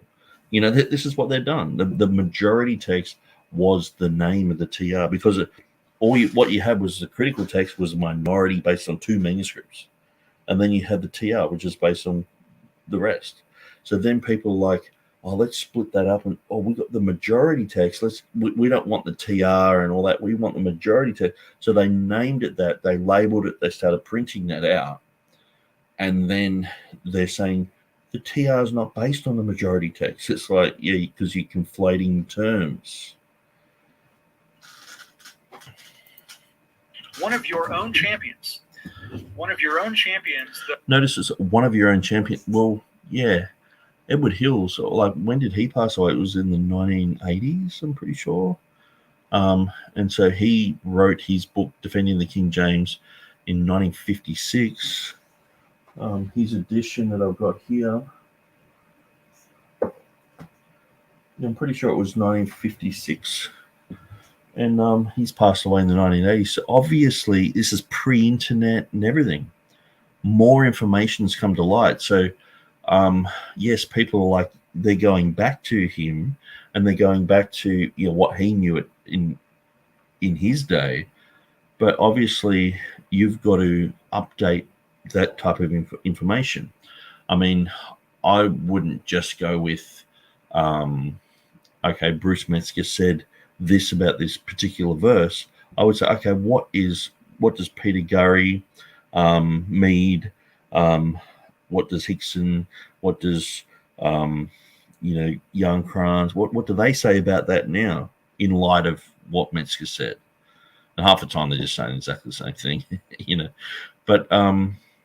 But the thing is, people are looking to Edward Hills, and oftentimes it's the roundabout way that he's saying things. When he's saying specifically, this reading's based on this many manuscripts and all the rest of it. I mean, this sort of stuff's updated all the time. And so when he's talking about the Latin Vulgate readings, the thing is, there's extant manuscripts of what we have today, where there are manuscripts that we know that they were using back in the Reformation period, that we don't even know what they are. And they're ancient manuscripts. The writer Edward F. Hills, who was certainly Reformed, studied under Machen and Van Til, he wrote this book, The King James Version Defended, which you cite in your appendix as one of the great works to be consulted. And yet, in this textbook, Hills gives us pages of readings which are in the TR, but are not in the majority text. They come from the Latin Vulgate. Yeah, and that's where I would disagree with Hills, and most of the other guys who wrote that book would disagree with it. And I think if they didn't disagree with it and they said, it's in the Latin, blah, blah, blah, they would just be uninformed, because I'm pretty certain someone like Jeff Riddle or DeSoto, or they would come to, if they studied all those places out there, come to the conclusion there's manuscript evidence. The TR is based on the Greek. If you're arguing that it's confessional to go beyond the Latin Vulgate back to the Greek and the Hebrew texts, why then does the Textus Receptus retain these readings which are not majority text readings? And he cites a number of them: Matthew 10:8, Matthew 20. Matthew 10:8, so that would be raise the dead. And so that was somewhere where Dean John William Burgon wanted to change that. So Dean John William Burgon, Scrivener, Hoskier, Miller, these are the main guys for the majority text, which sort of appeared, 100 years later, sort of thing. And so, but yeah, the evidence in Greek is there. 27:35, John 3:25, Act 27:35. So that would be, I can't remember. I'll just go back a little bit. Number of them: Matthew 10:8, Matthew 27:35, John 3:25, Acts 8:37, Acts 9:5, Acts 9:6, Acts 20:28, Romans 16:25-27, Revelation 22, verse 19. So the thing is, say something like Revelation 22:19, where the majority of Greek texts say tree of life, where Erasmus clearly spotted homoioteuton there. So homoioteuton is when you have a similar ending. So you might be writing something, and if just say it ends in the same word, like just say you're writing along, or if you're reading a book, you might go down to the next line and you skip a whole entire line, or you skip a paragraph or something like that. So as part of parablepsis, you have architeuton, which is the beginning, or you have homoioteuton, which is similar endings. And so these type of things are very common in manuscripts. And so Erasmus, he spotted homoioteuton when he compared Greek manuscripts, plural, that were part of Revelation. See, the lie is Revelation was only based on one manuscript that Erasmus had. That's a lie. He clearly said he had Greek manuscripts, plural. No one knows how many manuscripts he had. He could have had 50. He could have had 20. He could have had 5. He could have, and the thing is, usually with the Byzantine manuscripts, if you've sort of got one, you've got a cohesive reading. And so to spot homoioteuton in one or two manuscripts, you sort of spotted it in, because it was rubber stamped, a lot of the time you spotted it in a whole bunch of other ones. And so that's why we don't just go with the majority text. We go with internal evidence. Sometimes internal evidence outweighs the external evidence. So in Luke 2:22, where we see that the woman needed purification, her purification, we just go back to the Bible in Leviticus chapter 12, where it says the woman needs purification, not Jesus, not Joseph. It's a bit like saying Mary and Joseph needed circumcising on the 8th day. It's like, that's just weird. And so, but it's just as weird to say that they all needed purifying, and it goes against the Bible. It creates a contradiction. The internal evidence is so strong that her purification is the reading. It's in the reading in Theodobieses. It's the reading in the King James, and that's how it should be. So the thing is, that's got nothing to do with the Latin.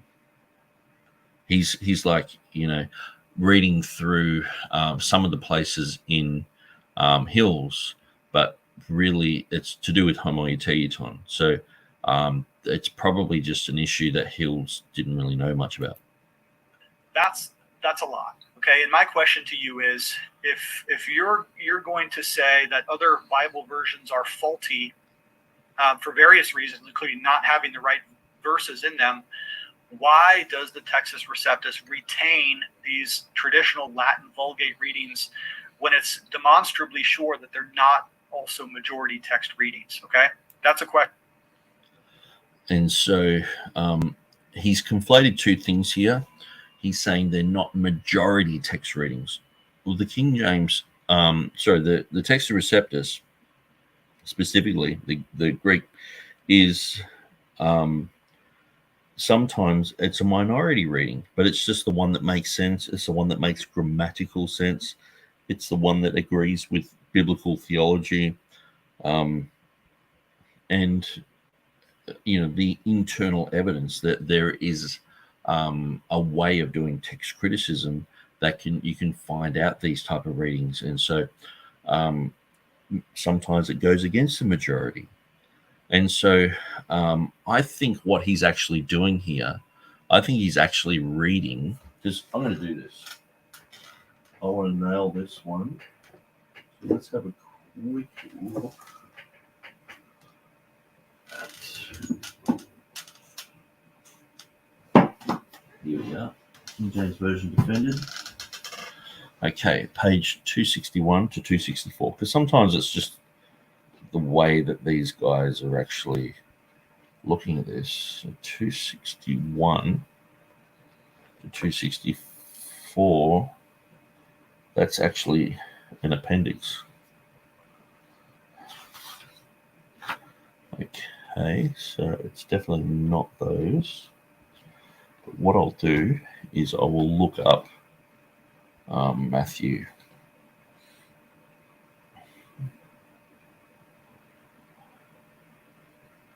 Yeah, I'm not sure of the edition that he has. So maybe I can just look up Latin.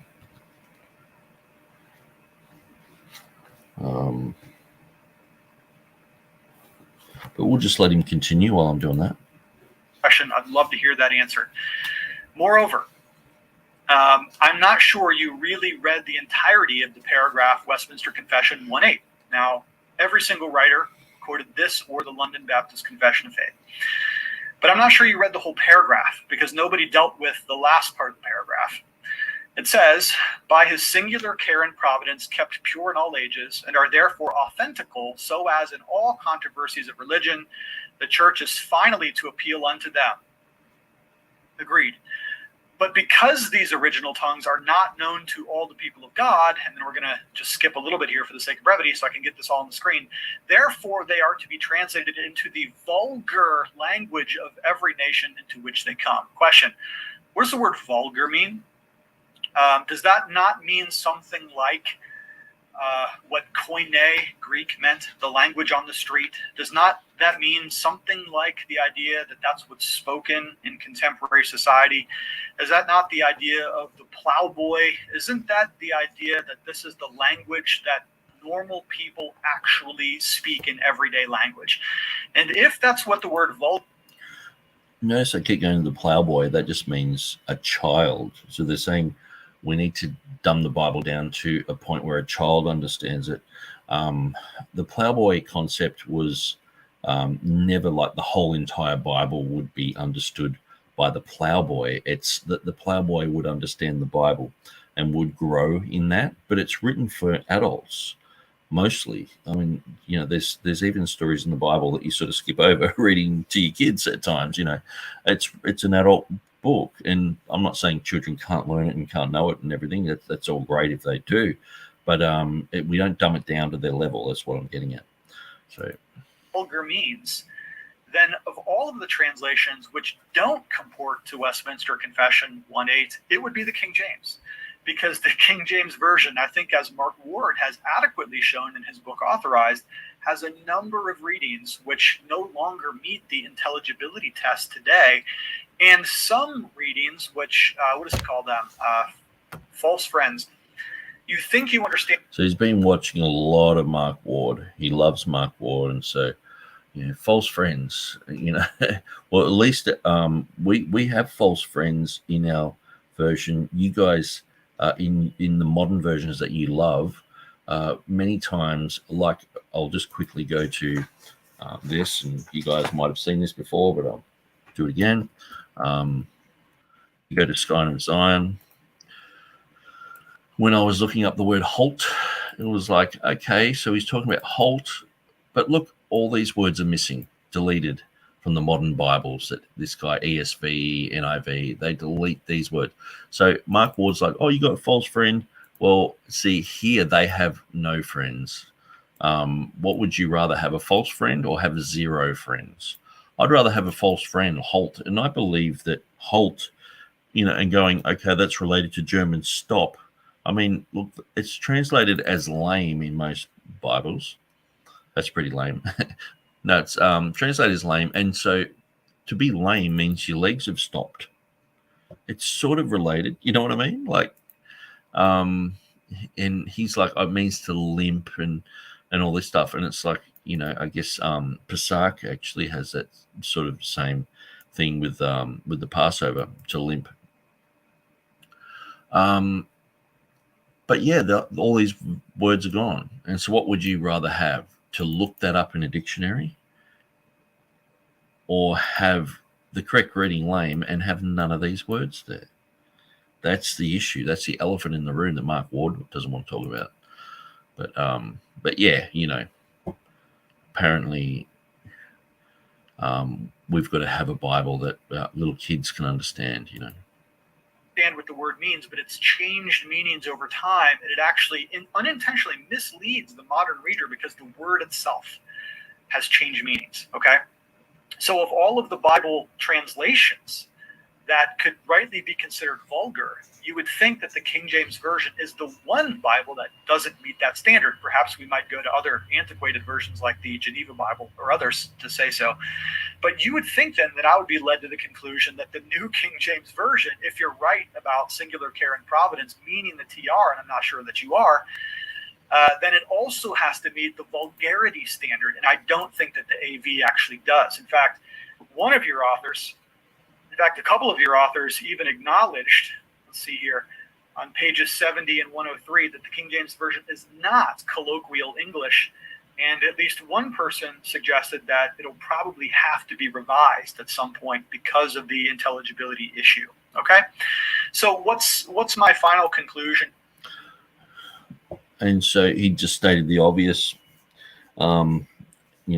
Anyone who reads the King James TR, it's like, okay, it's got archaic words in it. I've done the King James Version 2016 edition, which you can look up and you can go, okay, well, if you want to read a TR Bible that's updated, there you go, it's done. But Mark Ward won't even acknowledge that that's been done. I don't think Matthew understands. Sorry, I'll just read this. I don't think Matthew understands that Erasmus' work was in philology. The majority text is a great witness to the true readings, but not the only one. Yeah, that's the thing. These guys are like Greek. That's it. That's all we look at. And critical text guys, they only go with the majority text when they're trying to dethrone the Textus Receptus. When they claim the false thing that the Textus Receptus is based on the majority text, which it's not. A lot of the time, the majority text is just so happens to be, the TR.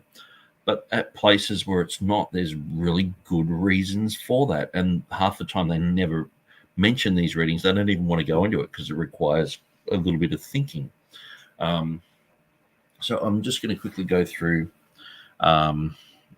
this section of Hills where he talks about the Latin, and then he mentions these verses. So he says, the God who brought the New Testament text safely through the ancient and medieval manuscript period did not fumble when it came time to transfer this text into the modern printed page.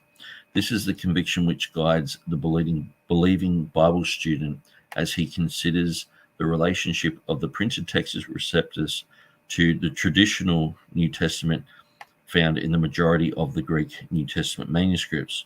These two texts are virtually identical. Kersop Lake and his associates in 1928 demonstrated this fact in their intensive researches in the traditional text, which they called the Byzantine text.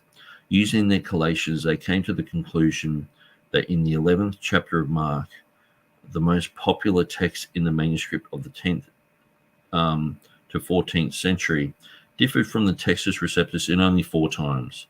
This small number of differences seems almost negligible in view of the fact that in the same chapter, Aleph, B, and D differ from the Textus Receptus 69, 71, and 95 times respectively. also add to this fact that in the same chapter, B differs from Aleph 34 times and D 102 times, and that Aleph differs from D 100 times. There are, however, a few places in the text in which the Textus Receptus differs from the traditional text found in the majority of Greek New Testament manuscripts. So what you've got to understand is the traditional text is a term that Burgon coined. And so basically this, when he's saying traditional text, he's not saying TR. He defends the traditional text, but it's not the Textus Receptus. So that's why I look at Burgon and go, yeah, he agreed with us. It's like James Snapp. Sometimes he's agreeing with us, sometimes he's against us. He actually came against the Textus Receptus. And so that's why I was, you get a bit disappointed that the Dean Burgon Society's got that name. It should just be the Textus Receptus Society or something like that. So the traditional text is the majority text, basically. These guys started the majority text movement. The most important of these differences are due to the fact that Erasmus, influenced by the usage of the Latin-speaking church in which he was reared, sometimes followed the Latin Vulgate rather than the traditional Greek text. Are the readings which Erasmus thus introduced into the Textus Receptus necessarily erroneous? By no means ought we to infer this, for it is inconceivable that the divine providence which had preserved the New Testament text during the long ages of the manuscript period should blunder when at last this text was committed to the printing press. Accordingly to the analogy of faith, when we conclude that the Textus Receptus was a further step in God's providential preservation of the New Testament text, and that these few Latin Vulgate readings in which were incorporated into the Textus Receptus were genuine readings which had been preserved in the usage of the Latin-speaking church. Erasmus, we may well believe, was guided providentially by the common faith to include these readings in his printed Greek New Testament text. In the Textus Receptus, God corrected the few mistakes of any consequence which yet remained in the traditional New Testament text of the majority of Greek manuscripts. The following are some of the most familiar and important of those relatively few Latin Vulgate readings, which, though not part of the traditional Greek text, seem to have been placed in the Textus Receptus by the direction of God's special providence, and therefore are to be retained.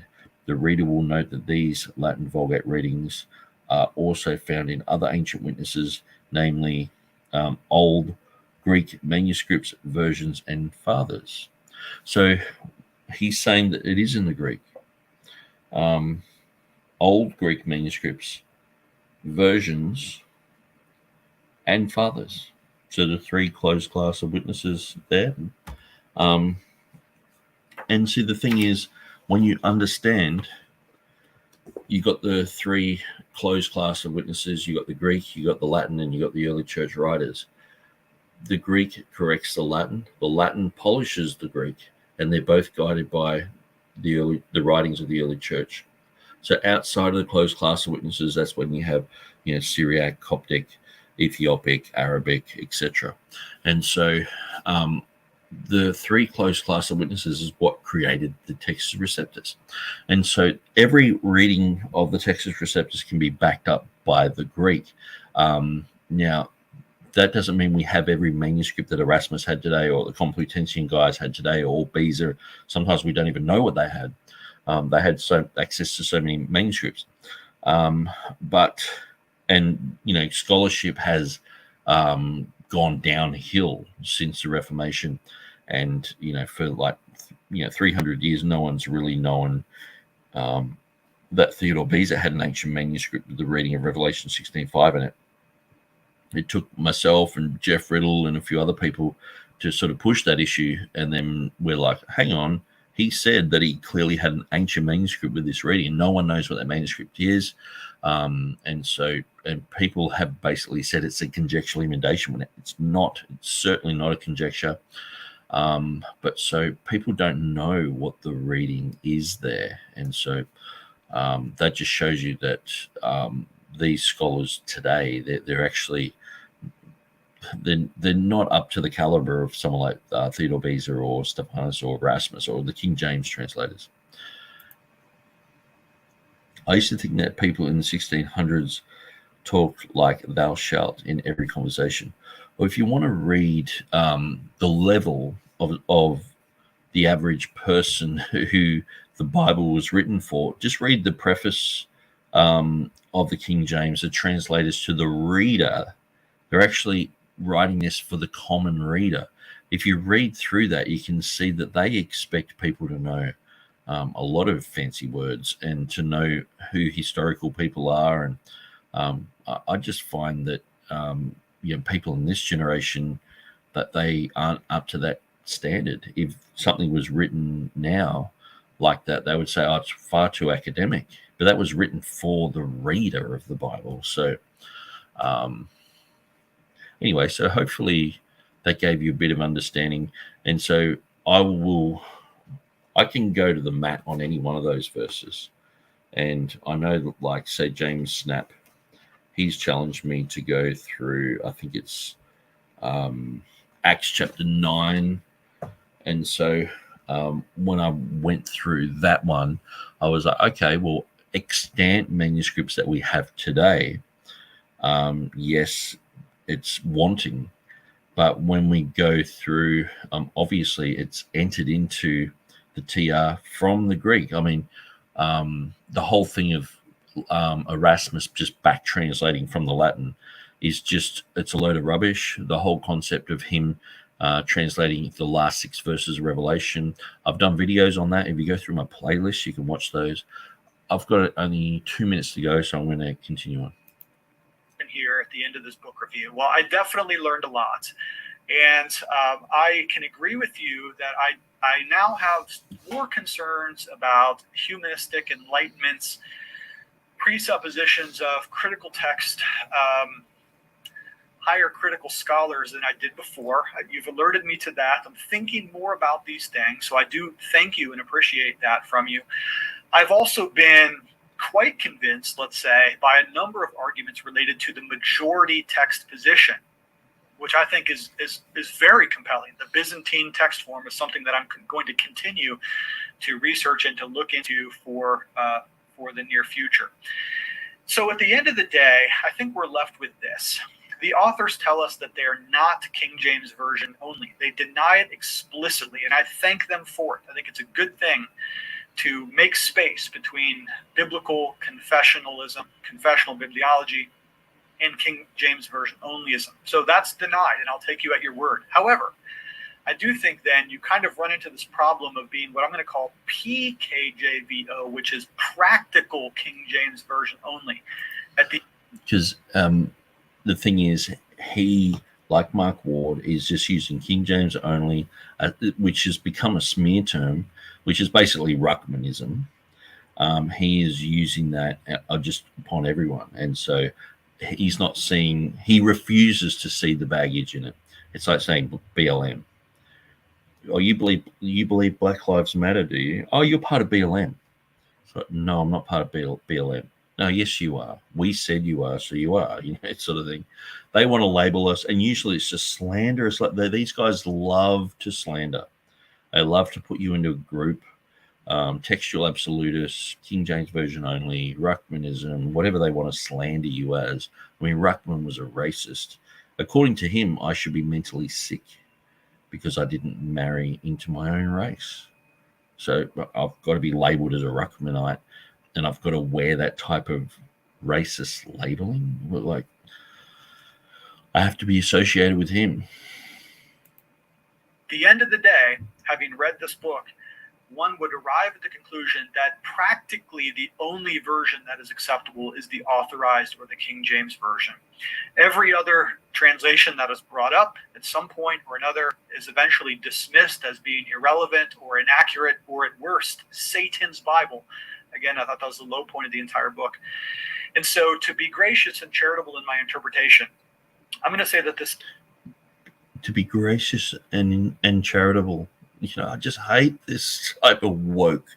Just say what you mean, man. Does not, at the end of the day, a defense of King James onlyism, but it is a defense of practical King James Version onlyism. In other words, there's only one good Bible translation, and that is the King James Version. And that seems to rattle his boat. I mean, we can prove whether New King James is wrong.